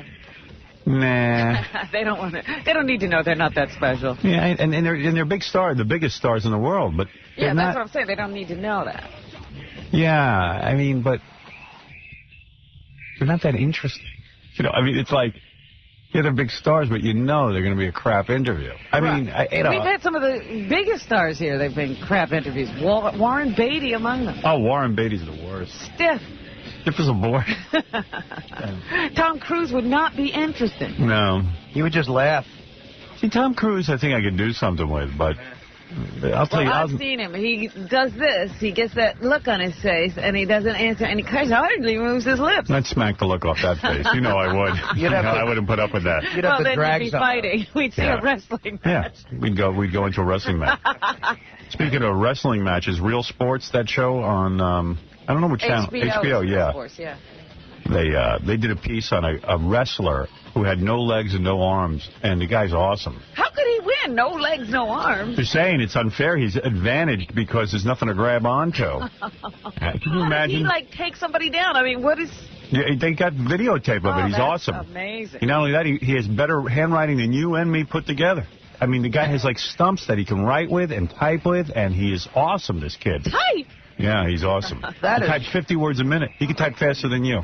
That is awful that you're born that way and someone's telling you you're being unfair. Yeah. Can you imagine the guy said no arms or legs, and he said, well, it's really unfair. Yeah, well, I'm being unfair. The kid played football, too, for a while, and they used to say... Oh, come on. Now you're pulling my leg. No, you should really see the piece. It's awesome. And the thing was, he was a linesman, so... They said he was like a cockroach, because all of a sudden, like, some guy would be at your feet, and he wouldn't even notice him, and he'd take you down. on your ankle. I mean, the poor guy is so disadvantaged, and yet he has this incredible spirit. If I raced the kid, I bet he'd beat me. Now, see, there's a special person. Yeah. You know what? Good for him. Oh. I was happy for the guy. But that's what I'm saying. He would be interesting to talk to. How did he get so well-adjusted? If it was me, I wouldn't be. I'm not well-adjusted, and I got both legs. Oh, look at you whine like you're a Biafran. Yeah, I do. About anything. His cab doesn't show up on time. Yeah, everything's an inconvenience. Everything's not just an inconvenience. It's a tragedy when it happens to you. Yeah, it's true. I can't deny it. We look at him and say he's got incredible spirit. It's sort of how, like, Brad Pitt looks at someone like me. He goes, look at this guy. Look at that guy, and he's still walking around. And that's what it was like. I said, you know what? I'm looking at this guy. He's got no arms and legs. And I'm going, what an incredible spirit. What a lucky guy. Meanwhile, Brad Pitt looks at me and goes, man, look at that face. Imagine going through life like that. Look at that gangly body and the hunched appearance. God, I don't know how you do it. I don't understand how you get through life. Oh, you're my inspiration. You know, you have such a positive spirit for someone with so many disadvantages. I'm inspired. I don't think Brad Pitt thinks anything through that closely. Well, the only good thing about that is Brad Pitt will one day be old and he'll know. Exactly. Those things don't last forever. We can only hope he gets old. I'd love to see him. Yeah, like in 30 years, he's going to be miserable. Yeah. As opposed to me, who's been miserable his whole life. Is it worse to have once had that and lose it, or never to have had it at all? No. I wouldn't know. I think I'd like to have had it, Robert. And lost it. Yeah. I think so, yeah. That's Robert Redford. Life was easy for him. Man, that guy, yeah. When you look like that, you get offered a lot of acting parts. I told you about one of the most amazing stories I ever heard was the Paul Newman story, where he went to a agent's office with a friend who was looking for an agent. He's sitting in the waiting room. The friend comes out with no agent. Paul's not even in the waiting room anymore. He signed up. Because he's Paul Newman. He looks good like looking. that. It's all about good looks. I remember up until the age of 2, I had that going for me. I know what it's like to lose that. You were cute. I was a cute kid. You remember? Yeah. Oh, yeah. The world was my oyster, and then things went horribly wrong. I was kind of a cute kid, too. Yeah. The other thing with Paul Newman was he went to audition for he just went to read with a girl who was auditioning for some acting school. She didn't get in. He got in. I mean, it was just amazing, that story. Bastard. I was going to go to the phones. Should see what's going on these computers. John gets in the middle of me trying to... I'm sorry. In the middle of me trying to look at who's on the phones, pop-up menus come up. I don't know what goes on. But it's got to be fixed. How many days are you going to say that that's bothering you before he stops doing it? I don't know that it's him doing it. He says that somehow our computers are set up that there's an internet open pipe, and every minute pop-up menus come through. Oh. We need a designated computer that isn't online. We got to take your computer off the internet. Jeff came here yesterday and quote-unquote fixed it. So, now you have to be off the network. No, he knows that, and I'm off the network. But apparently... There's no way you're off the internet. I know, but I am. You have your connection to the internet closed. Yeah. And where were those pop-ups coming from? Howard, I have no idea. It's worse than it was before. Yeah, I'm in the middle of taking calls, and I'm trying to see the computer, and I can't see it. It's about 10 screens coming up. I know, I saw. I don't know. He can't fix it? He came here and fixed it. Allegedly. Allegedly. Well, it's not a courtroom. It's okay. Yeah, there's no trial going on. All right, I'll look into it. When I look into it, things... There's an internal network that you're on, right? Not a... Yeah, but there's also a... I'll get it fixed. I know what to do. Sometimes I need to get involved. I'm incredible. My Debbie. Oh, my Howard. My me. When I put my attention on something, I can solve it. I love you. Because I obsess. No, you just get it done. You don't let it go until it's done. You make sure it's done. That thinks I'm insane now. Because I'm so into organizing and my book. She's not the only one. Yeah. I just hear a little bit of it. She sees you. I hear a little bit of what you do, and I'm like, he has lost his mind again. She goes, I'm really worried about you. I go, why? She goes, you're organizing your book every minute now. I don't hardly even see you. I said, I have to get it right. I'm not a person who is easily organized. It takes me time to figure stuff out. Why are you not easily organized? It's one of those things I'm not good at. I'm good at almost everything. So you have to study it like it's chemistry or something. I want to understand it. I want to understand the organized mind, and I'm trying desperately to learn it. All right. Have you seen any positive results yet? Yes, I have. Like, for example, Baba Booey said to me he's going down to some vacation spot, and I got a buddy who works there. Baba Booey. And he was, I said to him, hey, Baba Booey, I'm going to call my friend and make sure, maybe he could take care of you. Mm-hmm. I wrote my book. I went home, and I took care of it. Now, normally I would have forgotten, and Baba Booey would think I was a skunk. Baba Booey. I took care of it. That helps Baba Booey. I don't see how it changes your life. Hey, if you stay tuned, you're going to also, with my kids, I know where they are all the time. I have schedules. Yeah, but that's big. What are you trying to understand? It's just writing things down. It's got to be written down in the proper place. Like, for example, someone asked me, do you want to go away in March on some weekend? Uh-huh. I opened up my monthly view. There's a different view? I have 3 views. I have a whole year on a page. How big is this book? Want to see my book? I'm not going to show it to you. Carried around. Is this the Frank Covey? Franklin Covey, yes, but I'm not showing it to you. You know what? Because you're a wise ass. I'd love to see it. 2 weeks later, you'll be doing it. Let me see this book. If I showed you my book, you would be envious. Let me see it. No. Come on. No. Come on. No way. I'm not showing it to you. You want to show it to me. I do. It would be funny if you forgot to bring it. Right, that would be great. So you have something that's like a year at a glance. Like you just. All right, I'm going to open up I'm going to show you my latest project. All right. If I hear one bit of laughter from Robin, I'm closing the book. All right, let me get it all up now. You done? I think she's going to laugh. All right, this is my new book. Right here. All right. The Howard Stern Bible. Now, that's just an insert inside that book, right? You bought the cover. That's right. Okay. I bought the cover. I like this cover because... It's a beautiful cover. In here, I can keep the way to get into the building and stuff like that. All right? All right. Now. Gorgeous cover. And he's got his pen. Yeah, this is my pen that I use. And it's a 6-ring binder. Oh, I think I'm done. Come on. I think I'm done. All right, now what you have... that little flap? Let me show you. Now, this first thing you see here is information that people always ask me, like, what's my fax number and stuff. Uh-huh. See, then I can go right to this. Right to it. Okay, now you're going to be impressed. All right. You know how when people say, well, when are your vacations and stuff like that? Like when I meet with my psychiatrist, I can pull this out and go, you see everywhere in yellow? Yes. Those are my vacation days. Okay. That's my yearly view. All right. I see you wanting to laugh, but... I'm trying to keep you going. Stop it. Then what you'll see is, for example, now January is past. So we get rid of that. Yeah, well, I have it in a binder, but I only carry 3 months at a time, and here is my monthly view of what's going on. All right. That's a month right there. That's a month. Now, here's February, where we're currently in.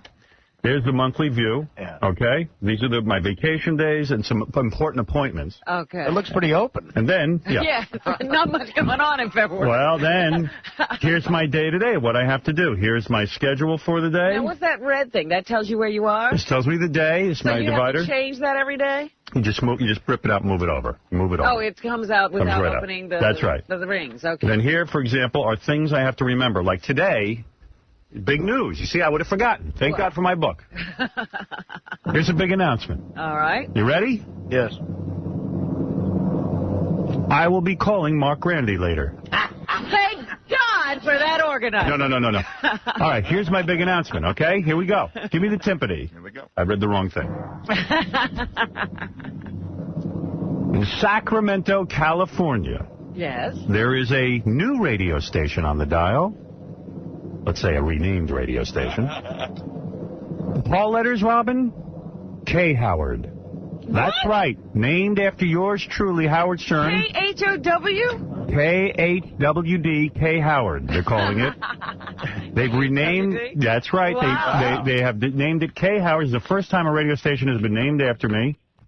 And the station to celebrate the first week of KHWD will be 24-hour Howard. That's it. 24 hours a day, Howard. 24 hours of the genius. And that's written in your book. The undisputable, the undeniable genius that is Howard. Thank you, Elliot Hoffman.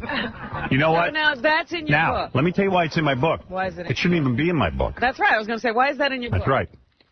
This would have gone into my computer Yeah. where I print up my notes for the day. Yeah.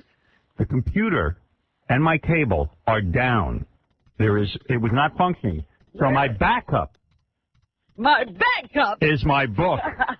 Now, over here you'll see.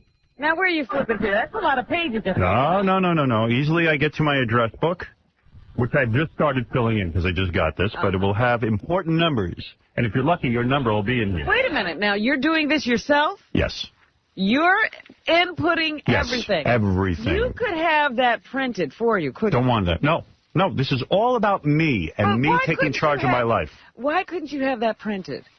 I don't want to print it. I want to put my own. And you know what? As a result of me doing my own address book, What? I found that our databases are completely outdated and that everybody's address and phone number in there is wrong. And now I've created a system to update everybody's phone number. And Artie's looking at me like I'm insane. I was going to say, is there anything in that book that says pay Artie is $200? Oh, right. okay, that right. missed the book. Somehow Artie. that didn't get in. Now, if I was talking on the phone, Yes. I have a special little section here for note paper. And as you can see, some of my long-term goals and some of my, let's say you were saying to me, Howard, we're having we're doing a special show or something. I'm not going to write that in my over You're not here. going to put it in the date Right. book or something. Right. I would write down everything you had to say, and either whatever information I need, I'd transfer into my date book. Now, you got to go back to your notes and then transfer. Well, let's say I was talking to you from the car and I'm on the phone and I would scribble down whatever you said and then I would add it into my book. This is my life, my book. Wonderful. You have to admit you're impressed. I am not impressed. Oh. There's got to be a better organizer than that. No, I've researched everything. I like that you're not trusting computers that much and doing it that way. That's right. Because I'm the same way. Because, I use a computer Where's a your lot. organizer, Art? Well, I don't have one yet. Seriously, how do you keep track of everything?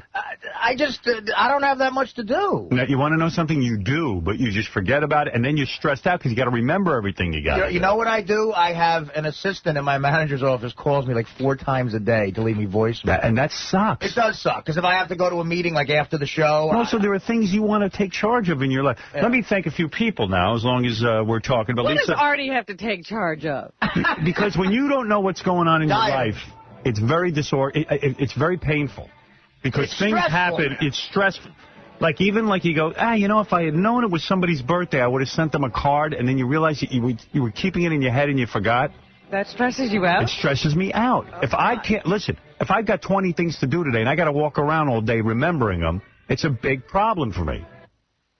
Now, I asked about Artie. I'll tell you something. Like my telling agent, me about you. My agent used to call. Oh, forget Artie. My agent would call me up and say, "Listen, so and so wants to have a meeting with us on Tuesday," and I'd go, "I can't do it. I think I'm busy."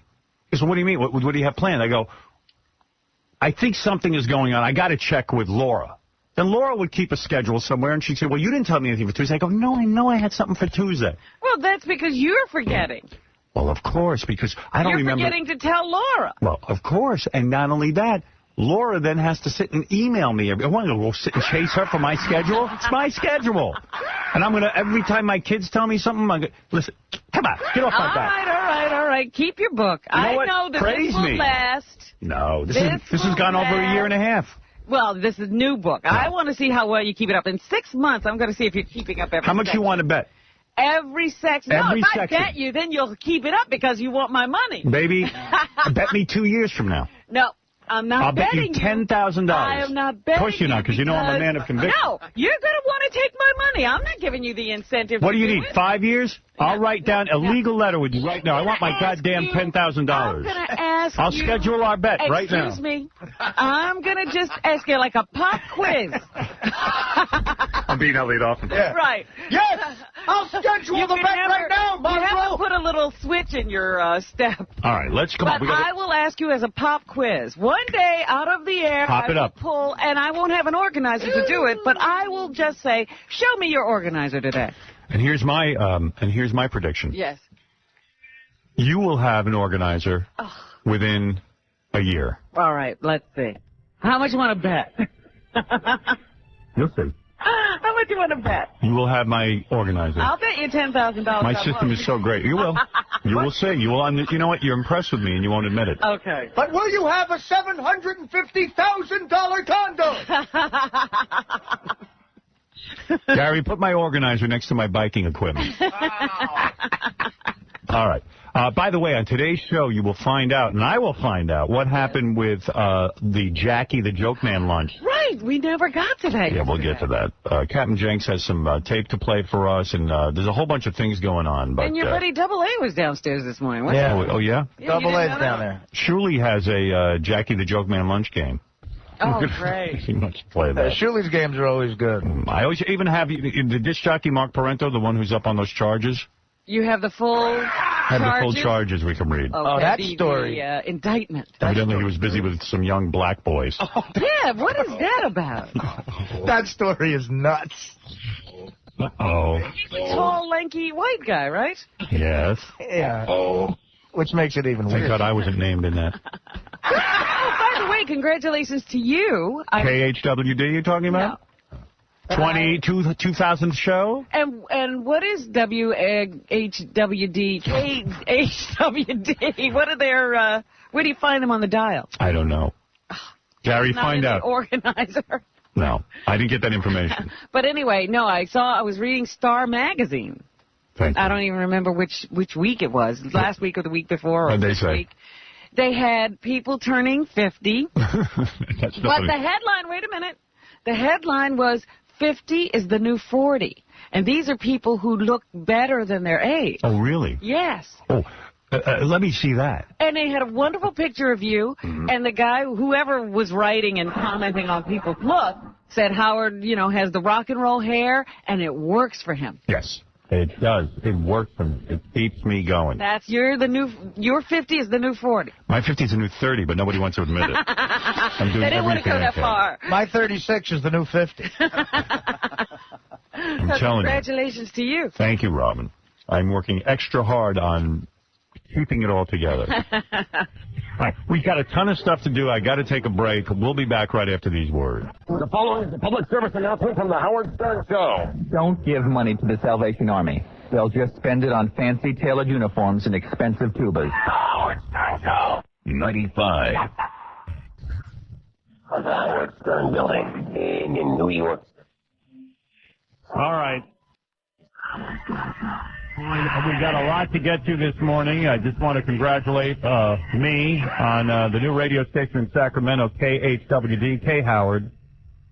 Very excited about that. Ned is the board operator for our show in Sacramento. What are the what's the station frequency? It's 93.7 FM, Howard. So what do the promos say? Just K Howard? No, actually, it's Howard 93.7. Wow. The letters are KHWD, so that's like K Howard. So the promo things say Howard 93.7? Howard 93.7. I love that. And you know congratulations. What? It's a smart move, and I'll tell you why. Okay. I'm high profile. Radio stations have an incredible battle on their hands. They're fighting, I don't know, in any given market, 20, 30 signals on a, who knows how many, on the dial. And they've got to distinguish themselves. Now, the name Howard goes, radio should really be changed to Howard. For what I've done for the radio industry, radio shouldn't be called radio anymore. It should be called, I'm listening to the Howard. It's like in basketball when someone says Michael. You know who they're talking about. But it goes beyond that. The name of basketball can't be changed to Michael Jordan. Radio should be called Howard. Oh, you're saying the entire industry. Oh, that I missed, yeah. Yeah. You didn't miss that level of... He's saying, like, the facial tissue is Kleenex. Right. It's not a brand name anymore. That's what you call it. Artie, you missed the level of my egomania. He has become radio. Radio is no longer radio. It's Howard. Like a flying disc is called a Frisbee with a brand name. Yeah, like Frisbee should be Howard. Right. Like you say, oh, throw the Frisbee to me, or throw the baseball to me. Hey, I turn was on... listening to my Howard yesterday. Listen to the Howard. Yeah. And I heard blah, blah, blah. What Howard station are you listening to? Not what radio station. In fact, it's a brilliant move because now suddenly everyone goes, hey, where's the Howard station? Or I'm listening to Howard. Right. Whether it's 9 o'clock at night or early in the morning. Yeah. There you go. I want to congratulate you on your station. Who was the genius who thought that up? His name is Byron Kennedy. He's the new program director here. Write down the name. Yeah, we kind of been flailing about for years, and your show is the one that's been getting the ratings. So let me write down the name Byron Kennedy He's because. a thinker. Well, I'm going to send the authorities over to him. Talk with him. Sure He's a genius! He's a Sacramento genius! I'm sure he's up to no good. But, yeah, he's a good guy. You know, it's a funny thing. My general manager, Tom's been in radio I don't know how many years, but he doesn't have the capacity to think of a genius idea like that. That's why. We've changed call letters. He could have very easily changed this to Howard. Of course. He could have honored me with that. And they still could change it to Howard. There could be WHWD or something. Or something equally as... Oh, it could be WHWD. Thank you. Dude, it's true, because when he told me about it, I just thought it was kind of weird, but when I was thinking about it, I just thought everybody in Sacramento is going to be talking about it. Listen, the idea in radio is to get somebody to take your radio station and put it on the top of their mind. Calling it Howard 93.7. Yeah. Very brilliant. What, they couldn't call this station Stern? Well, I don't know if they both Stern 92.3? I mean, honestly, better than that. Which is a ripoff of the one in Los Angeles. Yeah. The one in Los Angeles is called K-Rock. It's KROQ. Right. They start that everything actually makes sense. Yeah. They start their letters with a K. Makes no sense. We're Be Stern 92.3. I don't understand why I'm insulted day in and day out by this radio station. WSTN, Stern. Thank you. 93. STN, Stern Radio. There you go. Oh, Well, we got you covered out here, dude. Dude, I am honored. I want to thank Byron Kennedy. What's your name? My name's Ned. Ned? Ned. Been doing the Stern Show for a couple of years now. Ned what? Ned Sex? Sykes. Ned Sykes? With an S-Y. All right. Who names a kid Ned? Well, that's short for Neanderthal. Yeah, well, Edward, really. Well, really, I want to thank you for your creativity. My general manager, the only time he gets creative is when he figures out how not to pay anybody around here. Yeah, how to say no. I say no. Well, good luck at Howard. All right, bro. Later. Hey, do you have any of the promos? I want to hear them. Yeah, I got one here. Play me a tape. Let me hear what it sounds like. Let me see what I got. Hold on. I'd be honored to hear I that. gotta queue it up. My audience rejoices for me. Yes, they do. Well, I don't think there's still no big party. Yay! That's a party situation. They fly us into Sacramento. Yay! To honor Howard. No, to let us lay on the sun. Yeah, I got one here. They just threw all this stuff in. It's kind Where is Sacramento, Robin? It's inland. It's not near the beach. Oh. It's north. Forget it. We're not going. Yeah, it's north and in. Oh. Go ahead. Let me hear it. All right, here's one for you. Howard has arrived.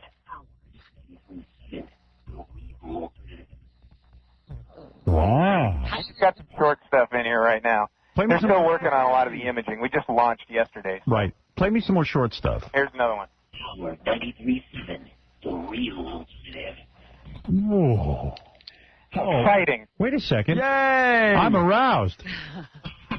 You know why I'm honored by this? Why is that? Because, I mean, when I was a little boy, fantasizing in my bedroom about being on the radio and becoming the future king of all media, between masturbation sessions, I got to tell you something. I mean, if somebody would have said to me, one day a radio station will be named Howard after you, I would say you're crazy. You know, you should call your dad. I want to call my dad. That's a good idea. Get him on the phone. I've made it. Sit down. Why do I need to tell my Listen to dad? this, Dad. He don't care. Shut up. He will. He knows you couldn't be in radio, much less have one. One day, a radio station will be named after me. Shut up! Shut up. Shut up. Shut up. Shut up. You're a moron. Shut up. Shut up. I told you not to be stupid, you moron. Hi, Dad. This is Moron calling. Shut up. Guess what? There's a radio station named after you. What is Shut it? up. Moron Radio? No, Howard Radio. Shut up. It's WMRN. W Moron.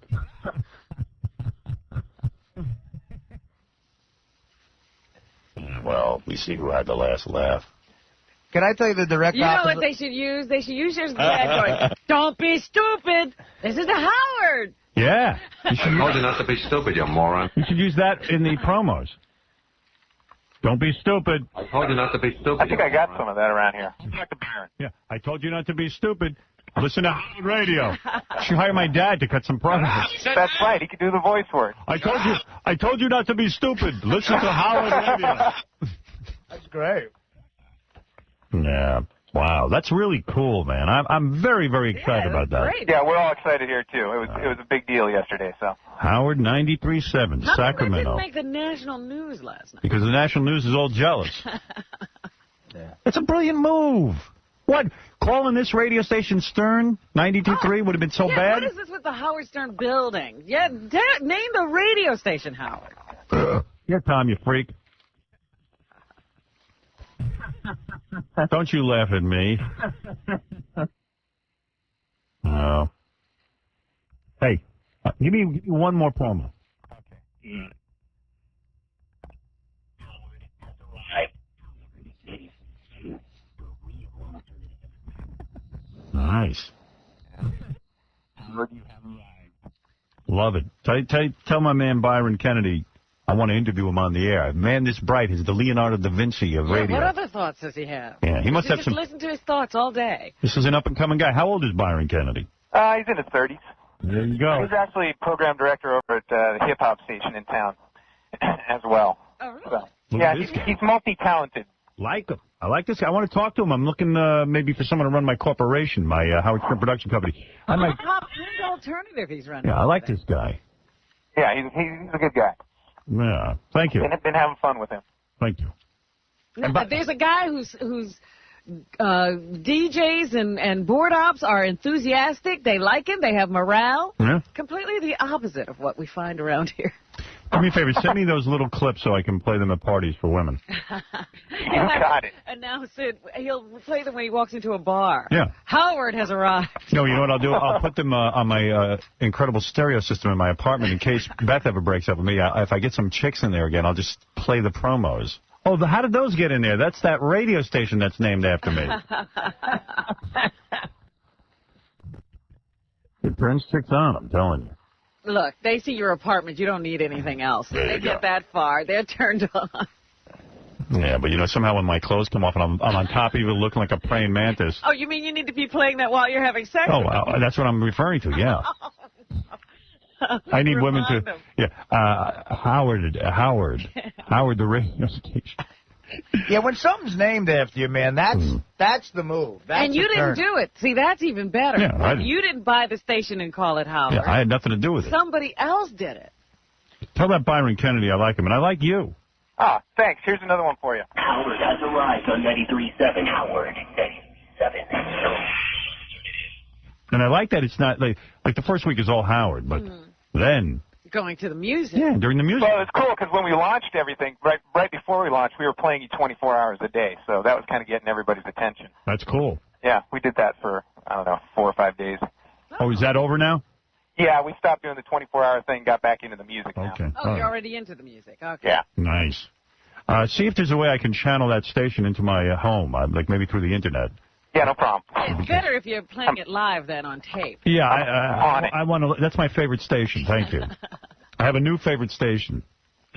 Thank you, brother. All right, dude. Send my love to Mr. Kennedy. You got it. Maybe ask you talk not. to him later in the What? day. Ask not. What? A station named for Howard Stern. Thank you. Tom would never think to do something that brilliant. Tom's head is as empty as his inbox. You ever see that inbox on his desk? Oh, yeah. Always clean. That's my favorite thing. I go in there, I say, see if anything's in Tom's inbox. He has an inbox. Oh, absolutely. And it's always empty. Like his head. I don't think there's ever been paper in it. My inbox is empty.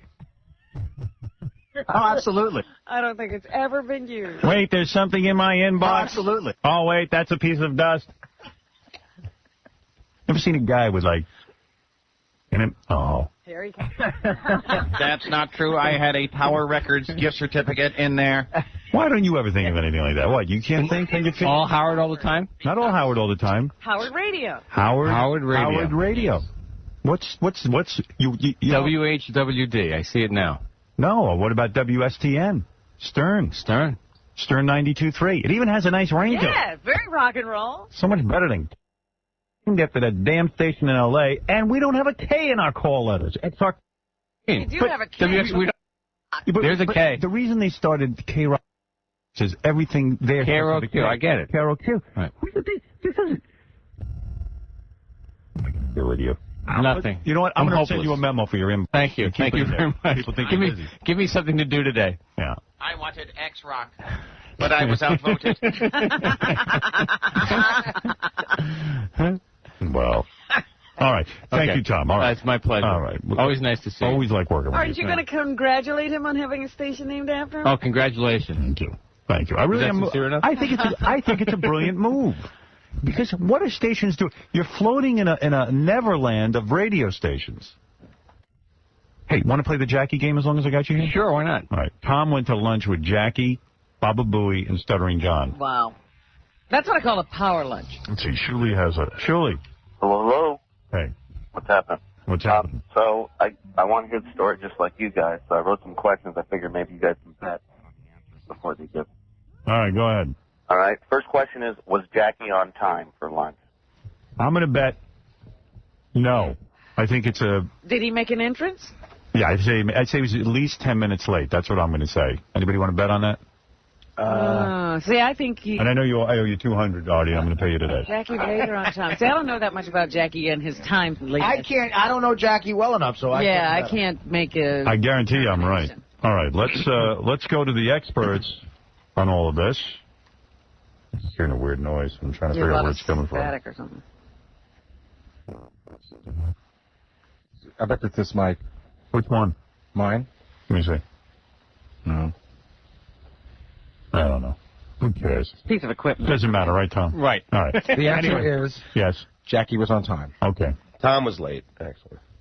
That's the Tom move. All right, go ahead. Next question. Okay. Did Jackie bring up Beth at any point in the lunch? Beth? I'm going to say yes, because he had this weird move. He'd always go, say hi to your lady for me. Yeah, he probably did that whole thing. Tell Howard and Beth I said hello, or something like that. Beautiful lady, tell her you.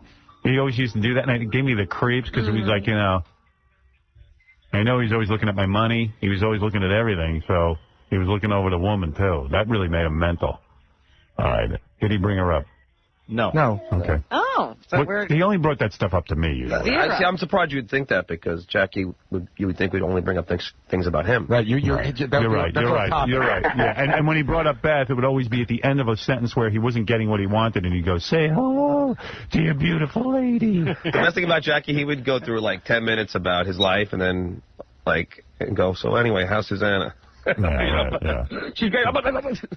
Yeah, back to me. Wait. Blah, blah, blah, blah, blah, blah, blah, blah, blah, blah. Oh, no, Susanna.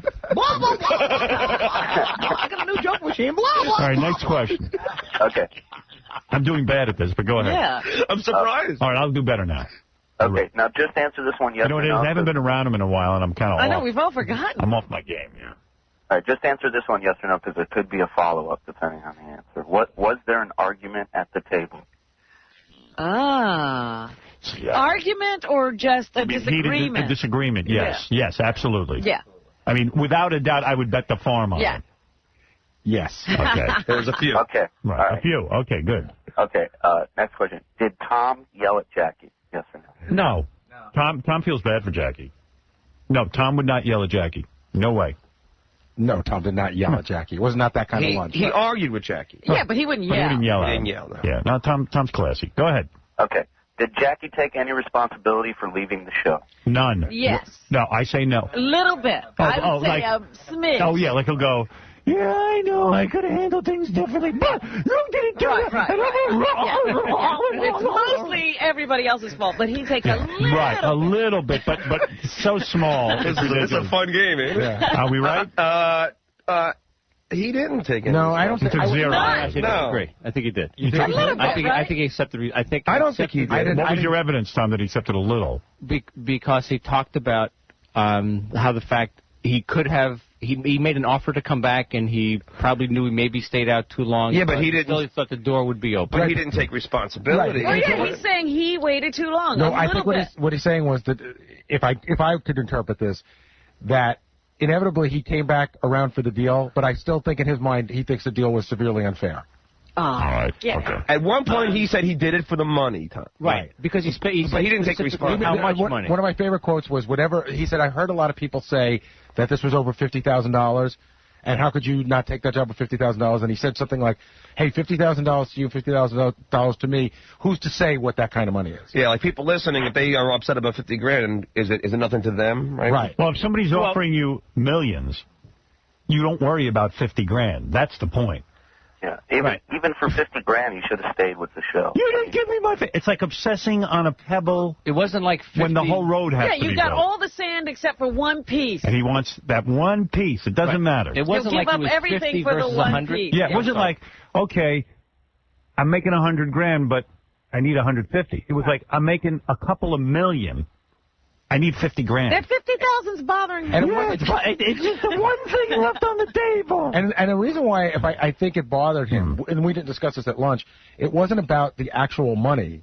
It was, yeah, he was not being appreciated. Right. No. Yeah, almost done. What? It was No, it was about the money. In fact, so? yes, because this is the second time he told me that. About the money. Hold He on. doesn't know that. Howard, I had Chinese. That's what he says. But you know, if you're a student of psychology, this has nothing to do with money. Okay, but Howard, after he left, when I was over his house once, he said it's the money. I said, Jackie, this was about a pat on the back. He goes, no. What does the money represent? I don't think that's a pat honest. on the back. Right. I agree with you. Absolutely. I don't. And by the way, I don't think he's being He dishonest. may not be believes aware that. of it, yeah. I mean, he'd have to go to therapy to understand that, but he sabotaged himself because he was getting the pat on the back. More about the recognition and those people he considered powerful bowing to his wishes. Right, there's no pat on the back big enough for him. Notice me. Here was his line. Say that about me. Notice me. Here was his line. Jackie's line was, when John brought up the 50, or the 50 came up, was, well, yeah, it was 50. If it was only 50 to me, it was only 50 to them. And that we were bigger, and therefore the 50 was less. Right. That was all about you guys bending. I to can't his will. tell you how glad I am to be done with all of that. I got to tell you. I mean, got to be honest it's a horrible situation to be stuck in. Yeah. Because then the guy would sign he would have signed his, let's say in 4 months we waited it out and he came back, he would have resented us the whole time. I never got to 50. The thing is, $50,000 to Jackie, that's like 2 gigs for him. Yeah. If I tell you this wasn't about money... That's the thing. He could have always made it up by doing another gig. I guarantee you, and I'll tell you this, whatever he was offered, I would say 90% of the morning radio guys in this country don't even make half of what he was offered. And he was the writer. Yeah. And you know, he's a writer. I never count anybody's money, never. But Jackie didn't have 8 children that he's putting through college. Right. You know what I mean? Was just Jackie. Like, it wasn't even like I have a sick relative that I have to do long-term hospital care It was just a matter of he was going to take the 4 months off, come waltzing back in, and it backfired on him. Yeah. Because you know what? You don't wait 4 months. And people have to do. I took them for real. That's one of the big disputes, the time frame. That was the biggest issue. Well, hold on. Let's say the rest of the game if you want. Unless you want to just screw the game. Screw the game. Tell me the line. The biggest issue for Jackie, the thing that... by the way, when you all sat down, was it weird? Well, I saw him. John what was the greeting? I thought it was very weird. Tom didn't agree. I thought it was. I had a weird experience there. I didn't even talk that much. Tell me what you saw. Just for me, it was just very odd that we were all together, and it was never like me, Tom, and Gary and Jackie would never have a social lunch. Right. You know, we would just never be that way. And if we did, we'd be drinking, and this was just more of a business, like almost like a business like lunch. And what was his point? Well, Tom and Jackie talked the most. I'm sorry, Gary. No. Yes. You talk about the drinking thing. What was the point? To argue in front of you guys? So I'll tell you the point. So he would be proven that he got screwed somehow? This is how crazy I thought it was. The real issue for this lunch was Jackie is upset that you're saying that it took him 6 to 8 months to call back and say he wanted the job. I never said 6 to 8 months. What Jackie's saying is that you've said on the air, and Jackie says he never listens, and he got the transcript. Somebody emailed him the transcript after I talked about having the phone conversation. Right. So he said, hey, if somebody's nice enough to type it up, I'm going to read it.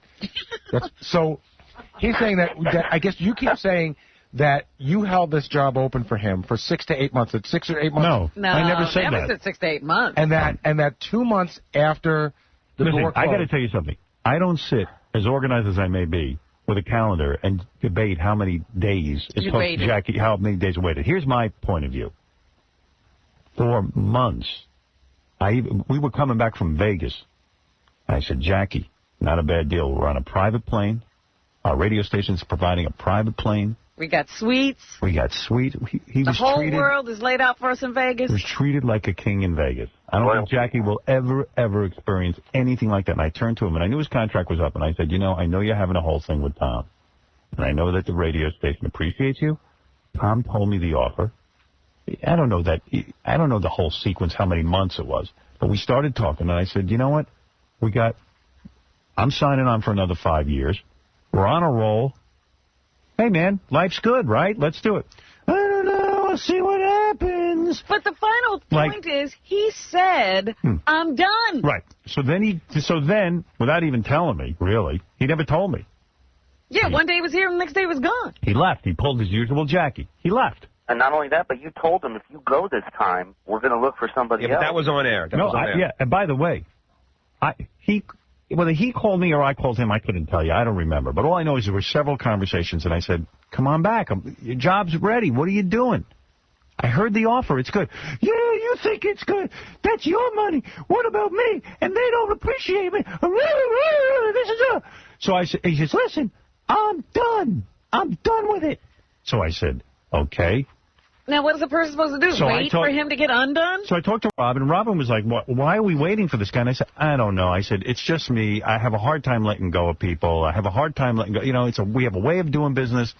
I don't like change. And Robin even said to me, the last time, why are you being such a sucker with this guy? The last time I was... Right. And Howard said, Robin, I need to do this. Let me do it. I was like, all right, you want to do it? Go ahead and do it. And I was sort of embarrassed, too, because, like, Robin was like, we don't need this aggravation. Robin came to me and said that. And I was like, I know you're right, but I saved the guy's job, did I not? Oh, yeah. It all worked. I mean, it was all working really well. So and Tom had said to me, listen, I don't know how the show runs. He says, but this guy's a major pain in the ass.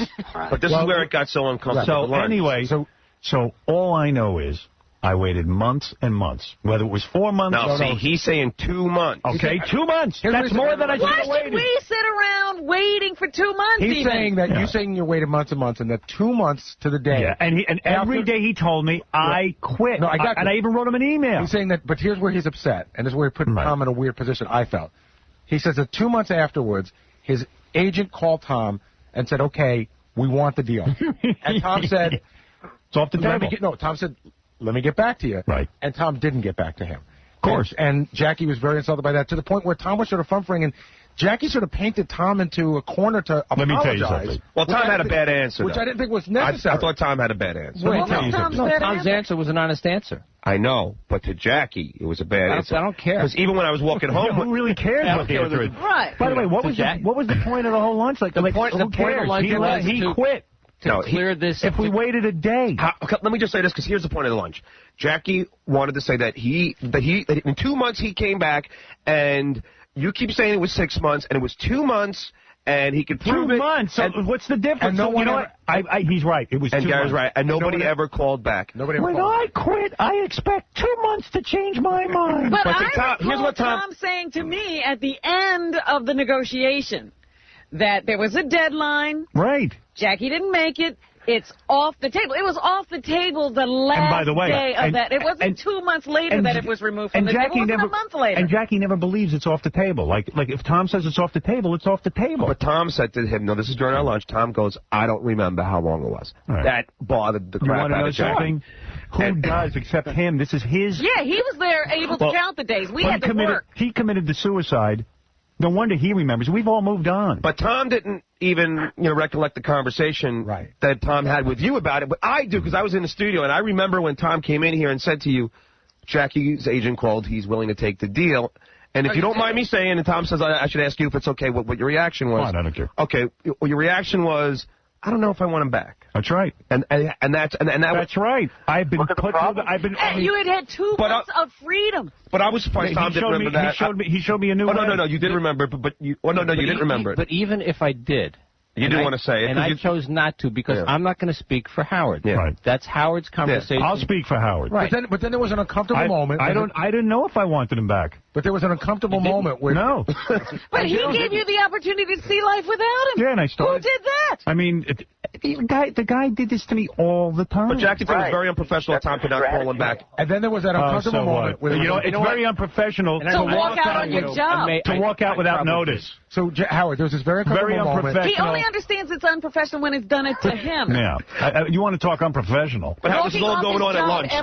This whole thing, Tom and now... Right. Jackie finally got on his elbows and leaned over the table and goes, Tom, come on.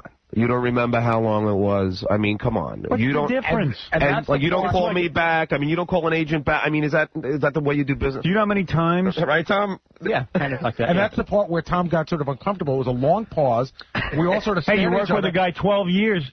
He doesn't call you up and tell you he's not going to show up for work the next day? How unprofessional is that? And let me say something. I said to Tom, you all created this by mollycoddling Jackie all those years, letting him walk off, come back, walk off, come back. It's true. He, of course, didn't know what was right or wrong. Right. Can I just say this one thing, though? After that... Well, you know what? He needed someone to teach him. Well, now he knows. And his people were going to teach us a lesson. That was the word we got. They're going to teach us. His people are going to teach us a lesson how to negotiate. But after the... I don't need to work with a guy who's going to teach me a lesson all the time. What is the lesson? You're paying him. Yeah. Meanwhile, if it wasn't for you, he wouldn't even have people to talk no to him. kidding. You know? Howard is the one who mollycoddled him over all the years. I did. Every time he walked out, Howard I would always go to his understand that. defense. I understand. No, Tom is right. Tom is right. I take full I responsibility. understand that, but you guys really hold the purse strings. Yeah. Yeah, but wait. But if Howard comes back to you and says, if Howard goes to Mel and says, listen, you know what? He's a good guy. I know. You know what? Here's what I used to do. How many times you did it? I used to walk into Mel's office and I'd say, Mel'd say to me, I don't want the guy here anymore. Right. And I'd say, listen, he's his own worst enemy. I shouldn't be his agent and negotiating for him. He's using me. I said, but his own worst enemy. He doesn't know what he's doing. Can we work this out? You saved him every time. Yeah. And he acts as if you never did. And many times I would just pay him out of my pocket. But my point is, he acts as if you never did anything for him. You never did anything. Nothing. You never stepped up and did anything. No, he was angry when he'd come back. He'd go, yeah, you could have done more. I mean, years later, 5 years later, he's saying, Howard never did it. He could have saved. He did it every year. For how many years did Jackie work with us? And all my people were saying to me, this guy's taking advantage of you. He's not being a good guy. The time before, I was livid. Right. And I said, you know what? I saw it like, all right, I only saw his point of view. I really did. But also, I put my own feelings aside. Also, what Robin's missing is you also appreciate his work. I do. I'm not missing that at all. Yeah. But let me tell you something. How did I miss that? I'm saying he was writing stuff that Howard liked, so that's another reason why he wanted to keep him around. Not the point. So We've gotten along, haven't we? So the point is, I coddled him. Meanwhile, Jackie appreciated nothing of that. There was loyalty from you, but there was none from Jackie. That's how I felt. Yeah. Robin's voice takes on a whole different tone when she talks about Jackie.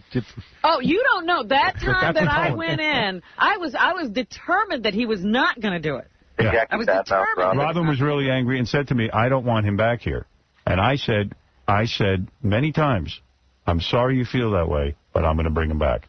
Now, this time, the guy was playing real hardball because Tom pretty much gave him the store.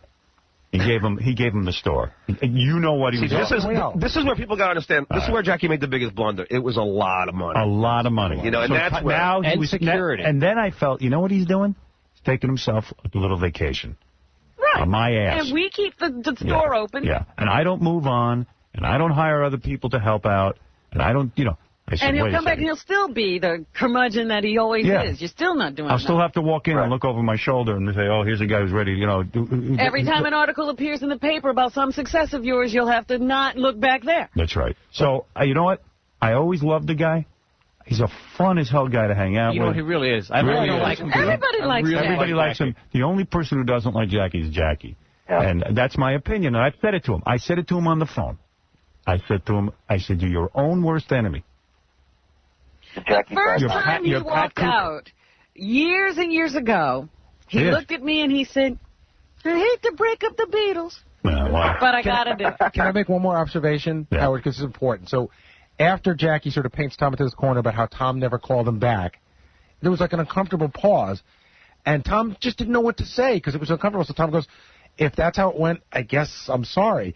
And it was almost as if I thought it was a half-hearted I'm sorry. Yeah, now Jackie's thinking he Jackie extracted an apology You want to know from something? Tom. Good. And you know what? If that makes his life good, I want a good life for him. I don't have any animosity to My the guy. only concern is that if he ever gets a job again, he's once again been told these antics work. Tom was wrong in the way he handled it. He walked away from that you know lunch. what? I don't have to sit and worry about him. Time out.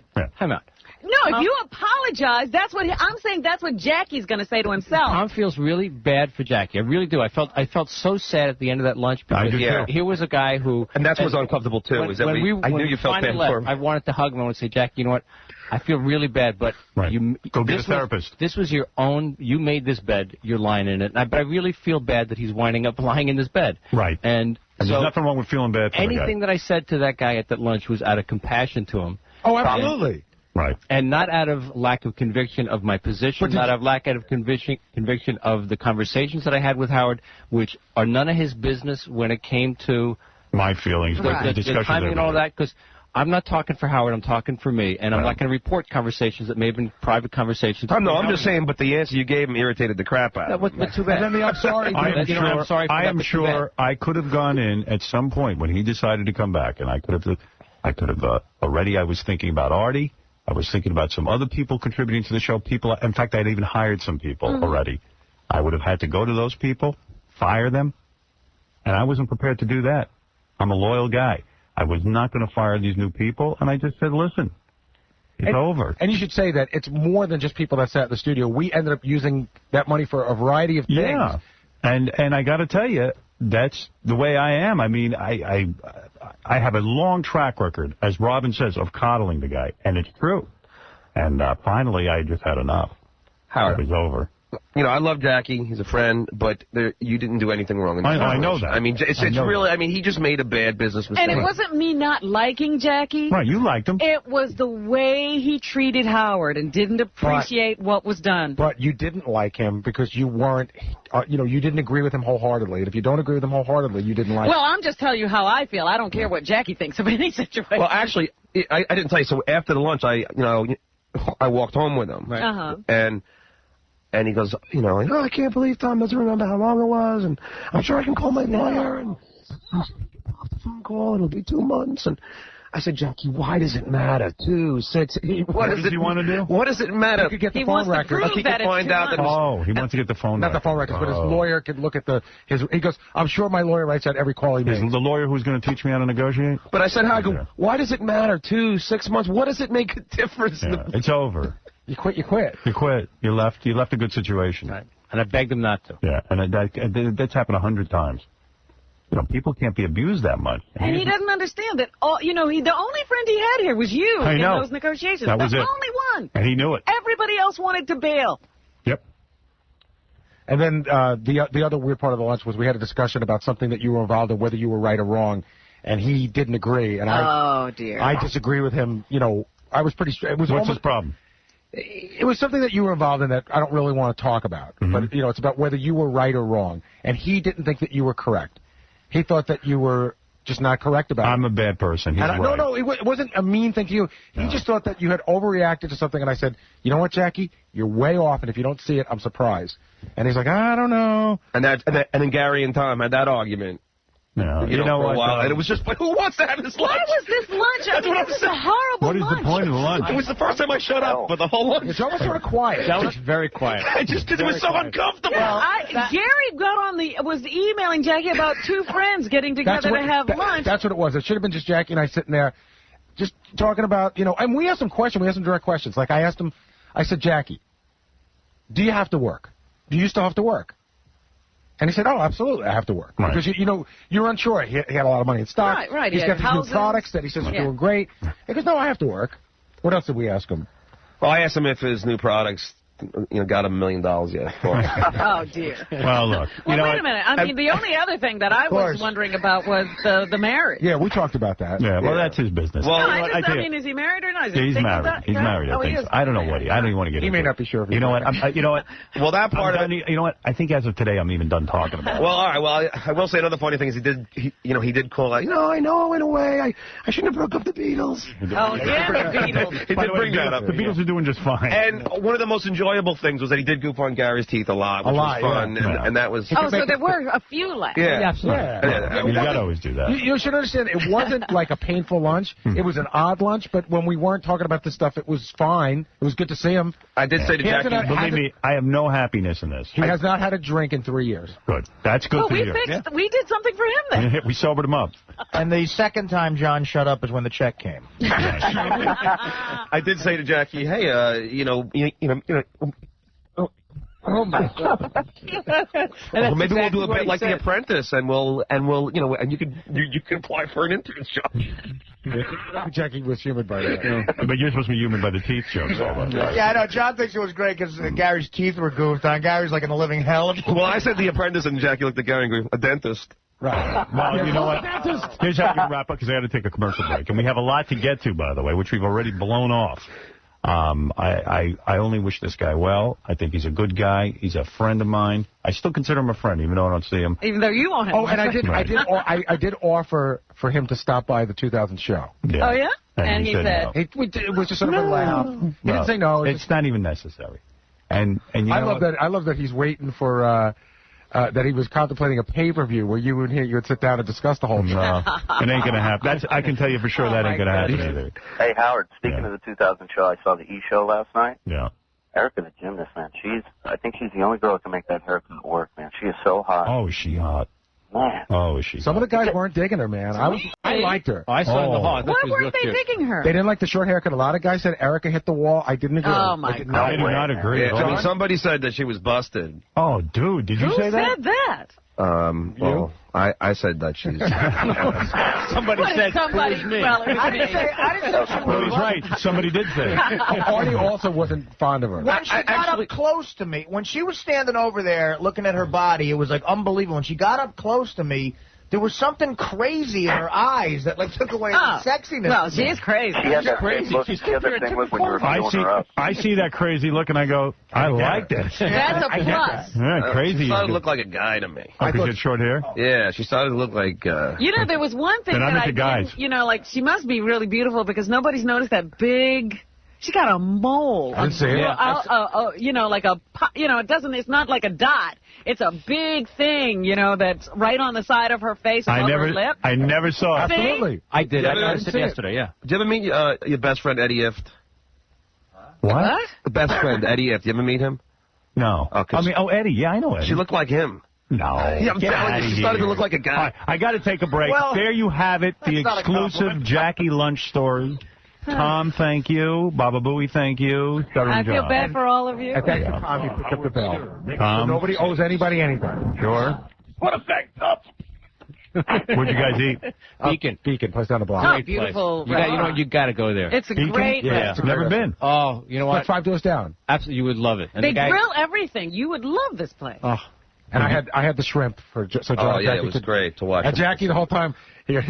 Laughing at you Well, eating this yeah, thing. yeah. We got to take a break. We'll be back right after these words. Play. Her ass like a mom. Wow, this is really exciting. 35. To the man who's seen Janet Jackson's right breast naked, Howard Stern. Hello? Johnny boy, put up my phone, will you?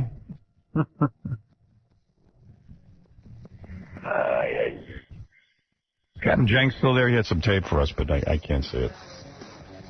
All right, just a couple of quick things. There's a theory going around that Janet Jackson... Oh, I'm going crazy from this computer. John, just put up my phone calls. There's a theory going around that Janet Jackson purposely exposed her breast to get the heat off her brother. Now, if you notice, Michael Jackson has not been in the news ever since this happened.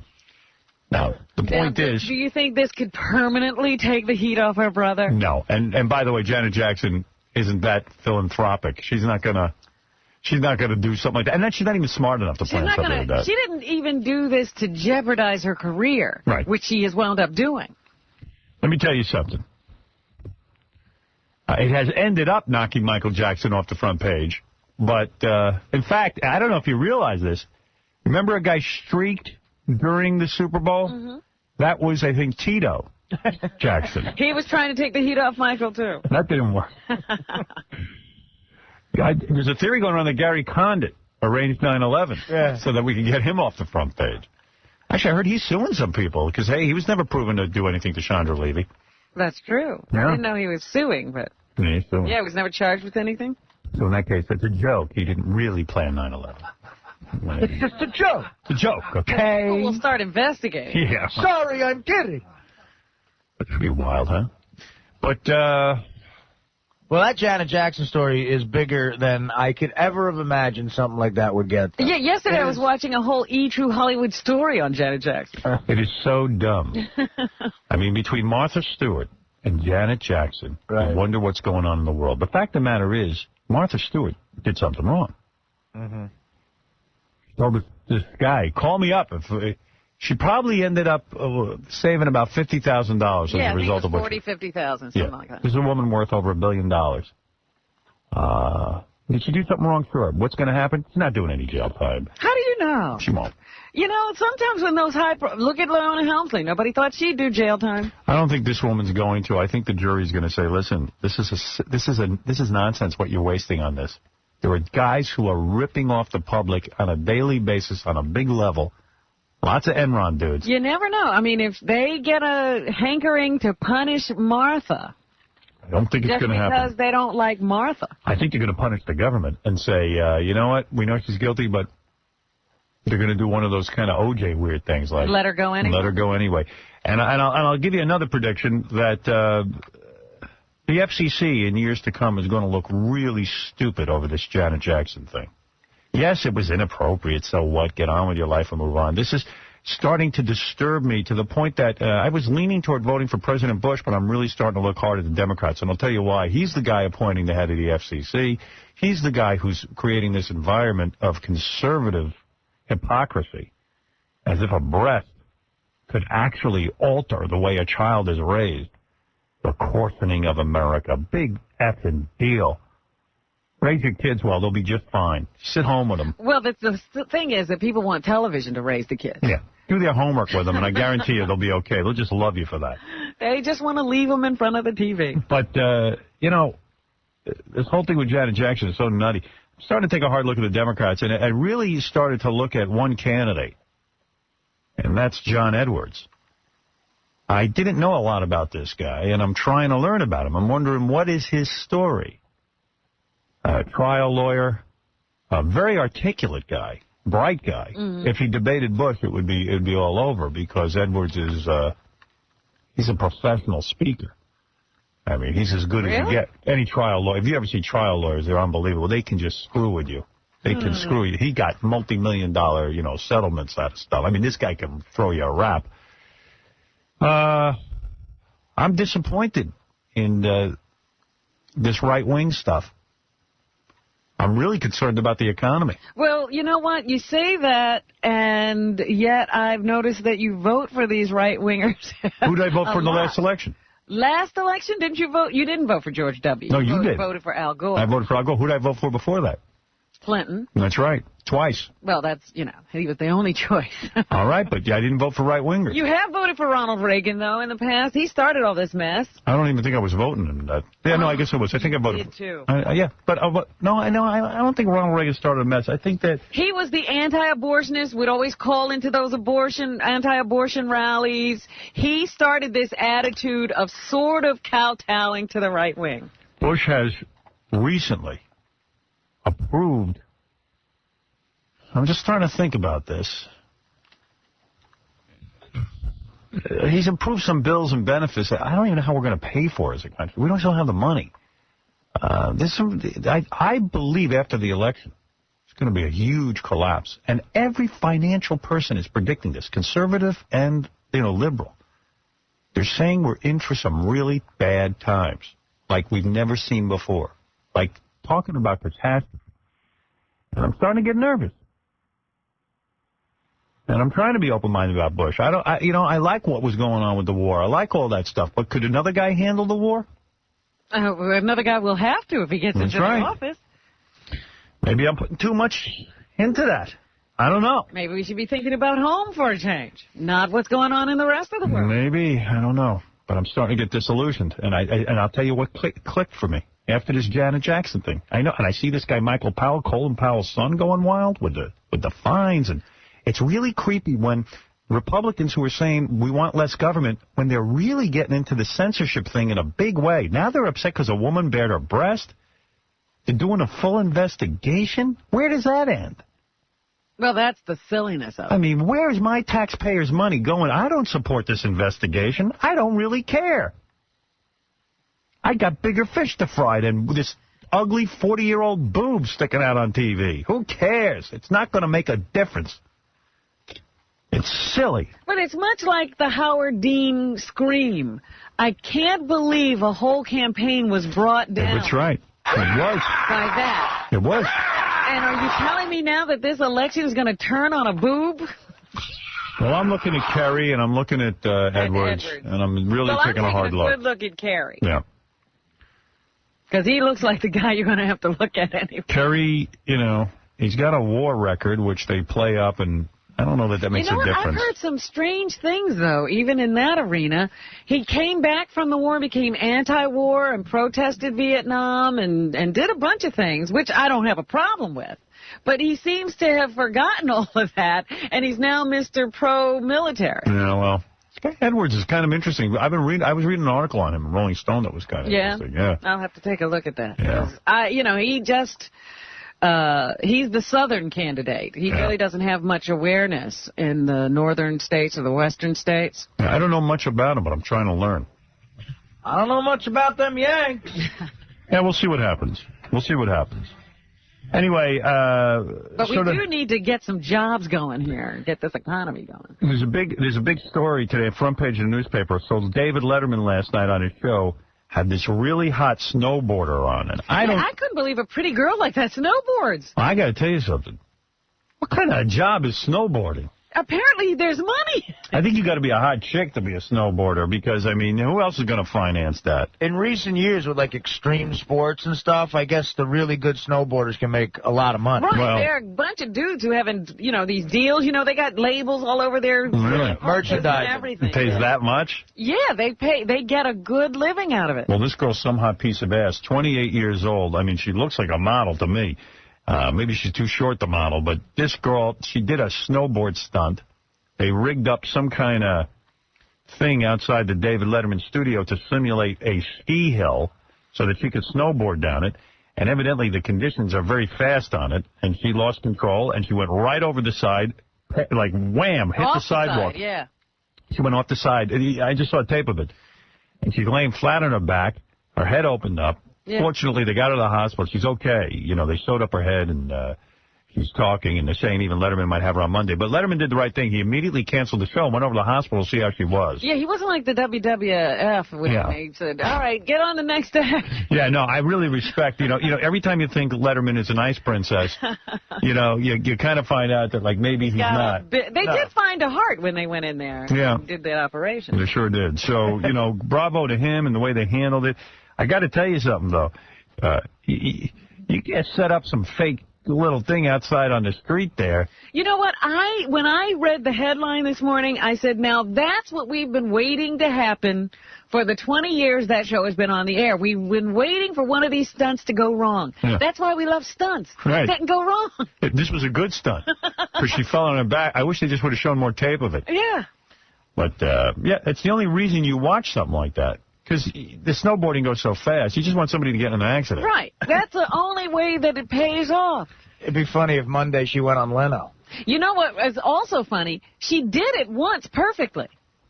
And they decided to do it again. Yeah, she should have stopped. Right. I mean, it was a tough stunt, and she did it once. That was it. They wanted her to crash. It wasn't fun anymore.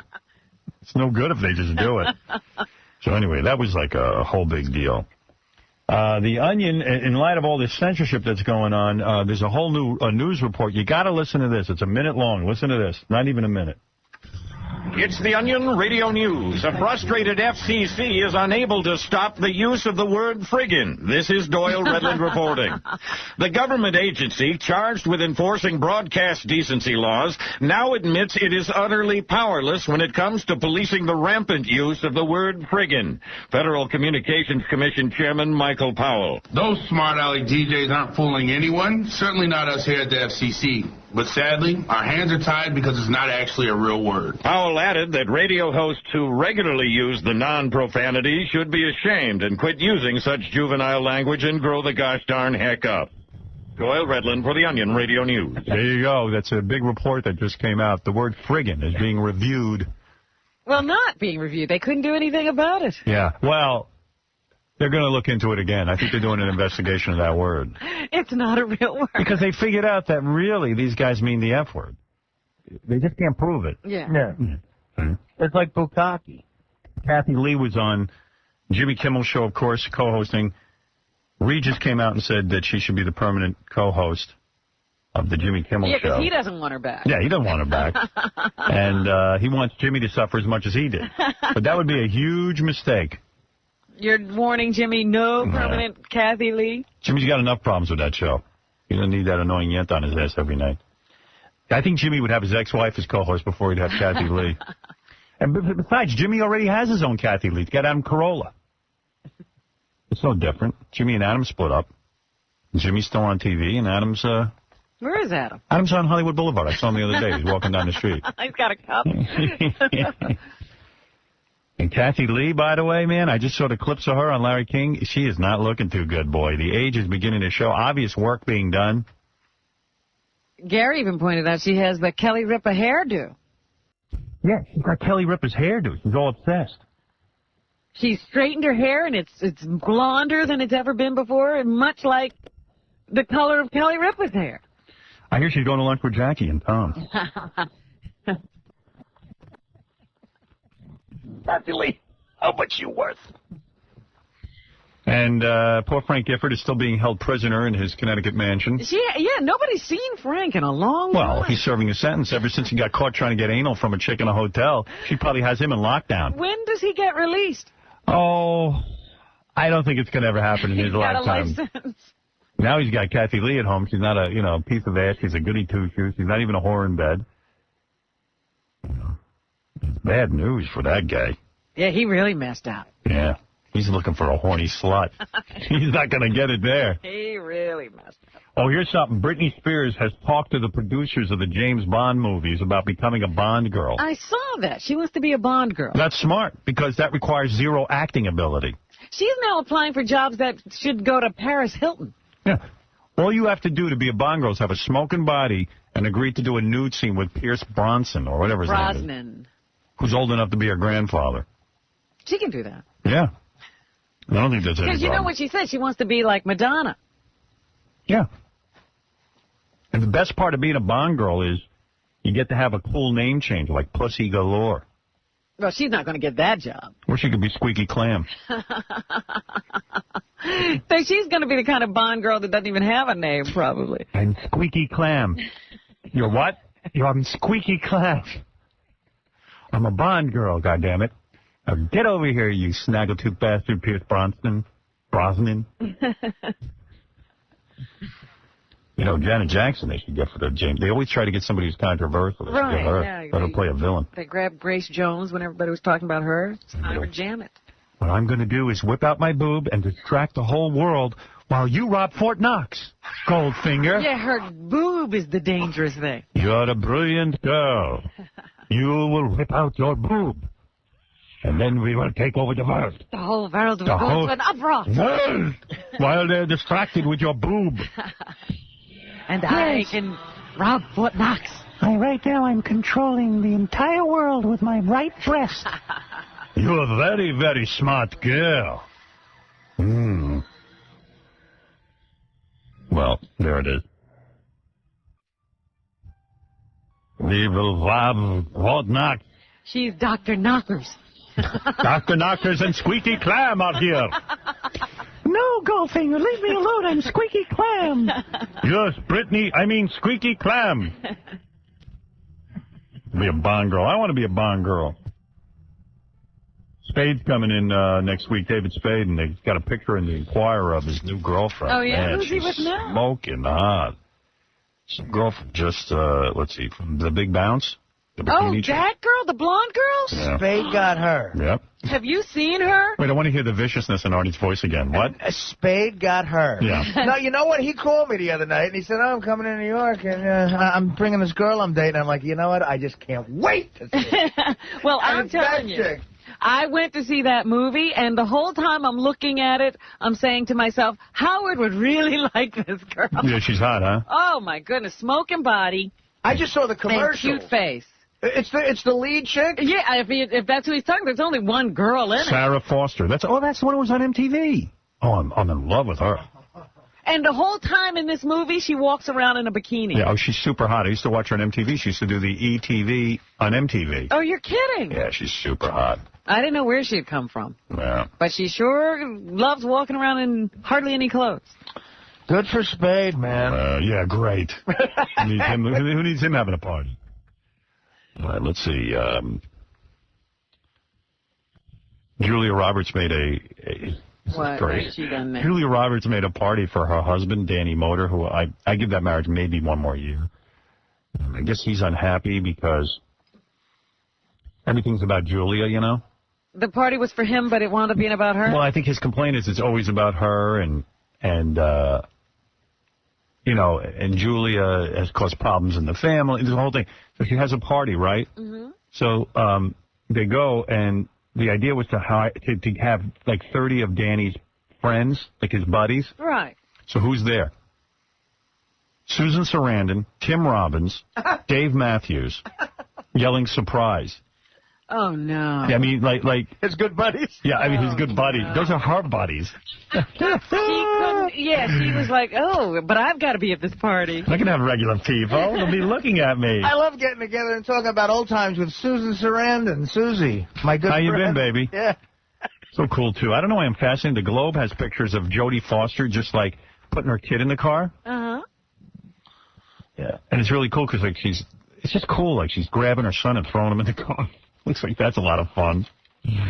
It's violent. Oh, dear. Then they got this whole thing about Paul Abdul. What's wrong with Paul Abdul? Yeah, what is going on? They're saying when she wasn't on the show, on what's that show? American Idol. She wasn't there. Like, they think that she has so much crap wrong with her. Like, she has, like, discs in her neck, and her back's always a problem. And then she showed up on some show on MSNBC, and look, he was out of it, says MSNBC.com's Jeanette Walls, quoting a source who believes Abdul's worst moments were edited out of the show. He was slit-eyed and slurring, though the source added they do not believe Abdul's state was due to drinking or drugs. Well, what could have caused that? Maybe her health problems. She's just a mess. Yeah, I mean, quite frankly, watching this, you know, the preliminaries of the American Idol show, it was more dramatic seeing what state Paula was in every day. And Lorenzo Lamas got married for a 5th time. Oh, my God, who would marry him? He's got a new girlfriend. She's a Playboy, Playmate, / ballroom dancer. That's a good credit. How old is she, this poor child?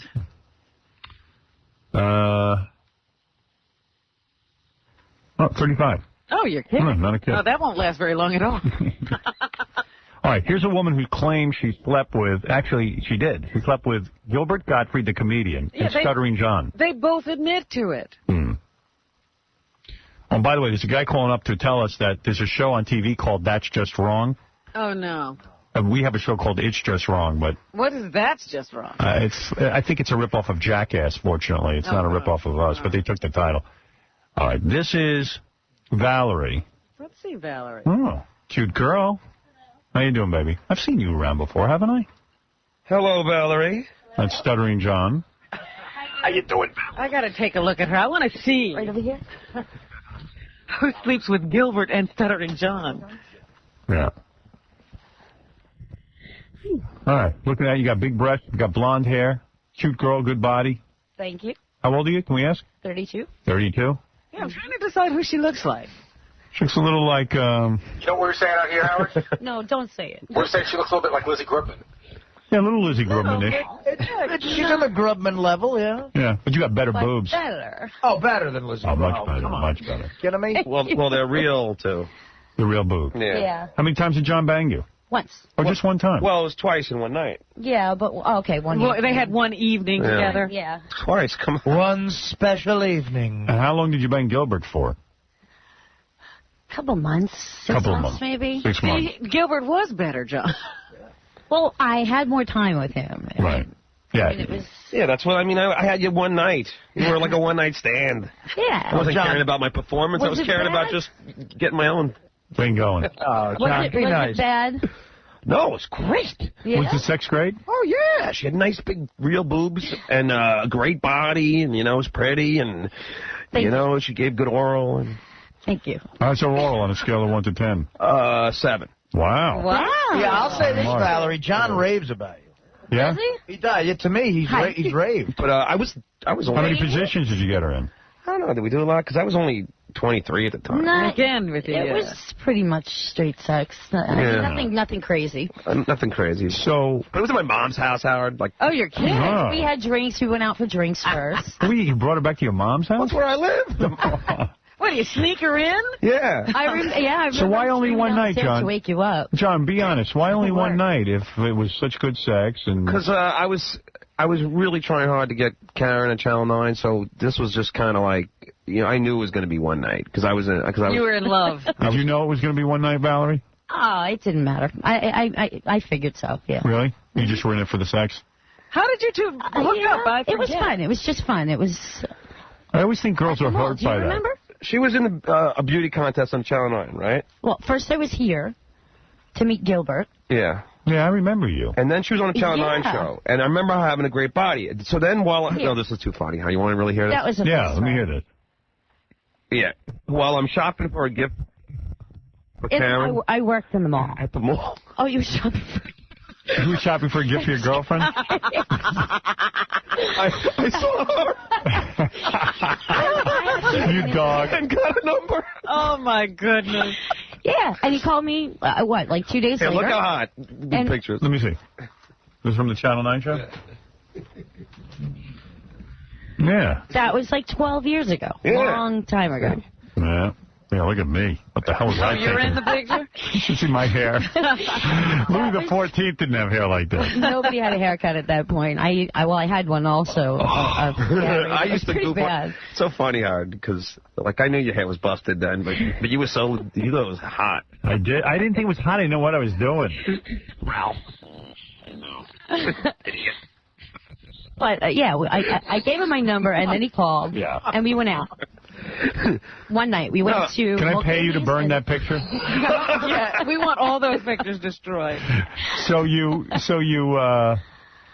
went out. Oh, so you took her out. Yeah, I took her to a club, Mulcahy's in Long Island. And then I played that night. Oh, no wonder you fell in love. It was Mulcahy's. Yeah. Yeah, it was kind of a slow night. We were just kind of hanging out. I felt bad because... And John was playing his band or there something? was another band playing, and we just got up and sang a song or two. Oh, look at you, Mr. Billy Joel. Yeah, And she still banged me.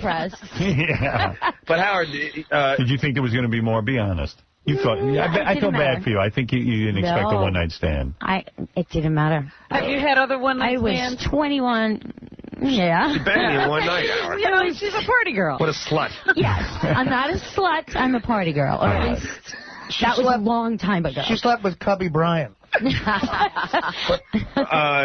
Just him and Gilbert. But Howard, you hear what happened? Because I was working here, so I had to get up early. So she said that when she was sleeping with me, my mom called up and got me up to go to work. Screaming down the basement stairs to get So, up. John, you never considered making another phone call? You probably half expected John to call you again for a day. Well, yeah, everybody does. Yeah. Or at least, yeah, even if you didn't want to do it again, you just want to know, well, make he call back. Well, I gave it a hard one. What am I calling now? You never called her It ever was very again. nice. So Yeah. Gilbert was better in bed than John? Well, I only had one time with John, Right. and we had drinks, so it wasn't going to be, Her mother was at least nicer. that's how I am. She did orgasm, though. Well, wait, you did orgasm or not? I don't remember. You did. Come on, twice. How do you remember?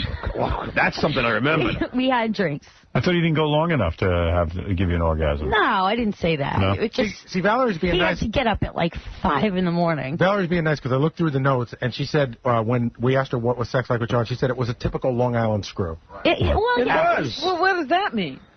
I mean, it's not very average. Means bad. You go out, have drinks, go home, screw. Nothing And spectacular. if what you remember is probably good or probably not, you know. Neither one of us did anything terribly embarrassing. You know, it'd be cool if you did. If you had sex with everyone on the show and then ranked us as who was good and who was bad. Okay. Yeah, that sounds like that'd be a good. That sounds like a show Howard Yeah, your you've boobs. already had John. What'd you say, John? I'm asking to show you boobs. Oh, are you opposed to that? Come on, just show, because I want him to see what I saw. You're all going to rip me apart because you Let me see your boobs. You get playgirls, models. No, let me see your boobs. They're really nice. Girls. Show them. Come on, just show those douche things. Come on. It's really what cup? difficult. What cup are you? D. Let's see. Let me see them. John remembers. See, I mean, this is 11 years ago. So are they sagging now or anything? I bet you they look good. I live with them every day. All right, so let me see. Let me show you how they're It's aging. not like the back of a closet door or something. Let's see. Wow. They're nice. Yeah. Big. Those are nice. Oh, but they're real. They're real. They're nice. I'll show you. You're just saying that to me. No. But that's okay. You don't I think they're nice? appreciate somebody being nice. Yeah, of course they're nice. I'll show you a typical Jersey screw whenever you want. I got to get... I play with those. You don't have to put your shirt back on. Just play like that. It's better to talk to you that way. Yeah, it's easier to talk to with your shirt off. Let me ask my mother. I wasn't going to do that. I figured if anybody asked, I'd just get it right out of the way. Did John give you cab fare, or did he ask his mother? He drove me home. Oh, he did. I did drive you home. My mom will drive you. Well, aren't you a gentleman? Yeah, and then I went straight to work, right? Yeah, it was like 5:30 in the morning. So my mother got us up for me. So what was it like to have sex with Gilbert Gottfried? Was it like weird? Because he's a weird guy. He is a weird guy, but it never really felt weird. I felt like I had kind of known him for a while or something. I hadn't, but he's a... Are you back to having sex with him again? I heard. No. Rumor that he called you after you called into the show. No. He didn't. No? He didn't. I said, give him the number. You know, Right. if he asks for it or something, I wouldn't mind talking to him again. Yeah. I'm not with anyone But now. with Gilbert, now, how does it work? He calls? He would call. I was here that day. It was me and 2 other girls. Would he actually talk to you though, or would he just because he seems like socially awkward? He is kind of shy. He is. Yeah. And he's never not Gilbert. You know what I mean? Not Right. trying to be funny. Right. He's always Gilbert. Like that's not an act. It's who he is. But, you know, afterwards, I mean, I had spent the night a couple of times. We would just kind of lay there and just talk for What would you a talk while. to him about?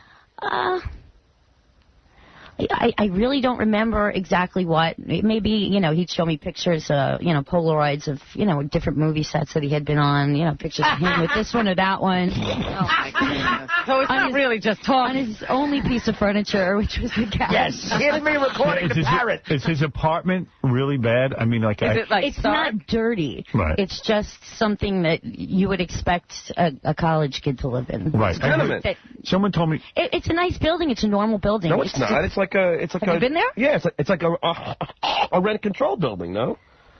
I don't know. Like aren't all the buildings the same? You know, next to it. Yes, Yeah. yes. It's like a tenement. Yeah. Projects. Yeah, it's a projects. What? In New York, you know, you don't have to necessarily live like in a slum or anything. It wasn't dirty. Right, but It was I heard he has like fair. lawn furniture. Well, yeah, there's not much there. There's just not much there. And he didn't pay for anything. No. What, no. you went out? The first time we met, it was at like a bar across from where he lived. I met him there, and I had ordered a drink. But then he didn't order anything, and as soon as I finished it, he's like, okay, let's go. You know, it wasn't like, would you like another drink? Or Who paid for the drink? Me. Wow. Look who's calling the kettle black. I spent way too much. Yeah, I mean, you actually. He was generous, perfect. right? Yes, See, absolutely. I had a very good time. So, like, you go to pay and Gilbert doesn't offer to pay. You paid. I had already paid for the drink when I got there, and I was sitting waiting for him because I was there ahead of When him. you saw him for 6 months, did he ever take you to dinner? No. Did he ever offer you anything like out of the No. refrigerator? Nothing. Well, once I think I asked for a glass of water. And he said okay. Yeah, it was like he had about maybe 2 glasses. Oh my God. And in the fridge was like 1 apple and a yogurt. I mean, that Oh, my was it. goodness. That And- was completely it. And so there's no plates in the apartment, no Not that I forks and saw. spoons? Maybe a fork in the sink. Yeah, this is like 12 years ago. Wow. It might have been. Did you ever say to him, He's hey, just not a material guy. Let's put it that way. cheap. Oh, But don't you think, I mean, but it's when nice. yeah. Nice. Did he have a TV set? Yeah. He had that. Yes. Was it a TV nice set. TV or was it? Yeah, normal. I don't know. Maybe. Did it have like 19 cable or? He bought it on eBay. I don't even know if he has cable. He had a 19-inch television. Around that, Does it yeah. have like rabbit ears on it? No. Probably an antenna. And did he give you anal? No. No. No, he didn't. He was not kinky. I mean, he wasn't. Did he spank you? Did he? Not in a deviant way. It was playful. It was very nice. I can't picture that. Always Because you had could a beat him up, right? No. I bet you could. He was always very sweet. Did he give you oral? I tried to remember this yesterday. This is 12 years ago, mind you. Probably, yes. Wow, I can't picture But that. there was never anything bad or awkward. It was just always fun. Now, when he, over the course of 6 months, when he called me, was there any sort of chit-chat on the phone? Did he ask you about yourself? A little bit. Well, no. He didn't really ask me much about myself at all. Right. He's not More concerned a with very himself. curious person. Right. In fact, I'm not sure he thought you were a person. Probably not, no. Right. You were more of a sex object. Exactly. Right. Gilbert's plaything. Booty call A booty call kind of thing, yeah. Yeah. Wow. I would take the train. And then, he would walk me back to the train. He was always very nice. Right. Yeah, because the cab costs money. Yeah, that was it. But he was only like maybe 4 or 5 blocks from the train station anyway. Right. He was Could always you very nice, bring never your uncomfortable. could you bring your own water the next time? I mean, I only have 2 bottles Do you and need an apple before I go? That was about it. Yeah, there was never anything purchased. wow. Hey, I don't mean to put a damper on it, but there's a guy on the phone who says, you know that girl that was kidnapped, the little girl, the 11-year-old? Yeah. I think they according to this guy, it hasn't turned out well. Michael, what do you know? Yeah, Howard, 1010 winds just broke and they found the girl dead behind a building. Oh, man. Yikes. I thought it was bad because they said yesterday that guy they arrested wasn't cooperating at all. Yeah. Yeah. That scumbag. I'm not sure, though, that this guy... 11-year-old girl, man. He just grabbed her off the street. Oh, what a skunk. If they don't give him the death penalty, what are we doing? Hang him from a bridge. He'll get a lawyer to prove that he's insane, and everyone will leave him alone. Oh, he's got a rap sheet. 13 convictions. You know? I mean, what are you going to do? Oh, that sucks. Thanks for the call, though. All right, good. So did Gilbert have a big penis? It was average. It wasn't... I'm going right. No, I mean, I have to move along. This just No, I don't. This just in, Bennifer broke up. I was bigger, though, right? What do you mean? You said it the other day. I don't... What? Who's bigger, Gilbert or John? They were both average. Again, this was a long time ago. You said the other day I was bigger. Suddenly, what, I get smaller overnight? Well, he's a smaller guy. Yeah, so but which one is... proportionately, he's fine. John, I got a feeling I did you ever Tommy Lee. Did you ever have an orgasm with Gilbert? Yes. You did. You had an orgasm with Gilbert. Every time. Really? Oh, whoa! Gilbert! You know what, Howard? On the phone. That's why I can't say anything bad about him. When she called up on the phone, she said, I had a bigger penis, and you said you orgasm. Suddenly you changed the story? What are you doing, shtick? What's the matter, John? So quick. Can't handle it? I was on a cell phone, and it was 2 seconds. So you're saying Gilbert could go a long time, huh? Well, not long enough. Long enough. Everything was pleasant. I couldn't say a bad thing about him. Hey, John, you suck in bed. Gilbert's I'm better than you. not saying that he sucked. She didn't say I sucked. She said I was Gilbert's better. We had drinks first. That always changes things a little bit. It was he had to get up early in the morning. It was not. Good thing with Gilbert, you never have drinks There's first. no pillow chat or anything. John was all business. He was at Just the water. business end of the whole thing. So after having sex with you for a long time, so Gilbert tried to have something of a conversation with you, so he would show you pictures of his different working situations? Yeah, that or, we would just, like 1 or 2 times I had slept over, and we would just lay in bed the next morning talking for a while, and he was normal then. Yeah. Well, he just got laid. Did he buy you breakfast the next morning? No. Buy her breakfast? You mean you'd wake up and there'd be no food? Would you like some shampoo? I could have a glass of water. Oh, no. Not even a shower. So you must have lost a lot of weight when you were with him. Yeah, it was only a couple of hours. You're telling me, like, you'd wake up in the morning and there'd be nothing to eat, like not even a slice of bread He or wouldn't anything. even offer. An apple, maybe, if I asked for one. Right. But I wouldn't ask. It was just like, put your clothes on and beat it, get on a train. Right. and that's about it. I'm surprised you let I her was sleep over. so young, insecure anyway. Right. It was a long trip home, and I'm surprised he let her even Getting sleep over. home. Well, I guess he didn't want you taking the train at night.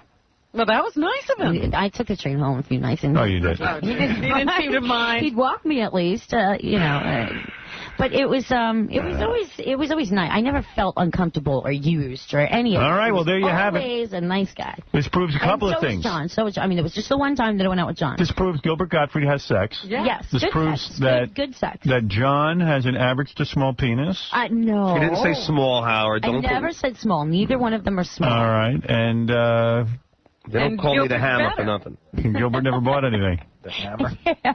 And I don't want to say anything bad about him. I mean, he was All right, a great there you guy, go. both There, of them. high marks for Gilbert. Super nice. A super stud who just kicks you out in the morning and takes what he He's wants. good enough that he can do that, and you'll come back for more. Yeah, no wonder he doesn't buy a girl anything. He doesn't need to. He's a stud.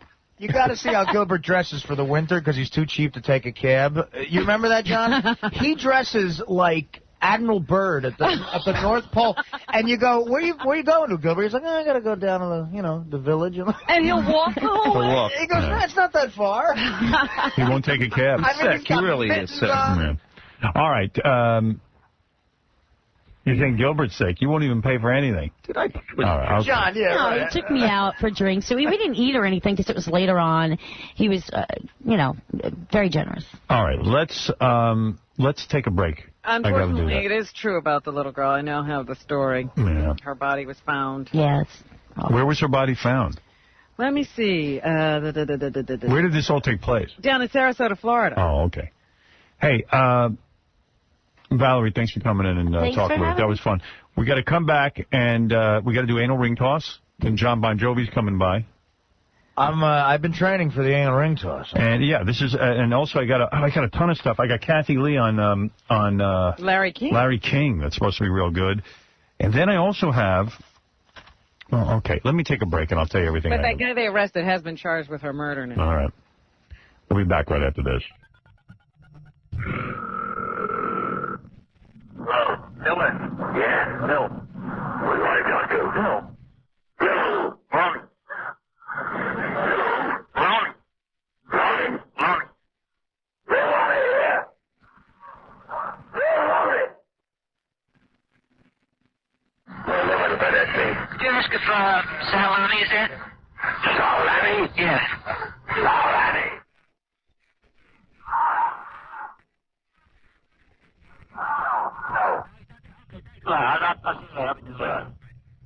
95. Now let return to the Howard Stern Show on 95X. Stern is not only the self-styled king of all media, he's the king of the jungle and the empire. Yesterday, we had our 2000 show. It was a kick-ass show. One of the exciting things that happened, we had a guy come in. He farted 2,000 times. It was awesome. If you missed it, you really missed something big. And even more awesome, Debbie the Queefer farted. Queef. You know what a queef is, I hope. And if you don't, go ask someone. Call Chairman Powell. When you queef, it's gas from a very private place on a woman. And she did it 2,000 times. It was fantastic. And Song Parody Man put together beautiful songs using the queefs and the farts. Really? Oh, I love this. This is beautiful. Each one is a fart and then a queef. Okay. Fart, queef. And when you put them together, they make a rhythm. Fart, queef. Fart, queef. Fart. That's fart. Nice, huh? That's all from our show yesterday.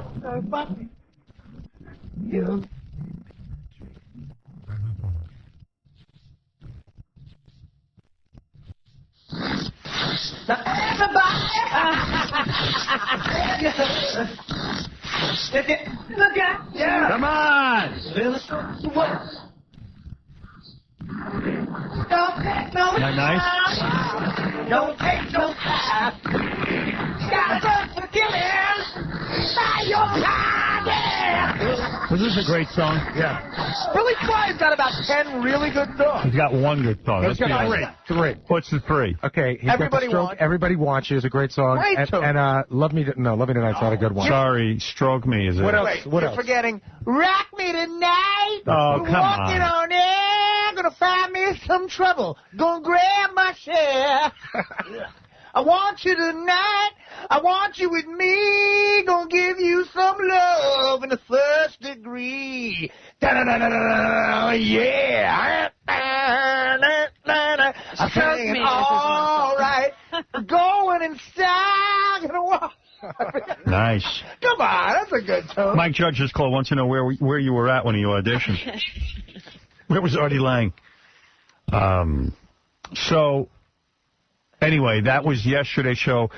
And yesterday's show was filled with so many surprises. And in fact, we were supposed to get to anal ring toss, but we're going to do it today. I'm glad of that. Who among you has the courage to challenge the Lord of the Anal Ring? You know, the person who ran E at the time that we first signed to do E 2,000 shows ago was Fran Shea. Yes.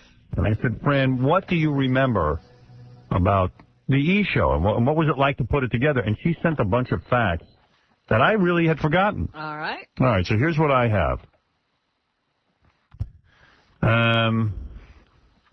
Okay, first, when we announced the Howard Stern deal at the Plaza Hotel, and I remember that, we all made big speeches to the press, and then we went upstairs, where immediately I got a phone call from Newsweek looking for a comment on the fact that Tammy Bruce of the National Organization of Women was going to picket and boycott E! The show wasn't even on the air yet. Some years later, Tammy became a radio talk show host, and I don't know. I think that career's over, you know. So I think that's kind of funny, you know. Right. Yeah. And I think Fran thinks she got kicked off the air for saying something racy, which is, you know. Oh, that would be funny. That's funny, but I don't even know if that's true. All right. All right. When the new owners came in of V, which are the current owners, there was a real and serious threat about canceling the contract for the show. Oh, really? That's right. The new ownership was unschooled about how great and necessary the ratings were. She had to make an 11th-hour phone call to board members, fly to New York overnight to convince people not to cancel the contract. Wow. So. Who knew all this was going on? Yeah, I mean, they kept it a secret. I'm like, I should ask for more money. I'm so wonderful. Meanwhile, they're trying to fire me. That's me. All right, here's another one. Howard was nominated for a Cable Ace Award. That was the E! interview show. We were, of course, shocked and amazed. I had to prepare a speech in case Howard won, because Howard didn't want to go.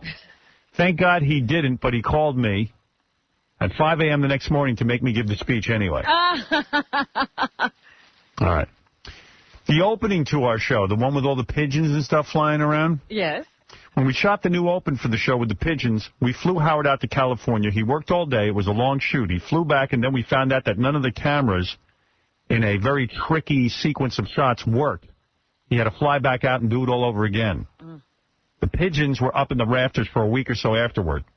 They couldn't get him out? No. This is a funny story. I don't even remember this. Francis, when Mindy was the new president, appointed the new president of V, I guess I must have been dissing Mindy on the air. Oh, really? So she called Fran and asked Fran to intervene and tell Howard to stop. She called me up. She told me to stop, and it got worse. That makes sense. Oh, that's funny. Here's another recollection. Fran Shea, who used to run E! Howard called me once screaming that we had cut out the best part of his stripper show. This was early on and would lay the foundation of the war with the thin line that we walked between affiliate complaints and screaming Howard. I would always call in the whole team and we would discuss the virtue of a particular word or shot. Somehow we worked it out most times. Yeah, I used to call up all the time screaming. Let's see what else. Oh, mostly I remember the great times we all had. Howard would come out to shoot promos and stuff, and we would go out and party really hard. We'd go dancing, have long dinners with weird groups of celebrities. Once, he and Ralph took off Jessica Hahn's underwear while I was sitting there talking to her. I had no idea. I was such an innocent among pirates. Yeah. And here's one more fact. You interested in these? Yeah. We did a focus group about this show, the E! show, and we found that women really hated Howard. Tell me what else is new. So we did a series of beautifully shot 35mm film close-up promos. I remember shooting. Right, I remember that. Where Howard just talked about how much he loved women. The women ratings increased immediately. Look at that. We did another focus group after a month or so, and women loved him. Oh, my How God. nice. Fran says, I miss working with you guys, so Aw. that was sweet. So there's the letter from her. You won the win. And that's it. I think that's interesting facts about the E! Show. Yeah. I remember those parties you used to go out for. You almost died at a couple of them. Yes. Yeah. Oh, yeah. Oh, I almost did. He almost killed you every time you went out. Well, I know my agent had to carry me out. Hey, let's play Anal Ring Toss. Let's get those people in, because John Bon Jovi should be here any minute. Maybe he wants to play Anal Ring Toss. You don't know. He's a sports owner now. Yeah, he might have an image or something. It's pretty hardcore.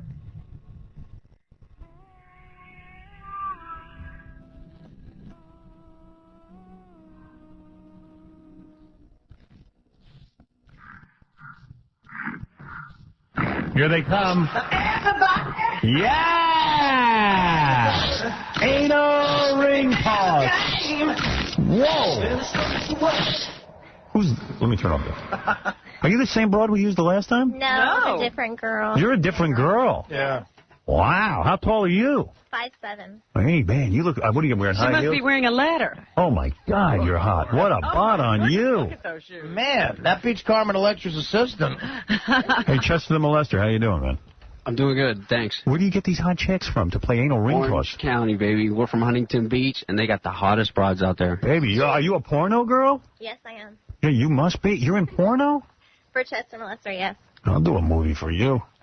Man, you got some... How old is she? How old are you, baby? 21. 21. Just turned 21. Is that right? They find them in high school, I think. Have you practiced doing anal ring toss? Oh, yes, I've done it many times. Hey, Chester, where'd you find this broad?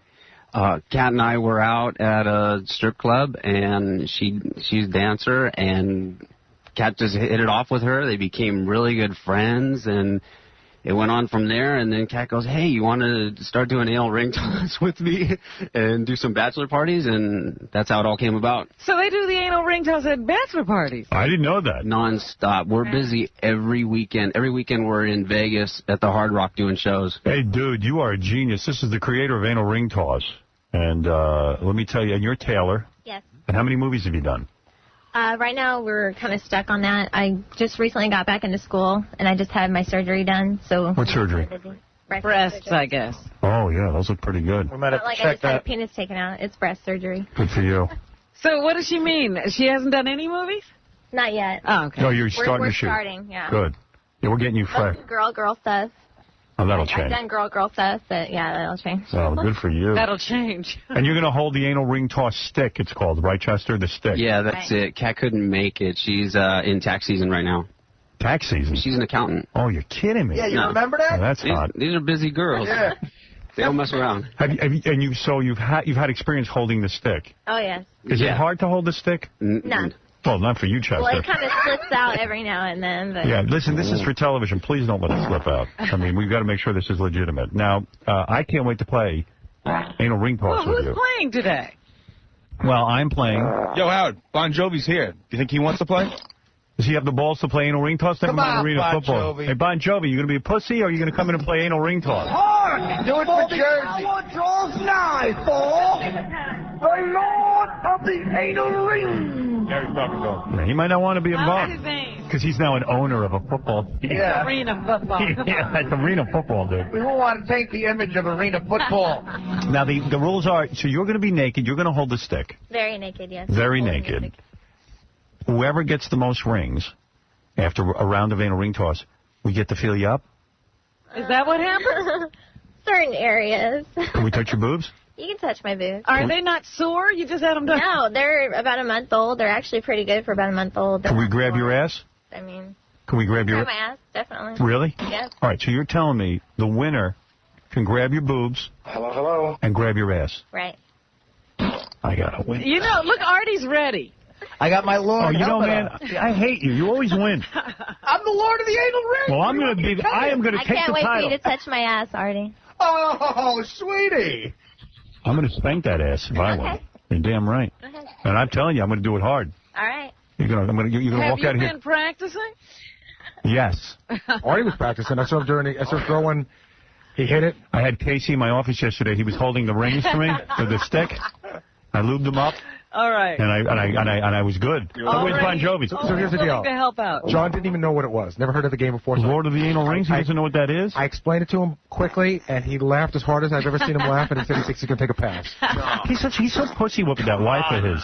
He's not even a man girl anymore. bidding down, he doesn't want to throw rings at her? Come on. All he's got to do is toss rings. No, he got it. He got it like, you know. You know what? Who needs him like here? the Boardwalk Carnival. No, I'll talk to him about arena football. What kind of man is he? Remember when John used to be living on a prayer? Yeah, wanted, dead or alive. Yeah, wasn't he a rock star? What's he doing? Now he's a football team owner. Suddenly we're rock stars. This is Jersey. Yeah, come on. All right, we don't need him to play.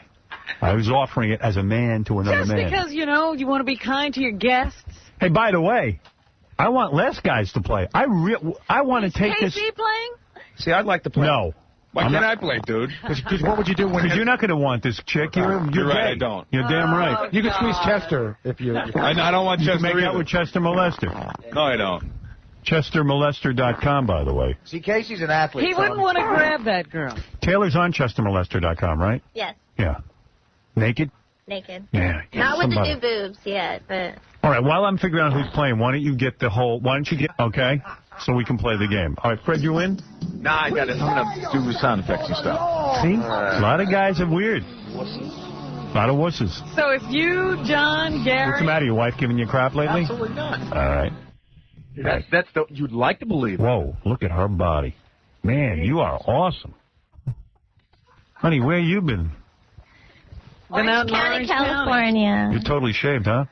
Oh, yes, but it's a little stubbly because we had to stay overnight, and it kind of grew out a little bit. She got a 5 o'clock shadow. Is what she's saying. Yeah. Are you a dirty slut? Like, did you have tons of sex when you were a little girl?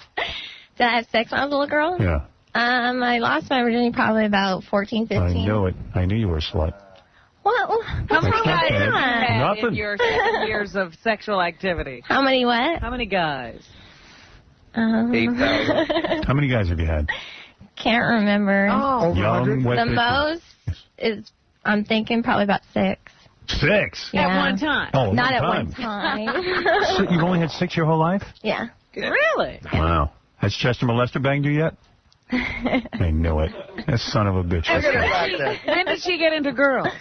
I got into girls when I met Kat. I kind of thought about it. I've always wanted to try it, experience it, and so she was my first. You know what's funny? I could see why Chester Molester gets you. He's got his own website. Girls always go for the big The players. guy with the website. Got his own website. All right, let's play the game. It's going to be me, Artie, Gary, The Lord, and John. No Well, Benji. Artie will be feeling up the girls. Lord of the anal. No Benji. No Benji? Benji wouldn't win it. Yeah, he's not going to win. He's not an athlete. I mean, I don't know. I mean, we've had big celebrities play this. I don't know. I told him. He said, who else has played? And I said, Steve Gutenberg. That did not get him excited. Bruce Springsteen. Electra and... Springsteen would play. Carmen Electra and Dave Navarro played. Schwarzenegger played. Schwarzenegger played and Springsteen played. Schwarzenegger played? Wait, the stick is being set up. I want to go see that. How you doing over there? I'm doing great, baby. All right, let me see you do the stick, and then we can get over and play. Who wants to go first? Let Artie go first, since he's Lord of the Anal Rings. Set the mark. Set the mark, Artie. Set the mark, Artie. The Lord will go first. But she's hot. Yeah, what a body. What a bot on you. 21. See, I forgot Carmen Electra did it because the guy was holding the ring. Yeah, we all forgot the guy. Artie, you love it, right? This is the most fun any person could ever have. Are you all right over there? Because I see that the stick is all set to go. Are you all right? It is. I'm wonderful. Chester, you have to hold the stick? Yeah, I have to hold the stick.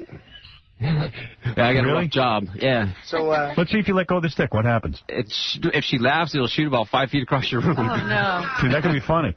All right. Chester's Artie, you ready? I'll do the play-by-play. So what are we going? Best out of 3? Best out of 3. You get 3 tosses. Okay. 1 ring on. He got that one? Yes. 2 rings on. Oh, I'm never going to win. I hate this guy. Yeah, 3 rings on. I am the Lord of the anal rings. Does anybody want to go?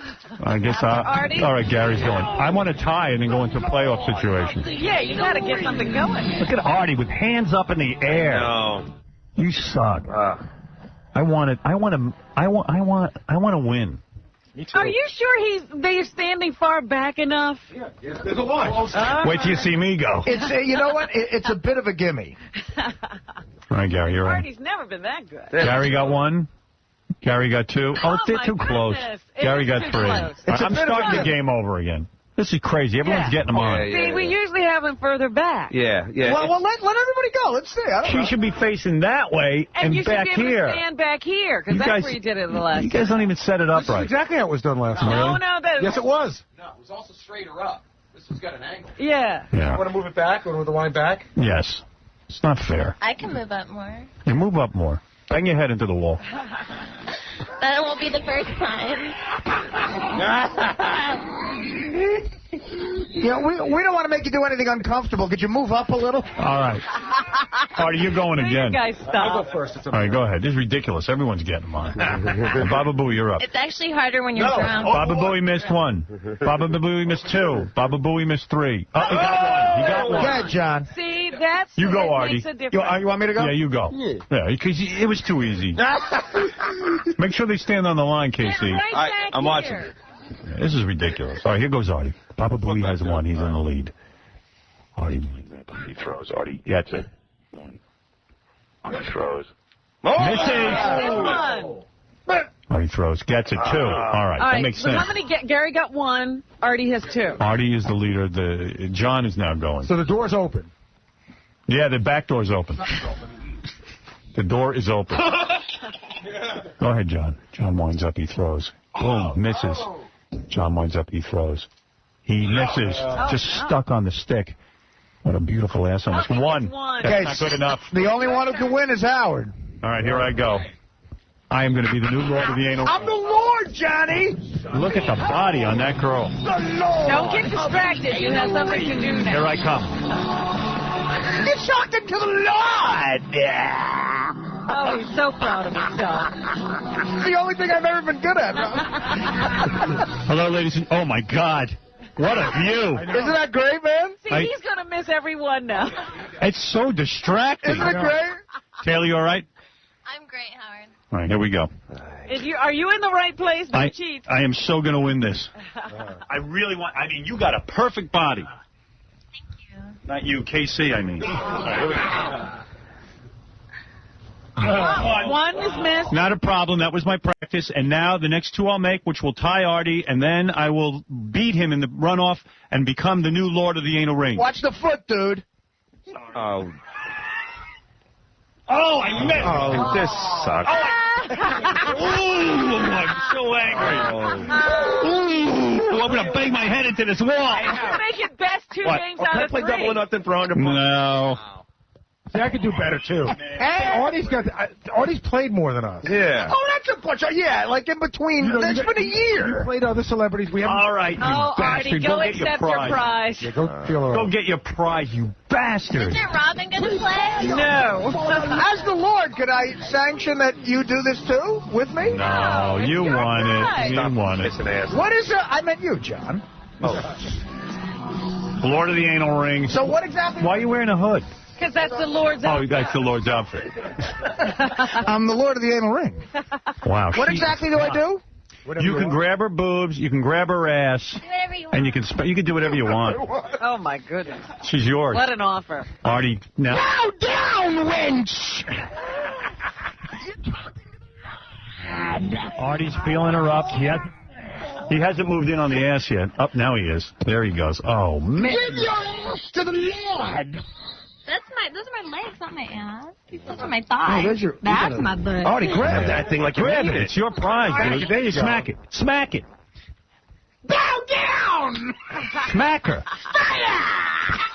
Tell Artie how bad you've been.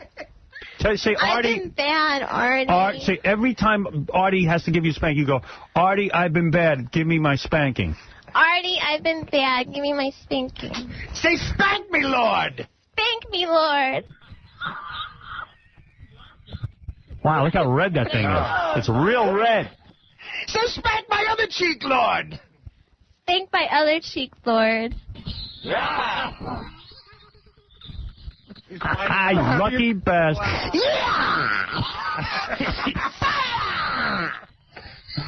Wow. Hey, you're pierced everywhere, huh? Just about everywhere. I used to have my nipples pierced till I got them done. Yeah. It's the Orange County thing. And you're hot. You ready for some dirty deeds? He's all red. You ready for some dirty deeds done that cheap now? Scaring the girl. She's running out of the room. I'm rolling thunder, pouring rain. I'm coming on.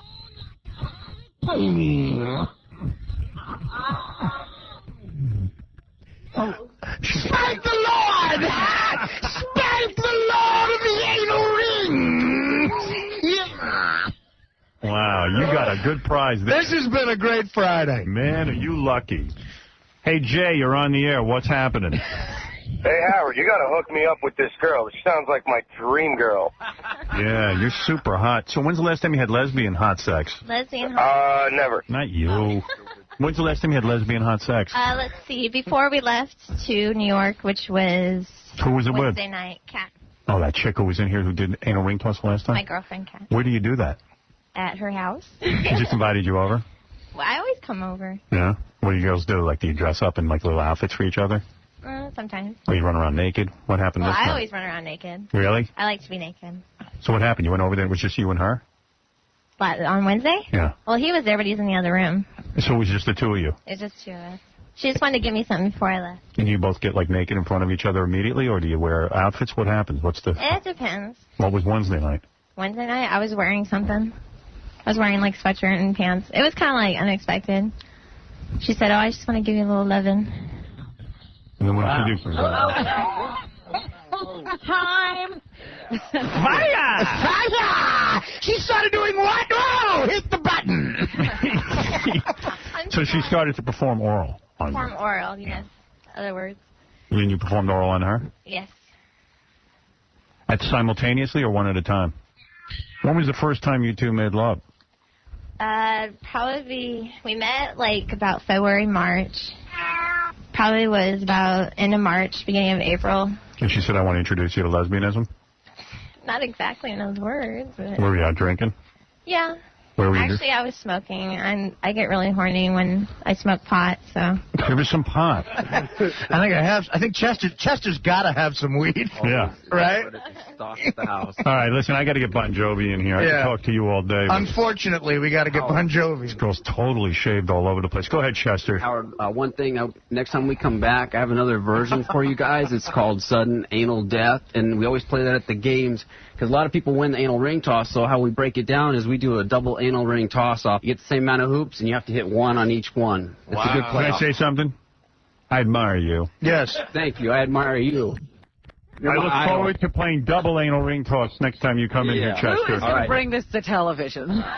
I think I'm the man to do it. Yeah, why not? That's it. Well, first of all, let me thank Taylor. Thank you for holding the stick for anal ring toss. You're a hot chick, and come back again so I can really interview and get some good lesbian stories. Definitely. And Chester Molester, you know I love you so much. And thanks, guys. Thank you for one of the greatest games I've ever played. And Artie, you are the Lord of the Anal Ring. The 5th successful defense of the title. And I bring in Bon Jovi. Let me hear it.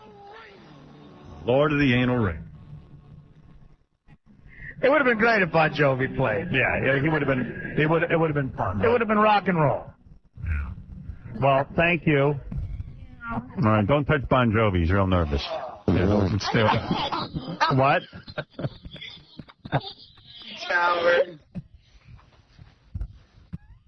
There you go. Yeah, there you go. Looks like he's done that before. And look at you looking like a businessman. Bon Jovi's got like a briefcase and... Oh, my goodness. Oh, what is that? Or is that a pet case? You got a pet with you this morning? How you doing, brother? Hey, how are you? Good seeing you, John. All right. Better get the naked broad out of here. Businessman is here. This is the owner of a football team. Hey, good move. You got the money to have bought an NFL team, but... Not as much as you do. What's it cost to buy? Talk to me about the business of owning a football team. Okay. What is it? Are you the sole owner? No, I have one partner. Richie actually has 2% in the team. He has a small minority share. But I have one other majority partner. So it's 50-50. You and this guy own the team. Yeah. And how many teams are there? 19. That's Arena Football has 19 teams. And were you just a fan of Arena Football? I'm a fan of football. I really love football. Today, you think about football and the Super Bowl's over, and now what are you going to do? Watch golf? You know, or watch people turn left for 3 hours in NASCAR? It doesn't do anything for me. So now it's going to air on NBC, so you believe it's going to catch on? Well, you're banking on that. I'm hoping, but more importantly, for a football fanatic like me, it's more football. It's 16 weeks of football. How long has the Arena Football League been around? 18 years. 18 years? Yeah. And now you're trying to make it more high profile. Yeah. Now, are you going to be sitting there at every game? Hell yeah. In the owner's box. Oh, yeah. So when you and this guy decided to go in business, how much money? Did you put up your own money or you go to a bank? Yeah, no, I put up my own money. You put up your own money? Yeah. So how much money does it cost to own a team? Let's say I want to be an owner of an Arena Football team. A team just sold for $16 million. $16 million? So it's not a lot of money for him. He could have bought the whole that's team. pennies. Because I saw that John Elway is a part owner. John Elway has the Colorado team with his partner who owns the Broncos. The Cowboys owner, Jerry Jones, has the Cowboys. Do you have owner meetings? Yeah, big board meetings. Is it like in the NFL you need a guy to sort of be who heads? The commissioner. He's the arbitrator between the owners and the... And then you had to hire a general manager. The whole thing. Yeah. Every aspect of it. We've got about 40 people. So it's $16 million to buy the team, and then you got to have running capital because you got to pay the players. Right. The players, that you got to buy the field, the shoulder pads, the staplers, the business cards, the office space, everything about it. But do you have to go? You get money from NBC to air the games. Yes. So that pays back some of your deal if it does well enough. Right. And sponsors. Do you have incentives and in ticket those? sales. And ticket sales. And then the values of the team. You have the Philadelphia Soul. Yeah. Now, do you also sell sponsorships? Are you getting like shoe deals and? Yeah, we've got them all. Do you have a New York team in the league? There's a New York Dragons. Who owns the New York Dragons? The guys that own the Islanders out on the island, Charles Wong. Why didn't you buy a team for your beloved New Jersey? Yeah. There was a team here until last year who moved to Vegas, so it wasn't up as an expansion opportunity. All right, so you were ready to get in, and this was available to you. Yeah. It might be the smartest move in the You know world. Philly well. I mean, I love Philly. Philly is a great city. It's a great city. They love football, and they've embraced this big time. Look at you trying to be an entrepreneur. Oh, well, he didn't come in like Bon Jovi this time. This is the business. Yeah, like a bag and like a serious outfit. I came Cut his there hair and Yeah, remember he used to show up with the leather jeans or the skin, he looks like boots. How many times you think I've played anal ring toss in my life? This is nothing new to me. He looks like Bucky Nickow. It's like Bon Trumpy. Look at you. Without the comb over. So what does it cost? Right. So what does it cost to run a team for the year? $6-7 million. Wow. So this is some gamble for you. Yeah. It's not going to change my life, but I'm having a ball. I mean, I'm just being a football freak. You go to How involved are you, like, in terms of picking teams? I draw the line. I'm smart enough to know what I don't know. You hire a great coach and you let him build his team. Who's the general manager? A lady named Mimi Fox who ran the Eagles. Are you doing her? Is that what's going on here? Are you trying to set up some sort of place? No, there'll be none of that. It's an elaborate ruse. Of course. Right.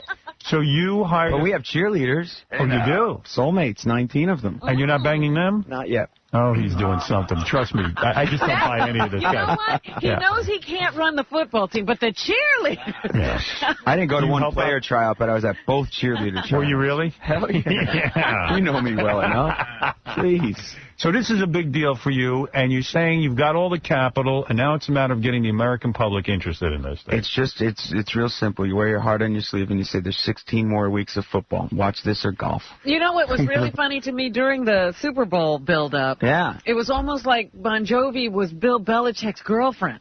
They kept interviewing Bon Jovi about Bill and how he's doing. You know, it's sort of like goes back to that mob thing. And who's going to be at my side Sunday afternoon? The guy with the ring.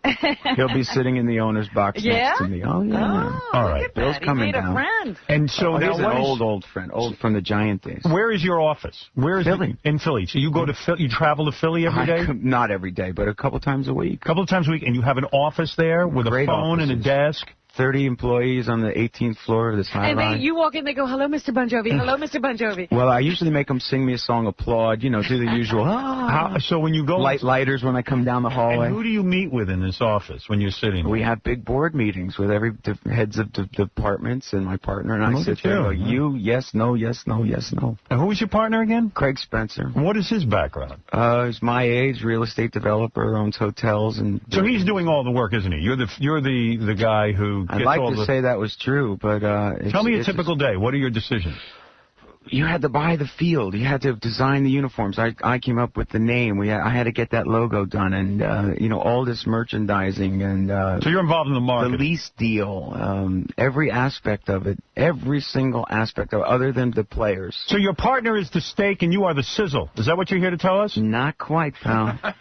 Is that what you're trying to tell me? I wish I could tell you that. Trust me. My intent. Here's how we got into this. We sat on the plane one day, the band and I, and a sports marketing agent who was a friend of mine who told me he lied. He told me these franchises were $400,000, and that's what they used to be back in 8 years ago. Right. So as on a lark, the band said, "Let's buy one for fun." And when we sobered up the next morning and heard the real price, the other three guys ran for the hills. Right.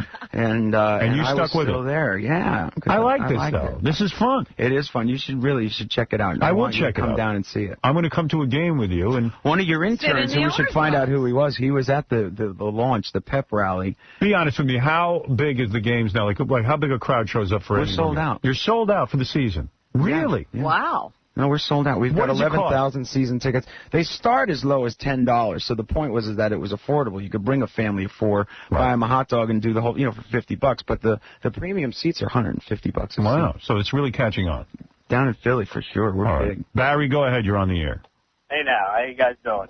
Hey man. I just wanted to let you know that you were talking about John has enough money to buy an NFL team. Mm-hmm. You got to realize the Jets, when they sold just a few years ago, was $650 million. Oh, he's got it. He's got that. He sold 80 million albums. I mean, got that, John? Oh, sure, he's got it. You should have bought the Jets when they were for sale. You should see the spread this guy has. Are you crazy? No, it's the NFL is that's you could buy a country before you could buy an NFL team. Let's go to Vinny. Vinny, go ahead. You're on with John Bon Jovi. Vinny, what's up? Yeah, listen, I think Artie and Bon Jovi should have a New Jersey-style Lord of the Anal Rings over there. John, why the Lord of New Jersey? John, why the hesitation to play anal ring toss? Was that something too much for you? I've been there, done that. What do you mean? You've never played anal ring toss? Trust me, you know the band well enough. You've seen you enough of it. You haven't been on the bus. I never was invited to play anal ring toss. You're kidding. Do you find that now you're an owner of a football team, you're going to have to really watch your image? No. Rein it in. I hadn't had a cup of coffee yet. It was a bit much for me to fathom what you were doing in here. Would you have a halftime show of anal ring toss? Yes. Ah, now there's an idea. No. You think Janet Jackson will rock the world? I'm referring to Janet Jackson. What do you make of that? Are you upset about it? A boob to me. I mean, Jesus, can lighten up, folks. But you know what? It was a great idea for a cheap stunt, and it backfired. Right. Simply it backfired. So we should all move on with our life? Is that what you're going to do? Move on, man. There's a lot more important things going on in the world. Okay, that's a good point. I happen to agree with that. I think we're spending too much time on it. Unfortunately, it doesn't seem like anybody has any idea of where to go. Anywhere but here. Now, turning to music for a second, your new album, you changed all of the classic songs around. I was very angry with you for this. Now, so were a lot of people. Who knew? I didn't like that. Yeah, a lot of people who had gone to see Bon Jovi in Atlantic City, and they called us and said he changed every song and it drove him crazy. Yeah. Wayne Siegel was upset with you. Who knew? Yeah. Who knew? And Wayne's your biggest fan. I'm sorry. Took a little bit of heat for that one. Let me see if this is your album. Wait, let me see. I had it right here. Oh, here it is. I liked it. But then again, you're into football now. But I liked it. This is the song. You know I love the band. Mm-hmm. Wanted, Dead or Alive. Yep. And you changed it. Yeah.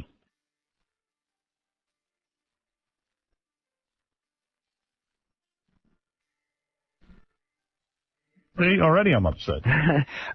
I didn't know that, and we're not one of those bands that does the research and all this stuff, so you're right. It was old friends. Those songs are old friends to a lot of people who, some of them liked it, some of them didn't. But, hey, artistically, we did what we wanted to do.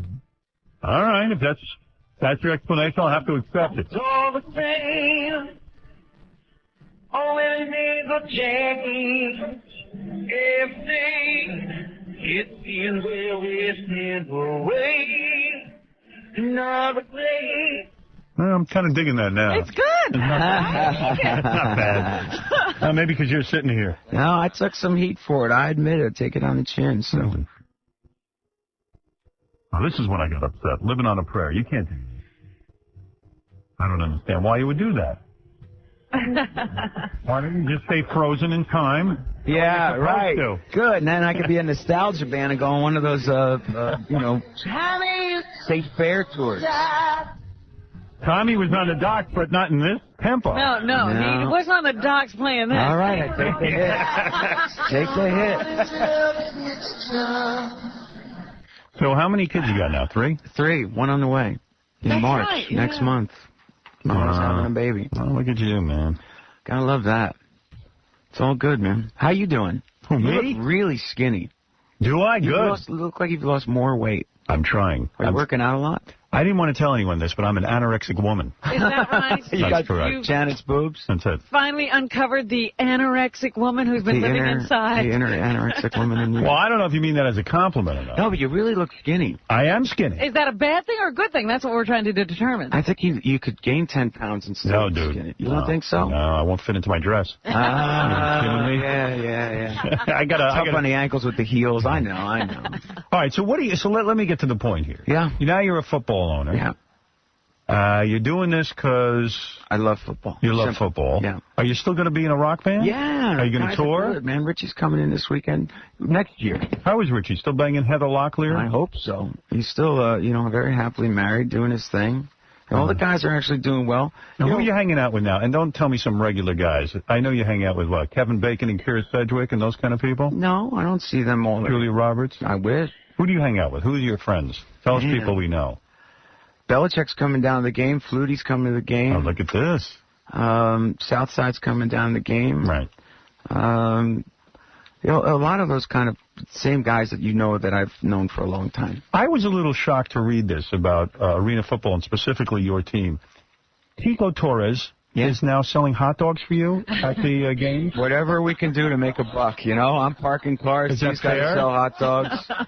And David Bryan, I ran into him. He's your keyboardist. He told me he doesn't have your home phone number anymore. Hell no. He doesn't even know how to call you. Keyboard player. No. That's not right. That's right. You know Dave. Does he have your number? No. No, Aha. I don't want to talk to him. No, I'm not going to get caught in that. There you go. What about Bill Clinton, your buddy? Is he calling you all the time? I haven't seen him in a while. And who are you backing? You're a big Democrat. I haven't gotten a candidate to get behind yet. I'm starting to look at Edwards. I like Edwards. The optimism is working for me. I've talked with the general. I met with him a couple times. General Wesley Clark? General Wesley Look Clark. at you, the general. Yeah, Ben Jovi's taking meetings, And what does the general say? Listen here, short body, cut that hair. What does he say? He's a general. He's got a good rap. There's something about him. I think he'd understand what the working man's going through. He's not a Washington insider, which appeals to me. But I don't know enough about Kerry yet either, so I'm still waiting. I'm waiting, I just know the country would have been in a better place if Florida had come around. Well, your friend Al Gore had backed Dean. Yeah, I didn't back Dean either, so I'm surprised about that, but I'll ask him about it. So I'll ask Mr. Gore.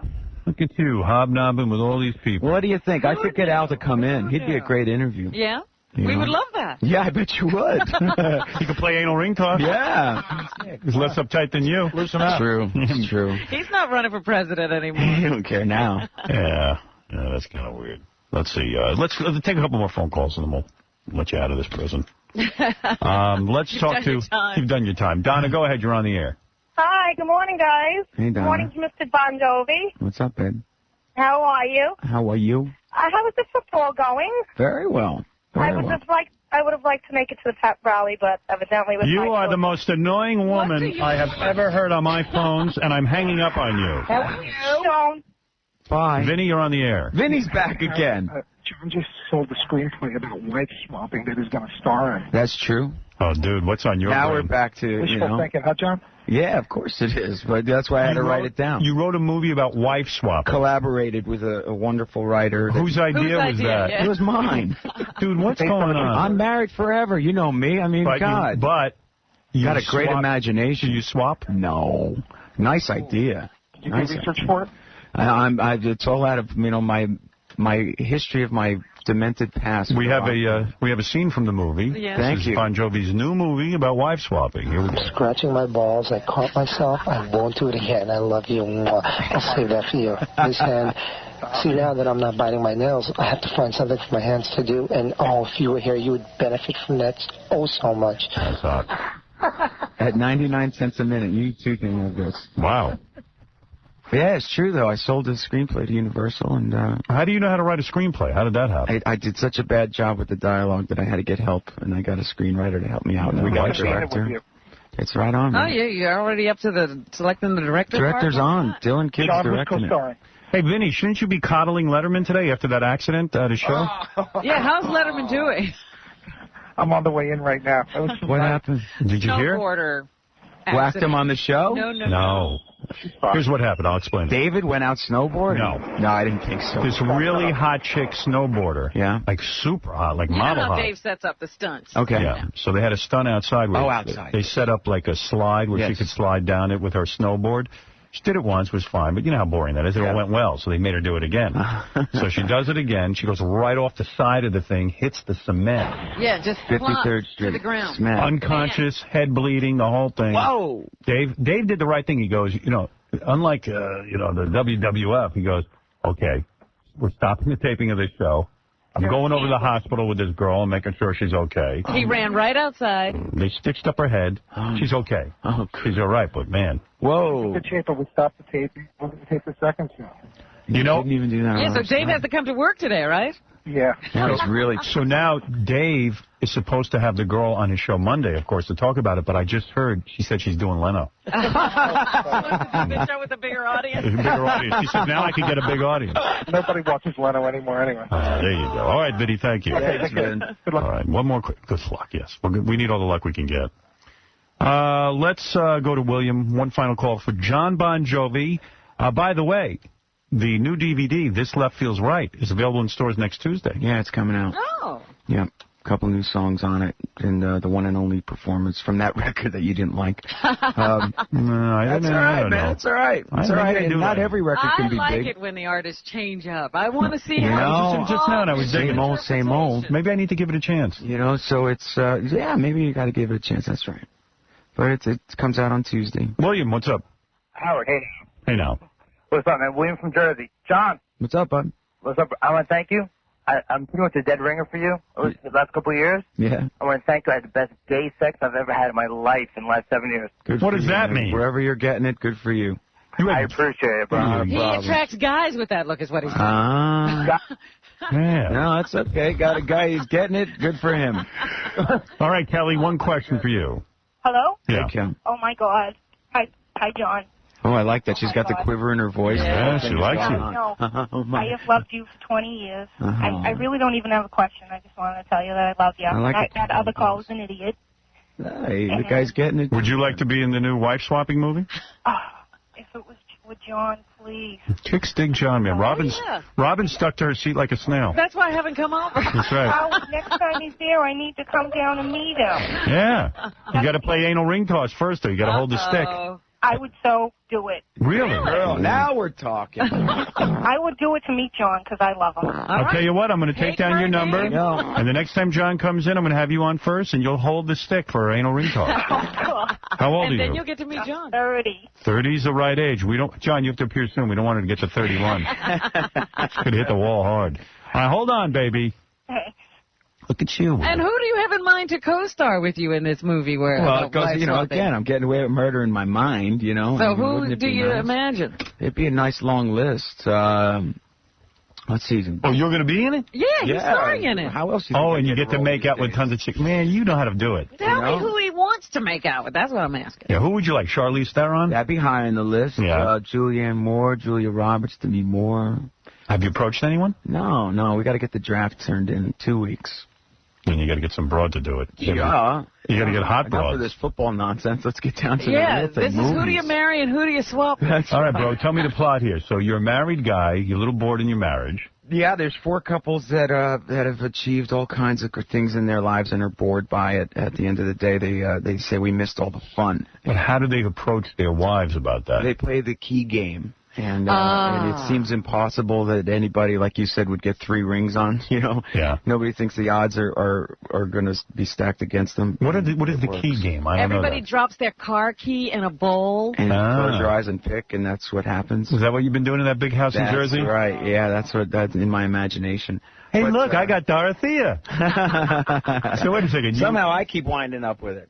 So you play the key game, and everybody bangs each other? There's a little bit of that going on. It's really about the repercussions of what would happen. Because you know what the truth is you got you and your audience, and how would it affect them, and how would it affect someone else, and how somebody would make their marriage stronger, some weaker, and some it would be. So would you say within the first 10 minutes of the movie you're in bed with a woman other than your wife? No, it's like it's 2/3 of the way through. All right, so you're in the bed with your wife, your movie wife.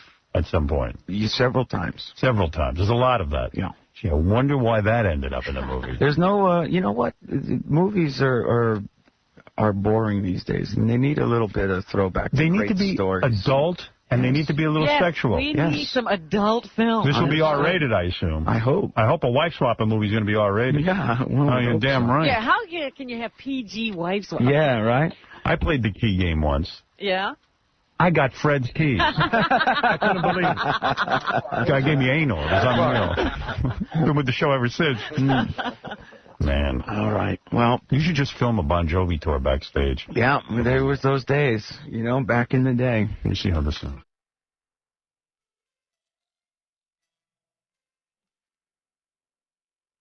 An album. I got to get into music.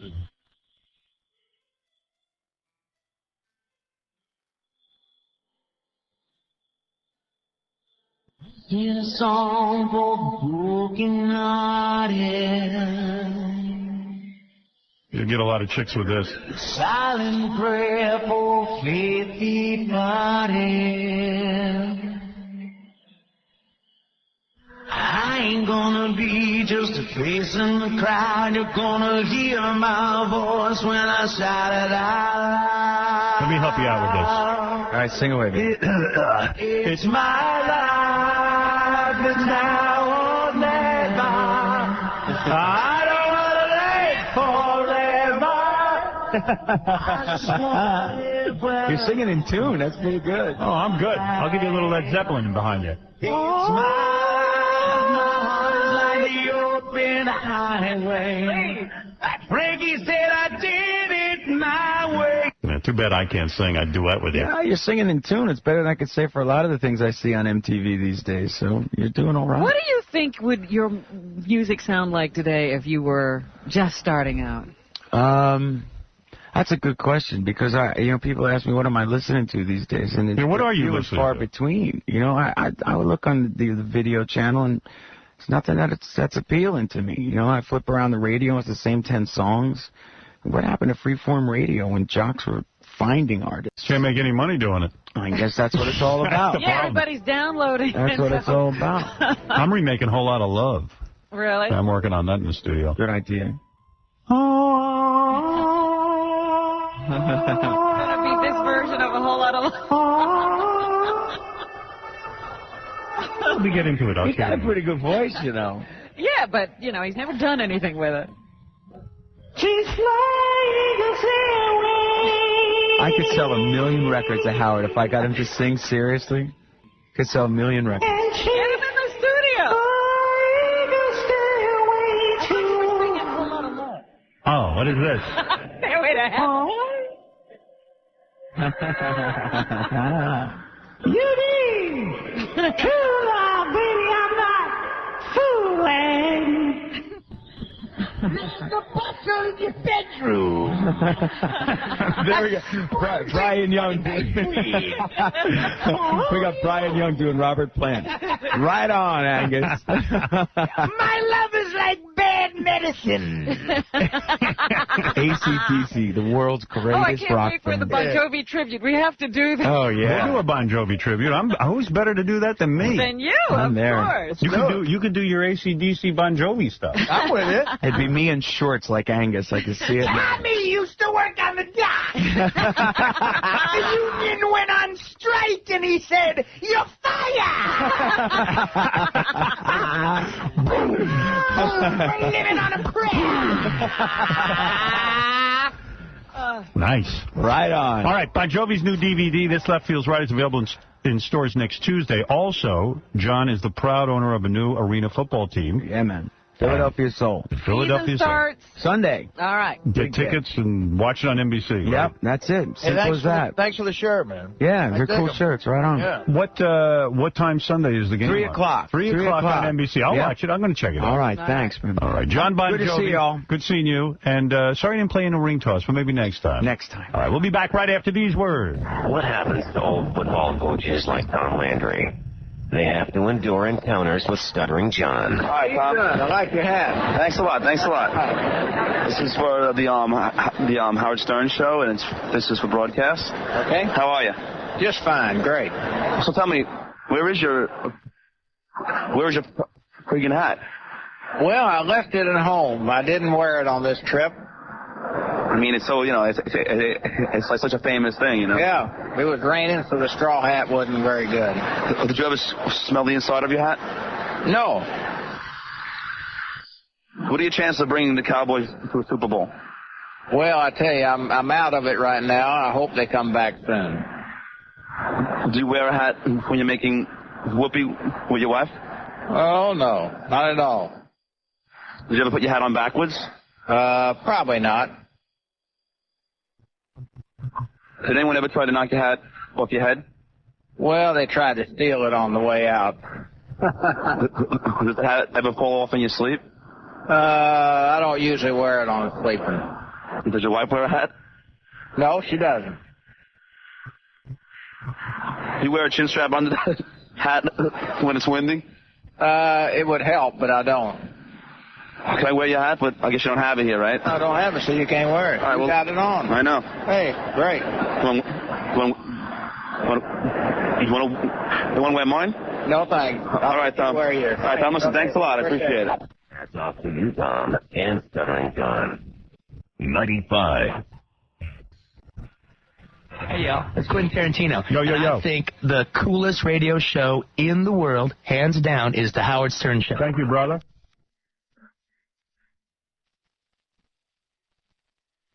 Oh, tonight on E, part 2 of our 2000th episode celebration.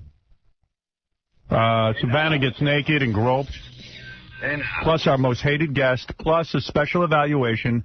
More 2000th episode excitement tonight on E. Everybody excited about that. Hey, did you see what was going on in Pittsburgh? These 3 guys were... I was just looking up that story. Yeah, it's a pretty cool story in the sense that these 3 guys were accused of raping this girl. From the St. John's football team. Yeah, and they were expelled or whatever. And this one guy who was accused, I guess, went up and spoke to the girl, and he used his cell phone that can capture about 20 seconds of video. Uh-huh.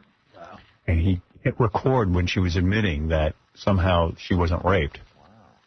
Isn't that... I'm getting one of those cell phones. Yeah. Whatever cell phone that's a great commercial for a cell phone. I mean, could you imagine, like, what a nightmare their lives would have become, and chicks just making it up? Yeah, you wonder what those cell phones are good for now. Now you know. The weird part of the story is, though, the school still feels something went on. Right. And they're expelling the guys anyway. And it was the basketball team, Rob. Oh. Yeah, they're basketball, yeah. But Did I say football? Yeah. I'm sorry, I'm stuck on the football with Bon Jovi. It was basketball. Yeah, basketball. But, I think they're going to get punished anyway. Apparently there was sex. Oh. And Right. she got upset because she demanded money, and I guess maybe they weren't forthcoming. Well, now they've arrested her. And Yeah. they've got to throw this girl in jail if she is making a false accusation like that. She could have wrecked these guys' lives. I mean, that is the lowest goddamn thing. Man, that's low. Mike, right? Absolutely. Well, you know what? He didn't record talking to the girl. He recorded part of the incident. Oh, he did?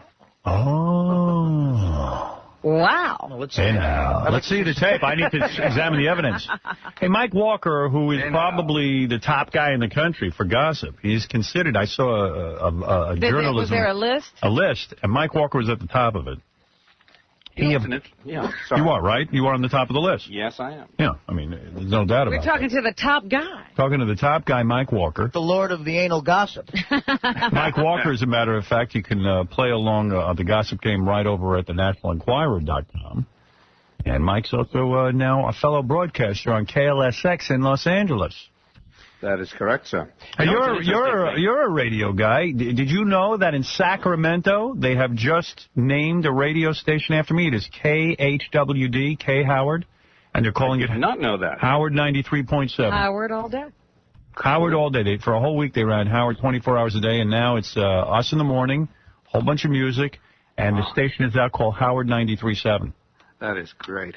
You're damn right it's great. And I think you ought to write an article about it. I think I will. Why don't you ever tell me these things? You know, you do your TV show once in a while. How many years have I been doing this with you? Have you ever called up? I mean, here I pick up the paper and I read about your ABC show. Well, I never would think you'd be interested in that. Of course I'd be interested. I don't know that's big news. You know, Are you the king of all media or not? Have you suddenly... You know what? You'd never put it in your organizer to call Mike. You know what I always think Mike wants? I think Mike wants to know if I'm, like, doing someone on the side. Oh, yeah, he wants that, Not too. always. That is a myth. It's not a myth. Okay, I do that kind of item, but I also do the good items, the things about what's happening in show business. You know what I beat everybody on? Was the opening of Michael Jackson's mom's restaurant. Oh, she had has a that restaurant? Yeah, just opened the other day. You didn't see that? All I know is I got a piece of gossip. I told it to Robin, but I'm sworn to secrecy. You can't tell him that. If I told this to Mike, Mike would have to give me oral for a year. But, you know, he could confirm it. He could confirm it. But I'll tell you what, if he had this is big. This is Well, here's the front thing. page. And I know it's real. Remember, no one would know you told me. I tell secrets, but I never reveal who told me those secrets. Yeah, but the person would know. They would know. I see. There'd be a that happens sometimes. Like, once in a while, I'll get a piece of gossip from somebody who was in, like, a meeting in Hollywood, and I'll say, who was there? They'll say, well, just me and the guy, you know. And I say, I'd rather save you as a source because Really? they're going to know. Yeah. I once got a call from an idiot. He called me. It was the Burt Reynolds show. It was at Evening Shade years ago. Yep. Guy calls me up and he goes, Mike, he said, they just had a meeting and they said, we know who the leak to you is, okay? But if we come forward in like 30 minutes, we'll be okay. They won't fire us. But if we don't come forward, I said, where are you, you idiot? He said, I'm on the set. I said, right, and you're on a telephone and they're watching to see who runs to a telephone. Hang up. And that night he called me and he said, they didn't call us in. I said, of course they didn't call you in. They were What a dummy. Oh, what an idiot. Wow. Yeah. By the way, that was Artie Lang. Yeah. Yes. Now you ended up on our show. Now you know the rest of the story. I like Mike calling his source an idiot. I love that. Okay, Mike, let's play the game. I've been on an incredible roll, and I'm prepared to do it all again. Let's go. 4 stories. One is fake. One is fake, and we're going to pick it out of 4 stories. Go ahead. You've been on a roll lately. Yes, you have, Howard. Let's see if you can do it again. Go ahead. Because not too good on the anal ring toss today, right? No, bad. All right. I didn't get one goddamn ring.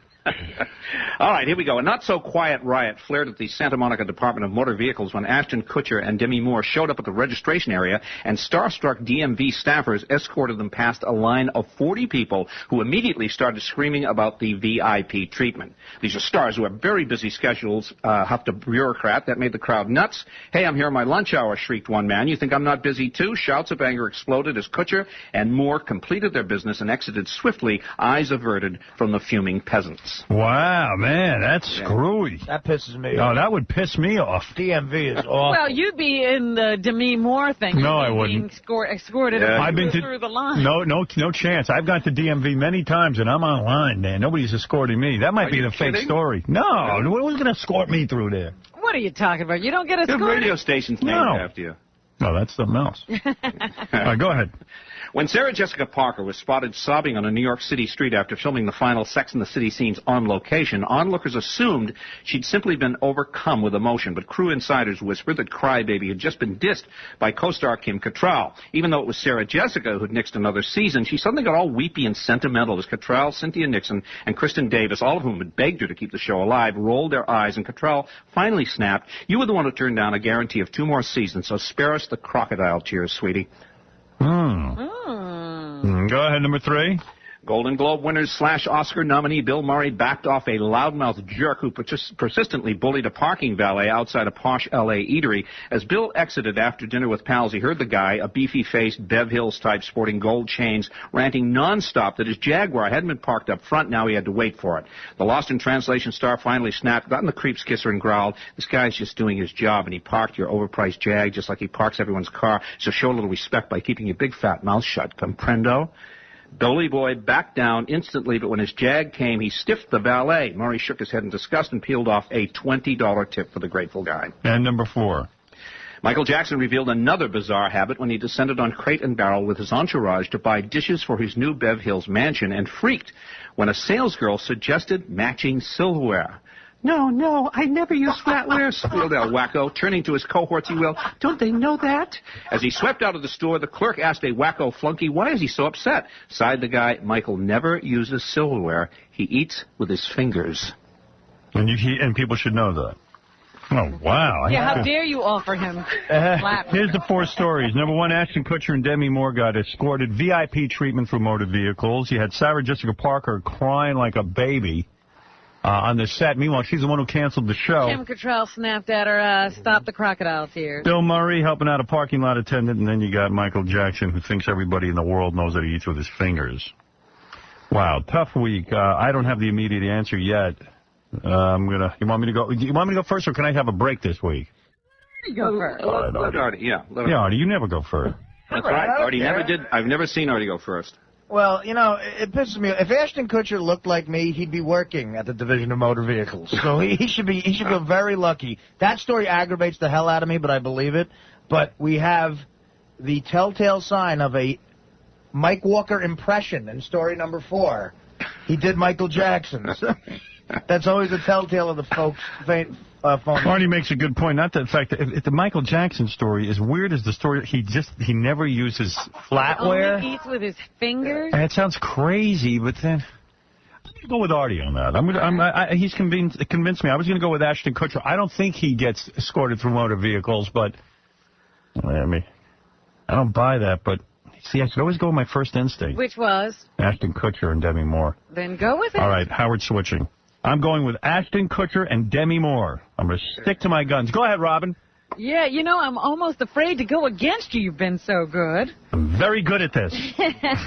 But I'm going to say it's the Sarah Jessica Parker, because I think that's a picture he decided to write a story to fool us. You might be right, because Kim Cattrall was recently at an award show buddying up with Sarah Jessica Parker, so I don't know. They seem to be getting along. Fred, go ahead. I'm torn between the Mike Walker impressions rule. That's my rule. And I was ready to go with Ashton Kutcher until I heard him do the stupid impression. Which is it, Fred? I don't have all that. Could I hear him go, no again? Come on, let's do it. No. That's it. No. You're taking that I'm one? staying with number 1 now. Number 1. All right. Howard and Fred say Ashton Kutcher and Demi Moore, I guess for the same reason. We don't believe anybody gets treated well at Department of Motor Vehicles. Especially the 2 of them. Robin Quivers says Sarah Jessica Parker. Artie says Michael Jackson. And who knows? It's probably Bill Murray. Right. Artie says Michael Jackson. I just crossed out Stern on Jackson. Stern now is at Demi Moore. Yes. And Ashton Kutcher. Mm-hmm. Okay. Well, tough week. And it's always good to see people who are consistent winners make a comeback. Robin, this is the beginning, let's hope, of another one of your winning streaks. Thank you. You win Good it for hands you. down. You're absolutely right. I thought, oh, that's a situation I got to exploit. Good for you, Robin. You are on a roll. You've stopped my streak. Can I just tell you something, by the way? Family Feud did a nationwide poll, right? And they asked people this question: what is the most respected newspaper in America?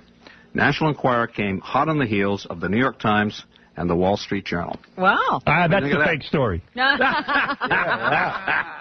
and Bon Jovi's arena football team is sold out. All right. Thank you, Mike. Congratulations on that. Mike Walker from the National Enquirer. Go to nationalenquirer.com and play along with Mike. And also, of course, listen to him on KLSX Radio every Sunday. Thanks, Mike. Thank you, guys. All right. Tonight I need part 2 of our 2000th episode celebration with Savannah getting naked and groped. It's very beautiful. And also our most hated guest. We have to take a break. We'll come back. We'll do the news right after these words. Normal tampons fit you?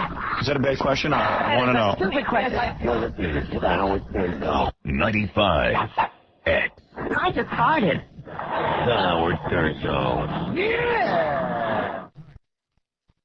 We're going to do some news for you, and I'll try and mix in a couple of your phone calls. We'll just try to keep it fast and exciting.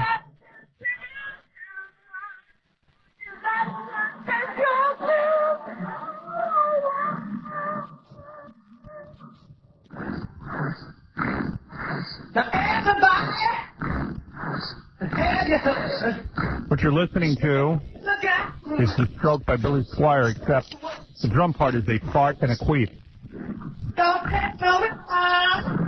From yesterday's 2000th episode.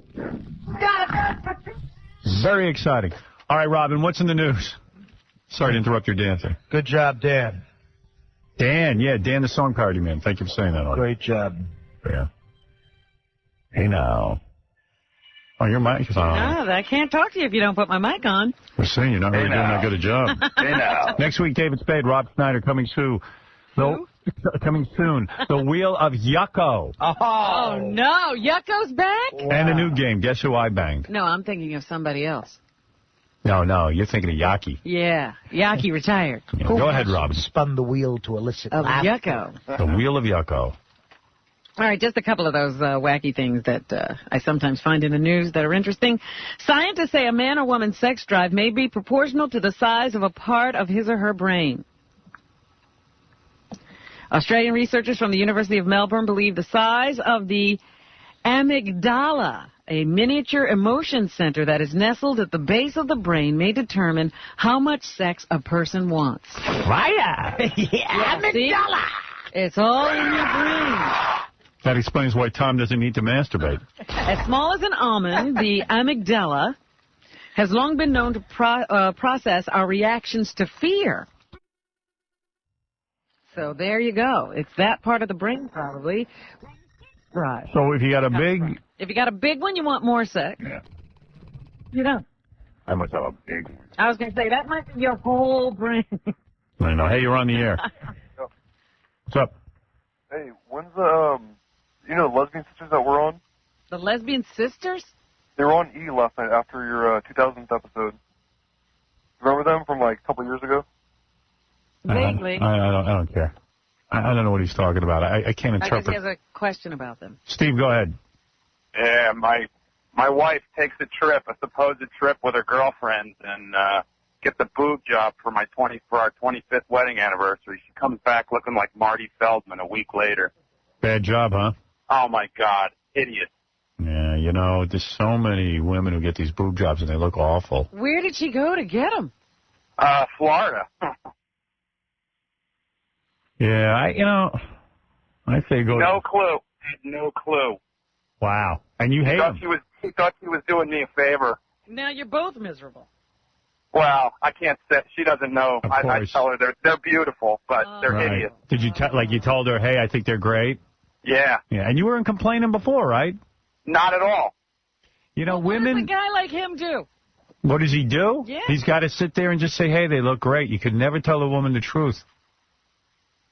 What's wrong with them? He said Marty Feldman guys. They're looking two opposite ways. Upper right, and the other one's down to the left. Oh, boy. He looks like Marty Feldman. Yeah. That can happen. Do they at least look okay in clothes? Hardly. Yeah. Sorry, and she thinks they look good. Yeah. Is it the Very depressing. Is it the kind of fake boobs that it looks like they're under the armpits? Yes. Yeah. Oh. And we've seen them where they're pointing and they look like they're pointing in two different directions. Oh, yeah, we've seen those. Yeah, sorry, dude. I don't know. There's not much you can do about that. Didn't want to depress you too bad, but I just hear every day this week, and oh, what a great job, and I'm wilting as we hear it. No, she's trying to do the right thing, the broad, but who asked her to do it? And her girlfriends don't tell her there's something wrong either. No. Because you know what? You don't want to hurt. It's like she already got the boob job. You're going to go get another one, and you just say, hey, it looks good. You've got east-west boobs. Yeah. Hey, you know what? If you ever get lost, you'll know which direction to go in. That's all. Hey, sorry to hear it, pal. Let's go to Jeff. Jeff. Hey, Howard, have you seen FHM, the cover with Tara Dakitas, that snowboarder? Oh, she's on the cover of FHM? Yeah, it's a really hot picture. It's her, another hot snowboarder, and like an X Game commentator, and they're in bikinis, but I think Tara's is painted on. You know how they paint on those bikinis? And all three of them look nice. The snowboarder chick who got her, got into that accident on Letterman last night. She is super hot. He says there's another hot one, so maybe you're right that all the snowboarding chicks are just hot girls. Yeah, and the third is the commentator, and she may be the best of all. Yeah, how do you ever get to have a hobby like snowboarding and get so good at it that you could make a job out of it? You must have money. Yeah, those are rich chicks. Yeah. I've been to those X Games before for like BMX brake racing and stuff like that, and you'd be surprised what you see there. Hey, doctor, you're on the air. Hey, Howard? Yeah. Yeah, this is Dr. Belinda rapping Granny's writer. Listen, Robin's getting a lot of medical stuff wrong recently. I know she's a nurse, but it's pronounced amygdala in the brain. What do I thought? Amygdala. Also, Robin. What? I didn't study the brain. No, you said a part of the brain. You said amygdala. I know, but I didn't study the part of the brain to know how that's pronounced, okay? Okay, sorry. Also, listen, you said that Wellbutrin is an antipsychotic a few weeks ago. It's an antidepressant. I don't know Wellbutrin. I wasn't nursing yesterday. These are all new drugs, okay? So don't consider me a nurse anymore. It's okay, but, if you're going to talk about medical stuff, hang up your RN already, really. Why don't you book Rapping Granny another gig? I will. Is she still alive? Is Rapping Granny still alive? Of course she's alive. She's going to come for her 82nd birthday in August. She plays all over the city, guys. You know that. Robin's no nurse. I haven't nursed in 30 years. Robin's a nurse like I'm a singer. I know. I'm saying hey, did I hear John Bon Jovi say he wants to produce a record with me? Yes. He said if he could get you to sing seriously in a studio, he could sell 1 million records. Now, how's he going to get me to do that? Well, that's what he wants you to do. He thought you were doing a pretty good job in here. But you know I can't sing. He thinks you can. You better hold on to what we've got. Like it or not. He says you're singing better than a lot of people he sees at the Grammys now. Really? Yeah. Man, I've tried with other dudes. They can't seem to get me to do it. Well, he may be the guy who knows how to use you. He saw something in here. And you tell that Bon Jovi to call up and book me some studio time and make me a hit record.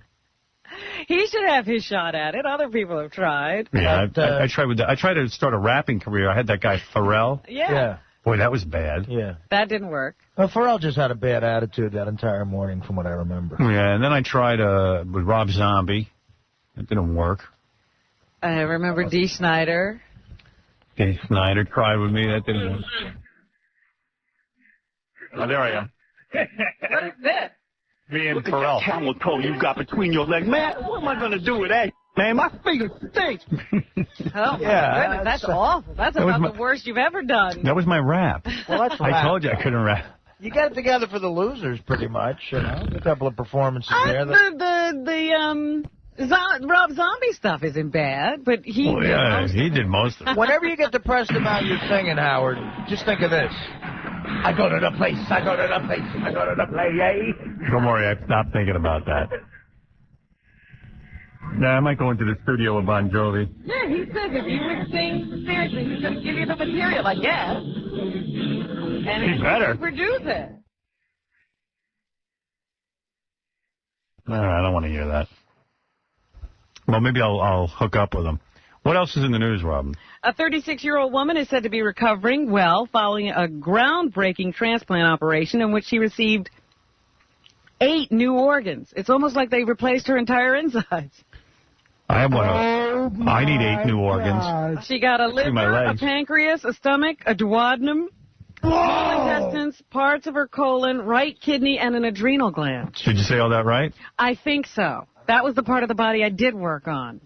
The marathon 12-hour operation under Dr. Peter Newhouse took place 2 months ago, but doctors have only just gone public. Did you work on the anus? I don't know much about medicine, but I know my duodenum's got to be in bad shape. Your duodenum. And Debbie Schlitzel wants to say something. Hey, Howard. You were knocking the movie that starts tonight, Miracle, about the 1980 hockey victory over the Soviets. I said I don't need to watch a movie about hockey. I could watch a hockey game. Howard, it is a great movie. It's not just about hockey. It's about how we beat the communists. It shows what was going on in the country then with Jimmy Carter and the lines at the gas pumps and the hostages. It's really an uplifting movie. It's fantastic. I think All right, I'll watch it. That's all. Check out my column about it on my website, DebbieSchlossel.com. It's an awesome movie. All right, You'll change your mind if you see it. Thanks, I feel Debbie. like you were there. Good things about it. Thank you, Debbie. Thanks, Howard. Miracle opens today. I love that her name is DebbieSchlussel.com. Like someone could spell that. Yeah, everybody will be able to find it, right? Seriously, could you spell Debbie Schlussel, Artie? No. Just try it. S. Right. Yeah. C. Right. H. U. S-S-E-L? So you were close and you didn't even get it right. It's S-C-H-L, I think. It's got to be the L there. Yeah, because it gets mixed up, and you know, is there an extra L? Is there not an L? Schlussel? Debbie Schlussel.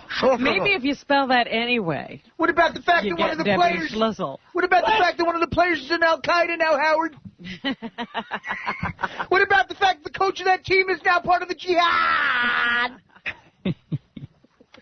Look it up on my website. You know, the guy that the movie's about died before the movie came out, was finished. He died in a car accident. That sucks. Yeah, the head coach. Yeah. He coached the Rangers for a little while, that guy.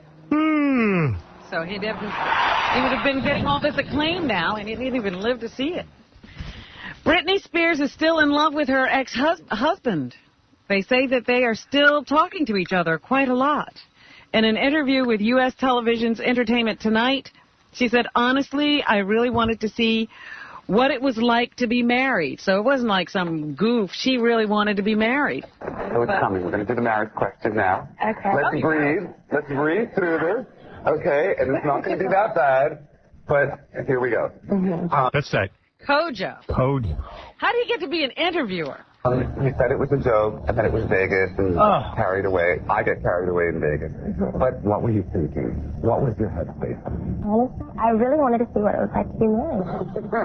Maybe that sounds silly, but in that moment, I was with a friend that I love dearly. That Kojo guy's laughing like a mental patient. That's why celebrities do interviews with him, because he's like, she goes, I just wanted to see what it'd be like to be married. And he's like, yeah, I get that. That's cool. I've been carried away in Vegas. That's exactly a bogus. Why did you get married?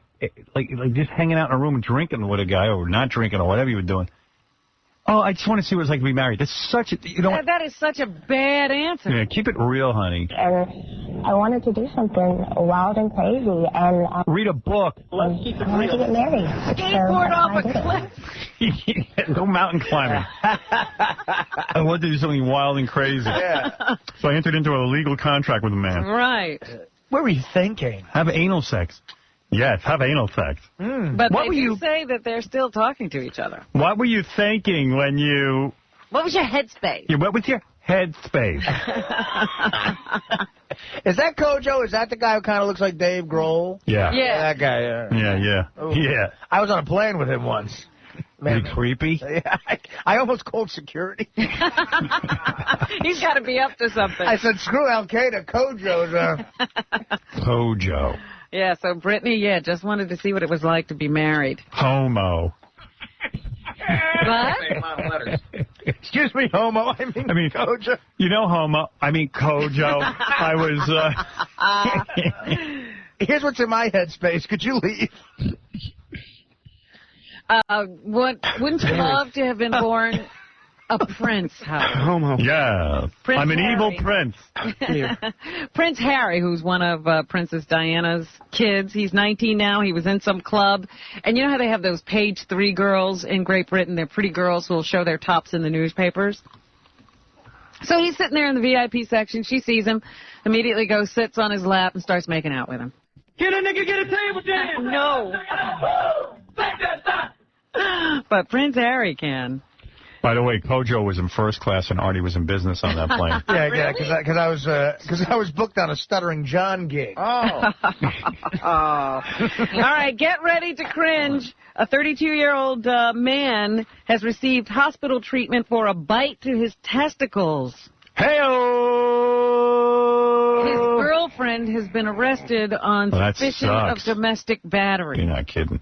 Hey, you know what? In Reno, Nevada, they were arguing, and his 26-year-old girlfriend just jumped on him during a drunken rage and started biting him. He had bite marks on his ankle, his shin, his inner thigh. Believe it or not, I had my testicles bitten. And his testicle. He was standing naked, bleeding in the snow. Or not in the snow, but just outside of the house when the police found him. Baba Booey got his testicles, what do you call that, sonogrammed. Really? Wow. Right? Yeah. What's up with that? How do you do that? All right, so I go to my urologist for my regular checkup, and he has to do the manual checkup, which is so embarrassing. So The butt. No, he did that. But then he checks your testicles for the cancer. I hate that. So he's down there feeling around, and then he goes, you know what? Nothing to be alarmed about. If something feels a little weird in here, I want to send you for a sonogram. Yeah, it's my balls. There's something in there. Those feel weird. Sorry, I have balls. Yeah. Sorry, my balls feel weird. So I went to the hospital on Wednesday. You wait. You put on a gown. Then You know what it is? The doc heard that Gary has to go home and wash all those dishes and take care of the kids, so he said, These couldn't be real. these can't be balls. You don't have any. You're taking them away. So you go in the room, you lay down, right. He lifts up my gown, right? Your dress. He gives me a towel, right? I have to hold my penis and then put the towel over it so that I'm holding it back, so that it's just testicles exposed. Then he takes that little mustard bottle with the gel in it and squirts it all over. No. Does he rub it in? Is it cold? No, it's warmed up. Oh, boy. And then he starts rubbing it around, doing the sonogram. But you could see on the screen what's going on in Wait a there. minute, because that sonogram is that little thing. They run over you, right? Exactly. Oh. My balls hurt hearing this. So then, no, it doesn't hurt. No, I know. It just creeps me out. So I'm looking at my testicles on the screen, and he's got the sound turned up, so I can hear the heartbeat of my testicles. I swear. So then, who is in there? It's me, Baba Booey's testicle. So everybody, have you heard? It's alive. But you know what's weird about it is, like, when you're in that situation, it's a guy that's doing it, right? So for me, I'd rather just there be no discussion whatsoever. It's embarrassing for both of us. Let's just plow through this. Yeah. But he wanted to chat, so he chatted about stuff as if pretending that we weren't doing this. Hey, you got nice balls. Oh, wow, the temperatures really went up out there today. It's the weather's a lot better. Yeah, I'll tell you what. Otherwise, your balls would have shrunk in this cold weather. So I looked away. I was like getting a gynecologist. Right. Like I looked away and answered him, and yeah, it's really nice. Hey, Gary, I love when you do that anal ring toss. How about Janet Jackson's breast on the Super Bowl? Hey, can you believe this, chick? As awkward as it is, it's way better than having a chick doctor. Yes. Oh, I would never have a chick I had to doctor. drop my pants in front of a chick doctor. I would never do it. I would just leave. It's not going to happen. Too. Yeah, that's more reason not to do it. Young, wet bitches. But he was touching all my stuff, Howard. It was just strange. He had to move it around and. He had Did you say to him, "What are you, a homo?" Hey, homo. That's what you're thinking, though. You're thinking, what straight guy would do this job? I know what you mean. Because I've had, examinations where the guy starts, tugging on stuff. and I tell you what, I'm like, a good thing I'm not gay, because I could, you do a lot of handling? It's a lot of handling. Oh, the doctor's checking my balls. Hey, Doc, what are you, a homo? Oh! So did everything work out all right? Yeah, there's nothing there. I don't have any. And I was even thinking, imagine if you have testicular cancer. That's not even that's a cancer that gets no respect. You know what I mean? People are like, oh, that's no big deal. Yeah. I didn't have it. Big deal if you have it. Right. I guess no respect until you know. My name is Dr. Takai. Believe it or not, I don't have a thermometer. So what did the doctor feel or see that... Dr. Takai, what did you feel or see? Believe it or not, I felt his balls. Ooh, these feel a little odd. I think your ass is odd, too. Let me check that. Yes. Ooh, I might have to shave that ass. Ooh, beam me up, testicles. The original examination is uncomfortable because, like I said, it's manual. So the guy's holding your testicles like a pair of dice and moving them around and stuff. Ooh. I'm going to check your testicles, but I'll need to kiss you. I'm looking for a hard 8. Yes, let me roll your dice. Ooh, box guy. Hey-o. Believe it or not, Doc, doctor has to roll again. Believe it or not. Believe it or not, I'm backing that bet up with some odds. Come on, doctor needs a new hat. Well, I'm glad it worked out all right. Good for you, man. I'm cancer-free. Thank you. Good man. Good man. Sorry you had a scare. Do you mind if Papillon checks your ball? Your butt smells wonderful. Your butt smells like Lorena Blanca. Lorena Blanca. Lorena. I want you to ask me a question as your doctor, and if I get it right, I'll squeeze you. Yes. Yeah, it's called the Dr. Takai Has a Great Time game. Oh, my goodness. All right, 2 kids at a school down in Houston, Texas, had oral sex in front of their other classmates. Ooh. While the teacher was out of the room. Wow, where's that? Down in Houston, Texas, at the Hartman Middle School. White school, black school? Do you know? I don't know Houston that well. There were 5 students. That sounds like a black kid thing, not a white kid. Well, listen to this. This is 5 students. That sounds like a what? That sounds like a black kid thing, not a white kid. Like, you know how white guys are always serial killers? Black kids start having sex much younger than white kids. Okay, Howard, whatever you say. I went to a black school. I know this stuff. I'm sorry. Whatever you say. I was still thinking about masturbating. These guys were getting it on and smoking weed in the class. I went to school with a lot of black kids, and they were active. I'm sure that that's a scientific study you two just conducted. Oh, yeah, of course. I'm not going to say something that would just be like a stereotype. Yeah, of course not. It was very scientific. In fact, it was in science class I first saw that. A lot of the black kids I went to school with were also great at basketball. Yeah, go ahead. So you were saying. There were 5 students in total in a behavioral modification class that was supposed to be under constant adult supervision. Funny. The teacher had been removed from the school and or has been removed from the school and reassigned, but she had stepped out to get the students lunch. Oh, that's so nice. I mean, really? Anything in a fire? She stepped out 2 seconds, they started having oral sex? They were alone. I guess the one student jumped on the other student. And now they're having all kinds of big investigations down there. If the allegations are true, they will take the strongest actions possible. The students involved could be charged with public lewdness. It was a girl and a boy? I guess. How They're old? giving me a lot of... It's a middle school, so that's like 12, 13. You can't charge them with that. Why not? I don't know. What is it, Vinny? Yes, I thought Gary's situation was humiliating. You see what it's like when you're not circumcised? There's a whole other level of embarrassment that you go through. Are you not circumcised? Well, this is what I hear. Oh, Debbie. Debbie, I'm not circumcised, and my hand is big. No, Howard, you take Debbie, great pains. Of course, Cannon, you would benefit from that so You much. take great pains to, make sure that you're hygienically sound and in every part of your Debbie, body. my anteater isn't circumcised, and you will benefit so much from my foreskin, Debbie. Could we never have a conversation again without bringing this up? No. What's that, Debbie? Just when you thought it couldn't get more grotesque. That's Chauncey. Howard, how's it going? So here's something that's interesting. I just spoke to Tammy Lynn Michaels. You know who she is? Yeah, she's the girlfriend of Melissa Etheridge. That's good. Wife now, not girlfriend, but actual wife. Right. That's right. They got married. That's right. Yeah, sorry. Well, she told me something that I thought was fascinating. I asked her, how many women in Hollywood that tend to be heterosexual are actual lesbians? And she said you'd be surprised by how many. One day she sat down and counted up the number of all the women that are lesbians that pretend not to be. How many do you think there are of A-list actresses? A million. A million. All of them.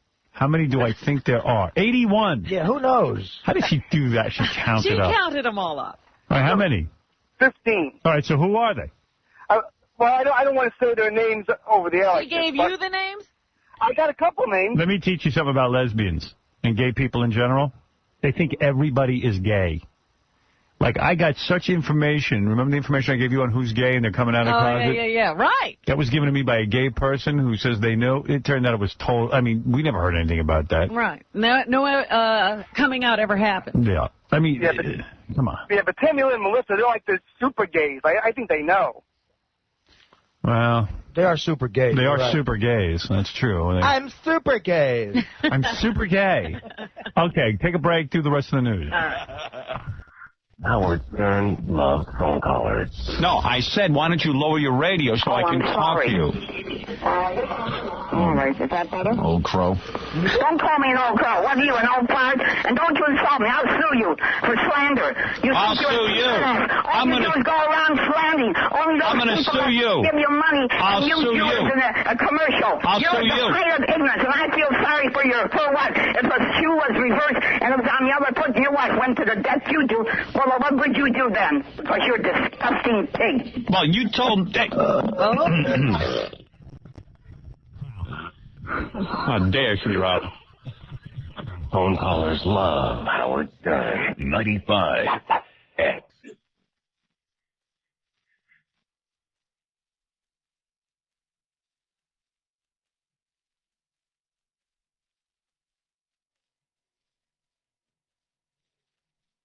The thing of all media.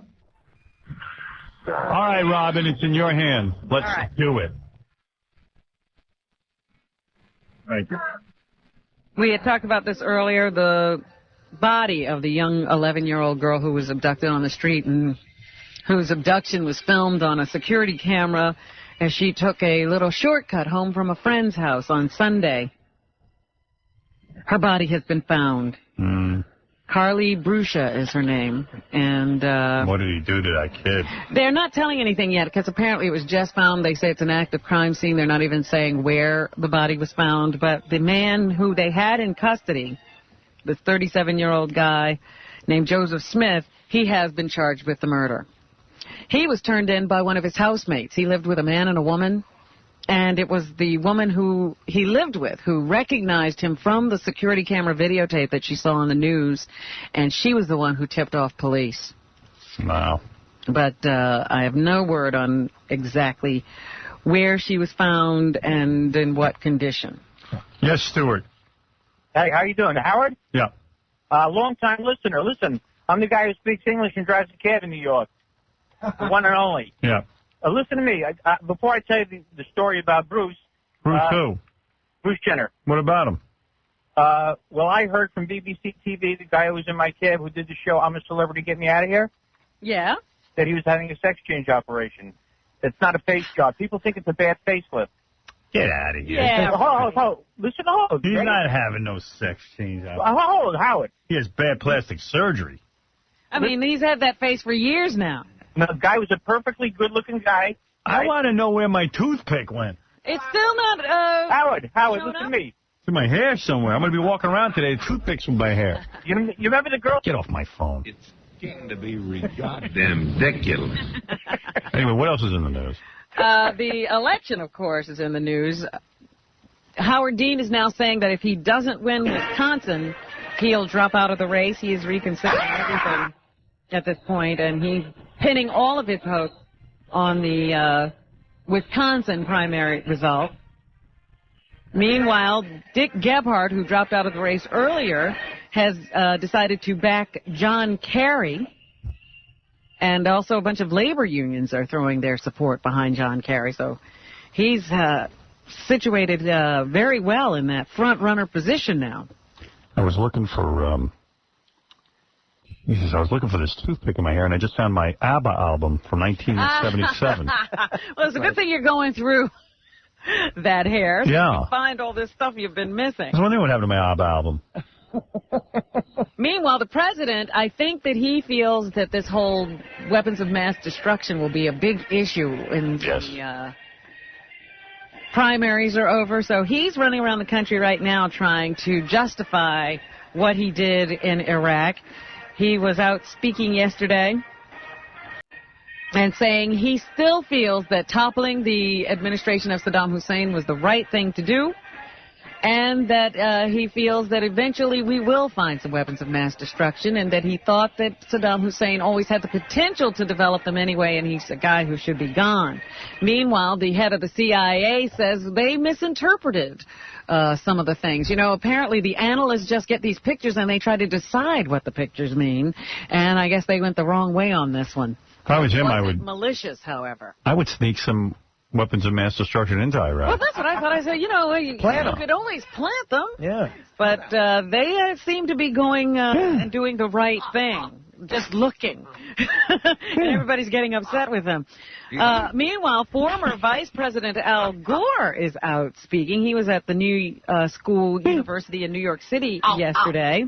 And he says President Bush abuses his power for political gain. C2. In order to take this nation, chill, pal, on an adventure that had been preordained and designed before the attacks of September 11th ever took place.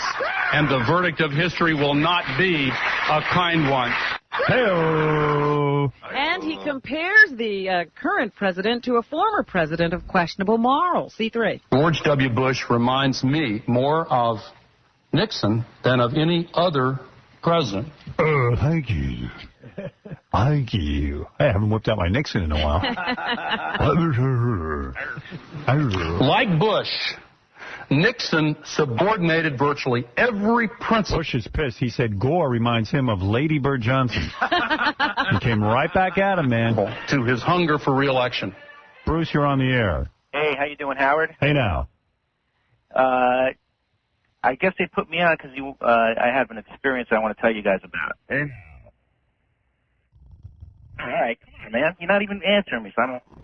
All right. I'm answering you now. I'm sleeping. All right, well, wake up. I go to a really... You guys know me. I'm the guy from Street Green, but it's a good story that goes with keeping... All right. I have a hot doctor that I go to, and I studied all the symptoms of this problem, and I'm on the third time going to her. She examines me down. Put your finger in that place. And I've worked it out. She's pretty hot. And I've worked it out. I'm on my third time. I keep complaining about her. And I'm on the third time where she goes in there and she's looking at something. And I'm just kind of like enjoying the ride. And I sphincterine up. And I'm like, what else is in the news, Robin? Thank you. Donald Rumsfeld, the U.S. Secretary of Defense. He was on an airplane on the way to Munich, Germany, when he conceded that he may have embellished earlier statements that Iraq definitely possessed weapons of mass destruction. in the Iraq. Sounds like that last caller. Well, at least he's on a plane. Right. Anyway, that's what Donald Rumsfeld said. He's now saying, maybe I was a little overly enthusiastic when I said they definitely had weapons of mass destruction. Oops. Martha Stewart is on trial, and the star witness in the case revealed yesterday that Martha is a bitch. Yeah. He said that on the first time he talked to her by telephone, she called him an idiot and a little S word. Big deal. So, I told you not to be stupid, you moron. That's what my dad told me. I told you not to be stupid, you moron. But it wasn't the first time he saw you. But anyway, so that they think it's a defense move to try to paint Martha as a bit of a bitch, but to say that she's not a bad woman who should go to jail. So they're letting all of these secrets out about how Martha is to do business with. Meanwhile, Laura Bush, who is the president's wife. Oh, no kidding. How's she doing? She's doing okay as First Lady, and I guess she's going to be out on the stump again when it's time for re-election. And she says the political attacks against her husband directly affect her. B5. No. I take it. Must be on the plane with Rumsfeld. No one likes to hear total, Can't anybody be interviewed in a normal room? things that are just totally not true about somebody they love, and especially in a political way. I'm sitting here, I'm really affected by what they say about my husband.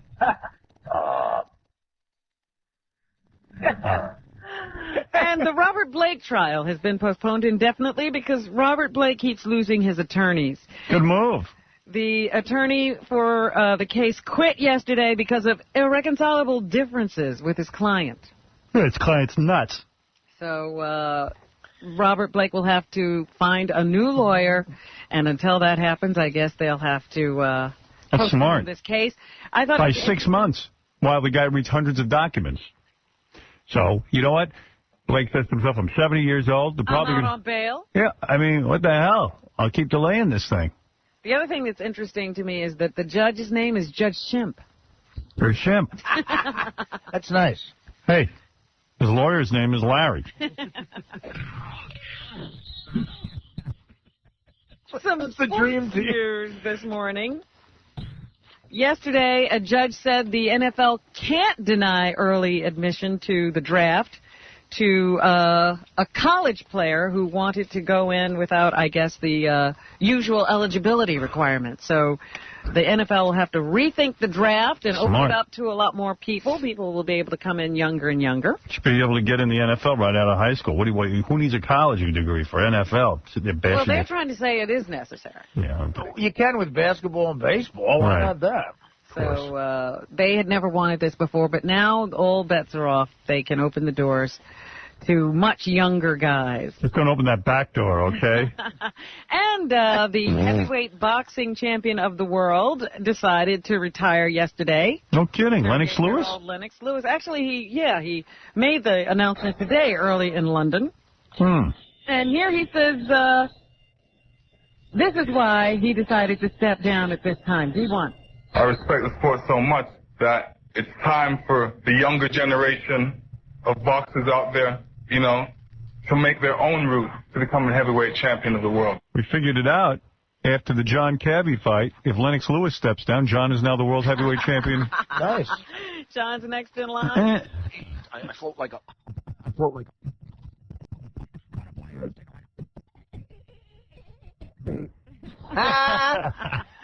Meg Ryan has a new movie opening up on February 20th. It's called Against the Ropes.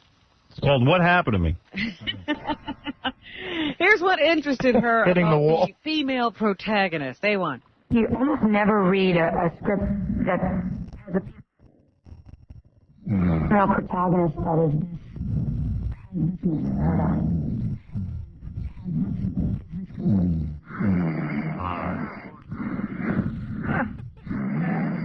She said paradox. That'll put you to sleep. Yeah, Kurt Russell. We were just hearing from Debbie Russell how good Miracle is. Yeah. Kurt Russell is the star. Here he is watching Miracle. Is an emotional experience. Believe it or not, the Miracle is very good. For people. A5. I never thought I'd enjoy a movie about hockey. Oh, yes. 3 thumbs up. We are result-oriented human beings. We have goals. We want to reach. This guy sounds like a lot of fun, huh, Kurt Russell? Yeah, Believe it or not, he's not fun. I like yesterday's quote when he said, I wouldn't talk to the other actors because I was the coach, so I figured, it'll be good if I don't talk to them. It was good for them. Call make-believe stupid. Act. Yeah. Mark Hamill has a new movie out called Comic Book the Movie that's on DVD. That's got to be doing well. Here he describes this project. 3. Comic Book the Movie is a look at comic book Dude. It's going to always be Star Wars for you. I mean, yeah. Let's be honest. And the fans. I wanted to do a documentary about sounds crazy. Let's keep it real because I'm keeping it real. Yeah, it's Comic Book the Movie on DVD. You know how some actors are too laid back? No. He's gone the other way. Yeah. So intense. San Diego Comic Book Convention, but I was worried about getting... Dude, take your lightsaber and go to those Star Wars conventions. That's my advice. Yeah, believe it or not, it's a good living. Fly on the wall behavior. Now with reality TV and everyone having a home camera, I thought we better have a safety net. We better have a fictional story. So it's... You are ear delicious. Embrace everything Star Wars, Mark. Yeah. Thank you. Be a Jedi warrior. If that guy became president, you'd go, look, it's Luke Skywalker. There's nothing he's going to do to shake that. And here's why Hugh Hefner appears in Comic Book the Movie. Well, he does have a place in comic book history. He hired a lot... When did he start sounding like Carol Channing? Out of the early mad artist away from William Gaines. So many people like me. Let them keep their own art, played them more. He was responsible. Fire! Yeah, it does have a place. This is very different than Star Wars. It's comic book, not a Diablo. Responsible for, among other things, Little Annie Fanny. But I think I might have been the only journalist that didn't start out the conversation with, did you really sleep with Marilyn Monroe? My first question to him. Really sleep with him. He's a journalist, too, now. He's working hard. He wants to be anything other than Luke Skywalker. Journalist. I'm a journalist, but I'm not Luke Skywalker, the journalist. If I was him, I'd change my name to Luke Skywalker. And finally this morning, Nicole Kidman says she's still looking for love. Hey-oh. I'll give it to her. She doesn't really know what it is. Come on this show. I'll give you some love. I'll give it to her. Good. So there you go. She doesn't know what it is. She knows what it is. It's the 2 inches in my pants. And the other day, I read that Jack Nicholson says he's ready to have someone in his life. Except it's a guy. Oh, no. No, he says he'd like to have a partner. Really? Yeah. Ooh. He never thought this way before. Ooh, what a lucky break for the women. Now that he's 80, he wants to have a partner. Believe it or not, I'll be his partner. Hang around. Hey, Jack, it's your partner. How would you like your egg? Hey, I'm 80 years old. I'm ready to settle down. Jack, it's your partner. I'm making breakfast. Believe it or not. Hey, believe it or not, I'm having an omelet. And that's what's happening. I think Anna Nicole Smith expressed some interest in that Jack Nicholson partner job that's available. Yeah, I think so. All right, everybody. We're going to see you next week. It's going to be so much fun. 95X.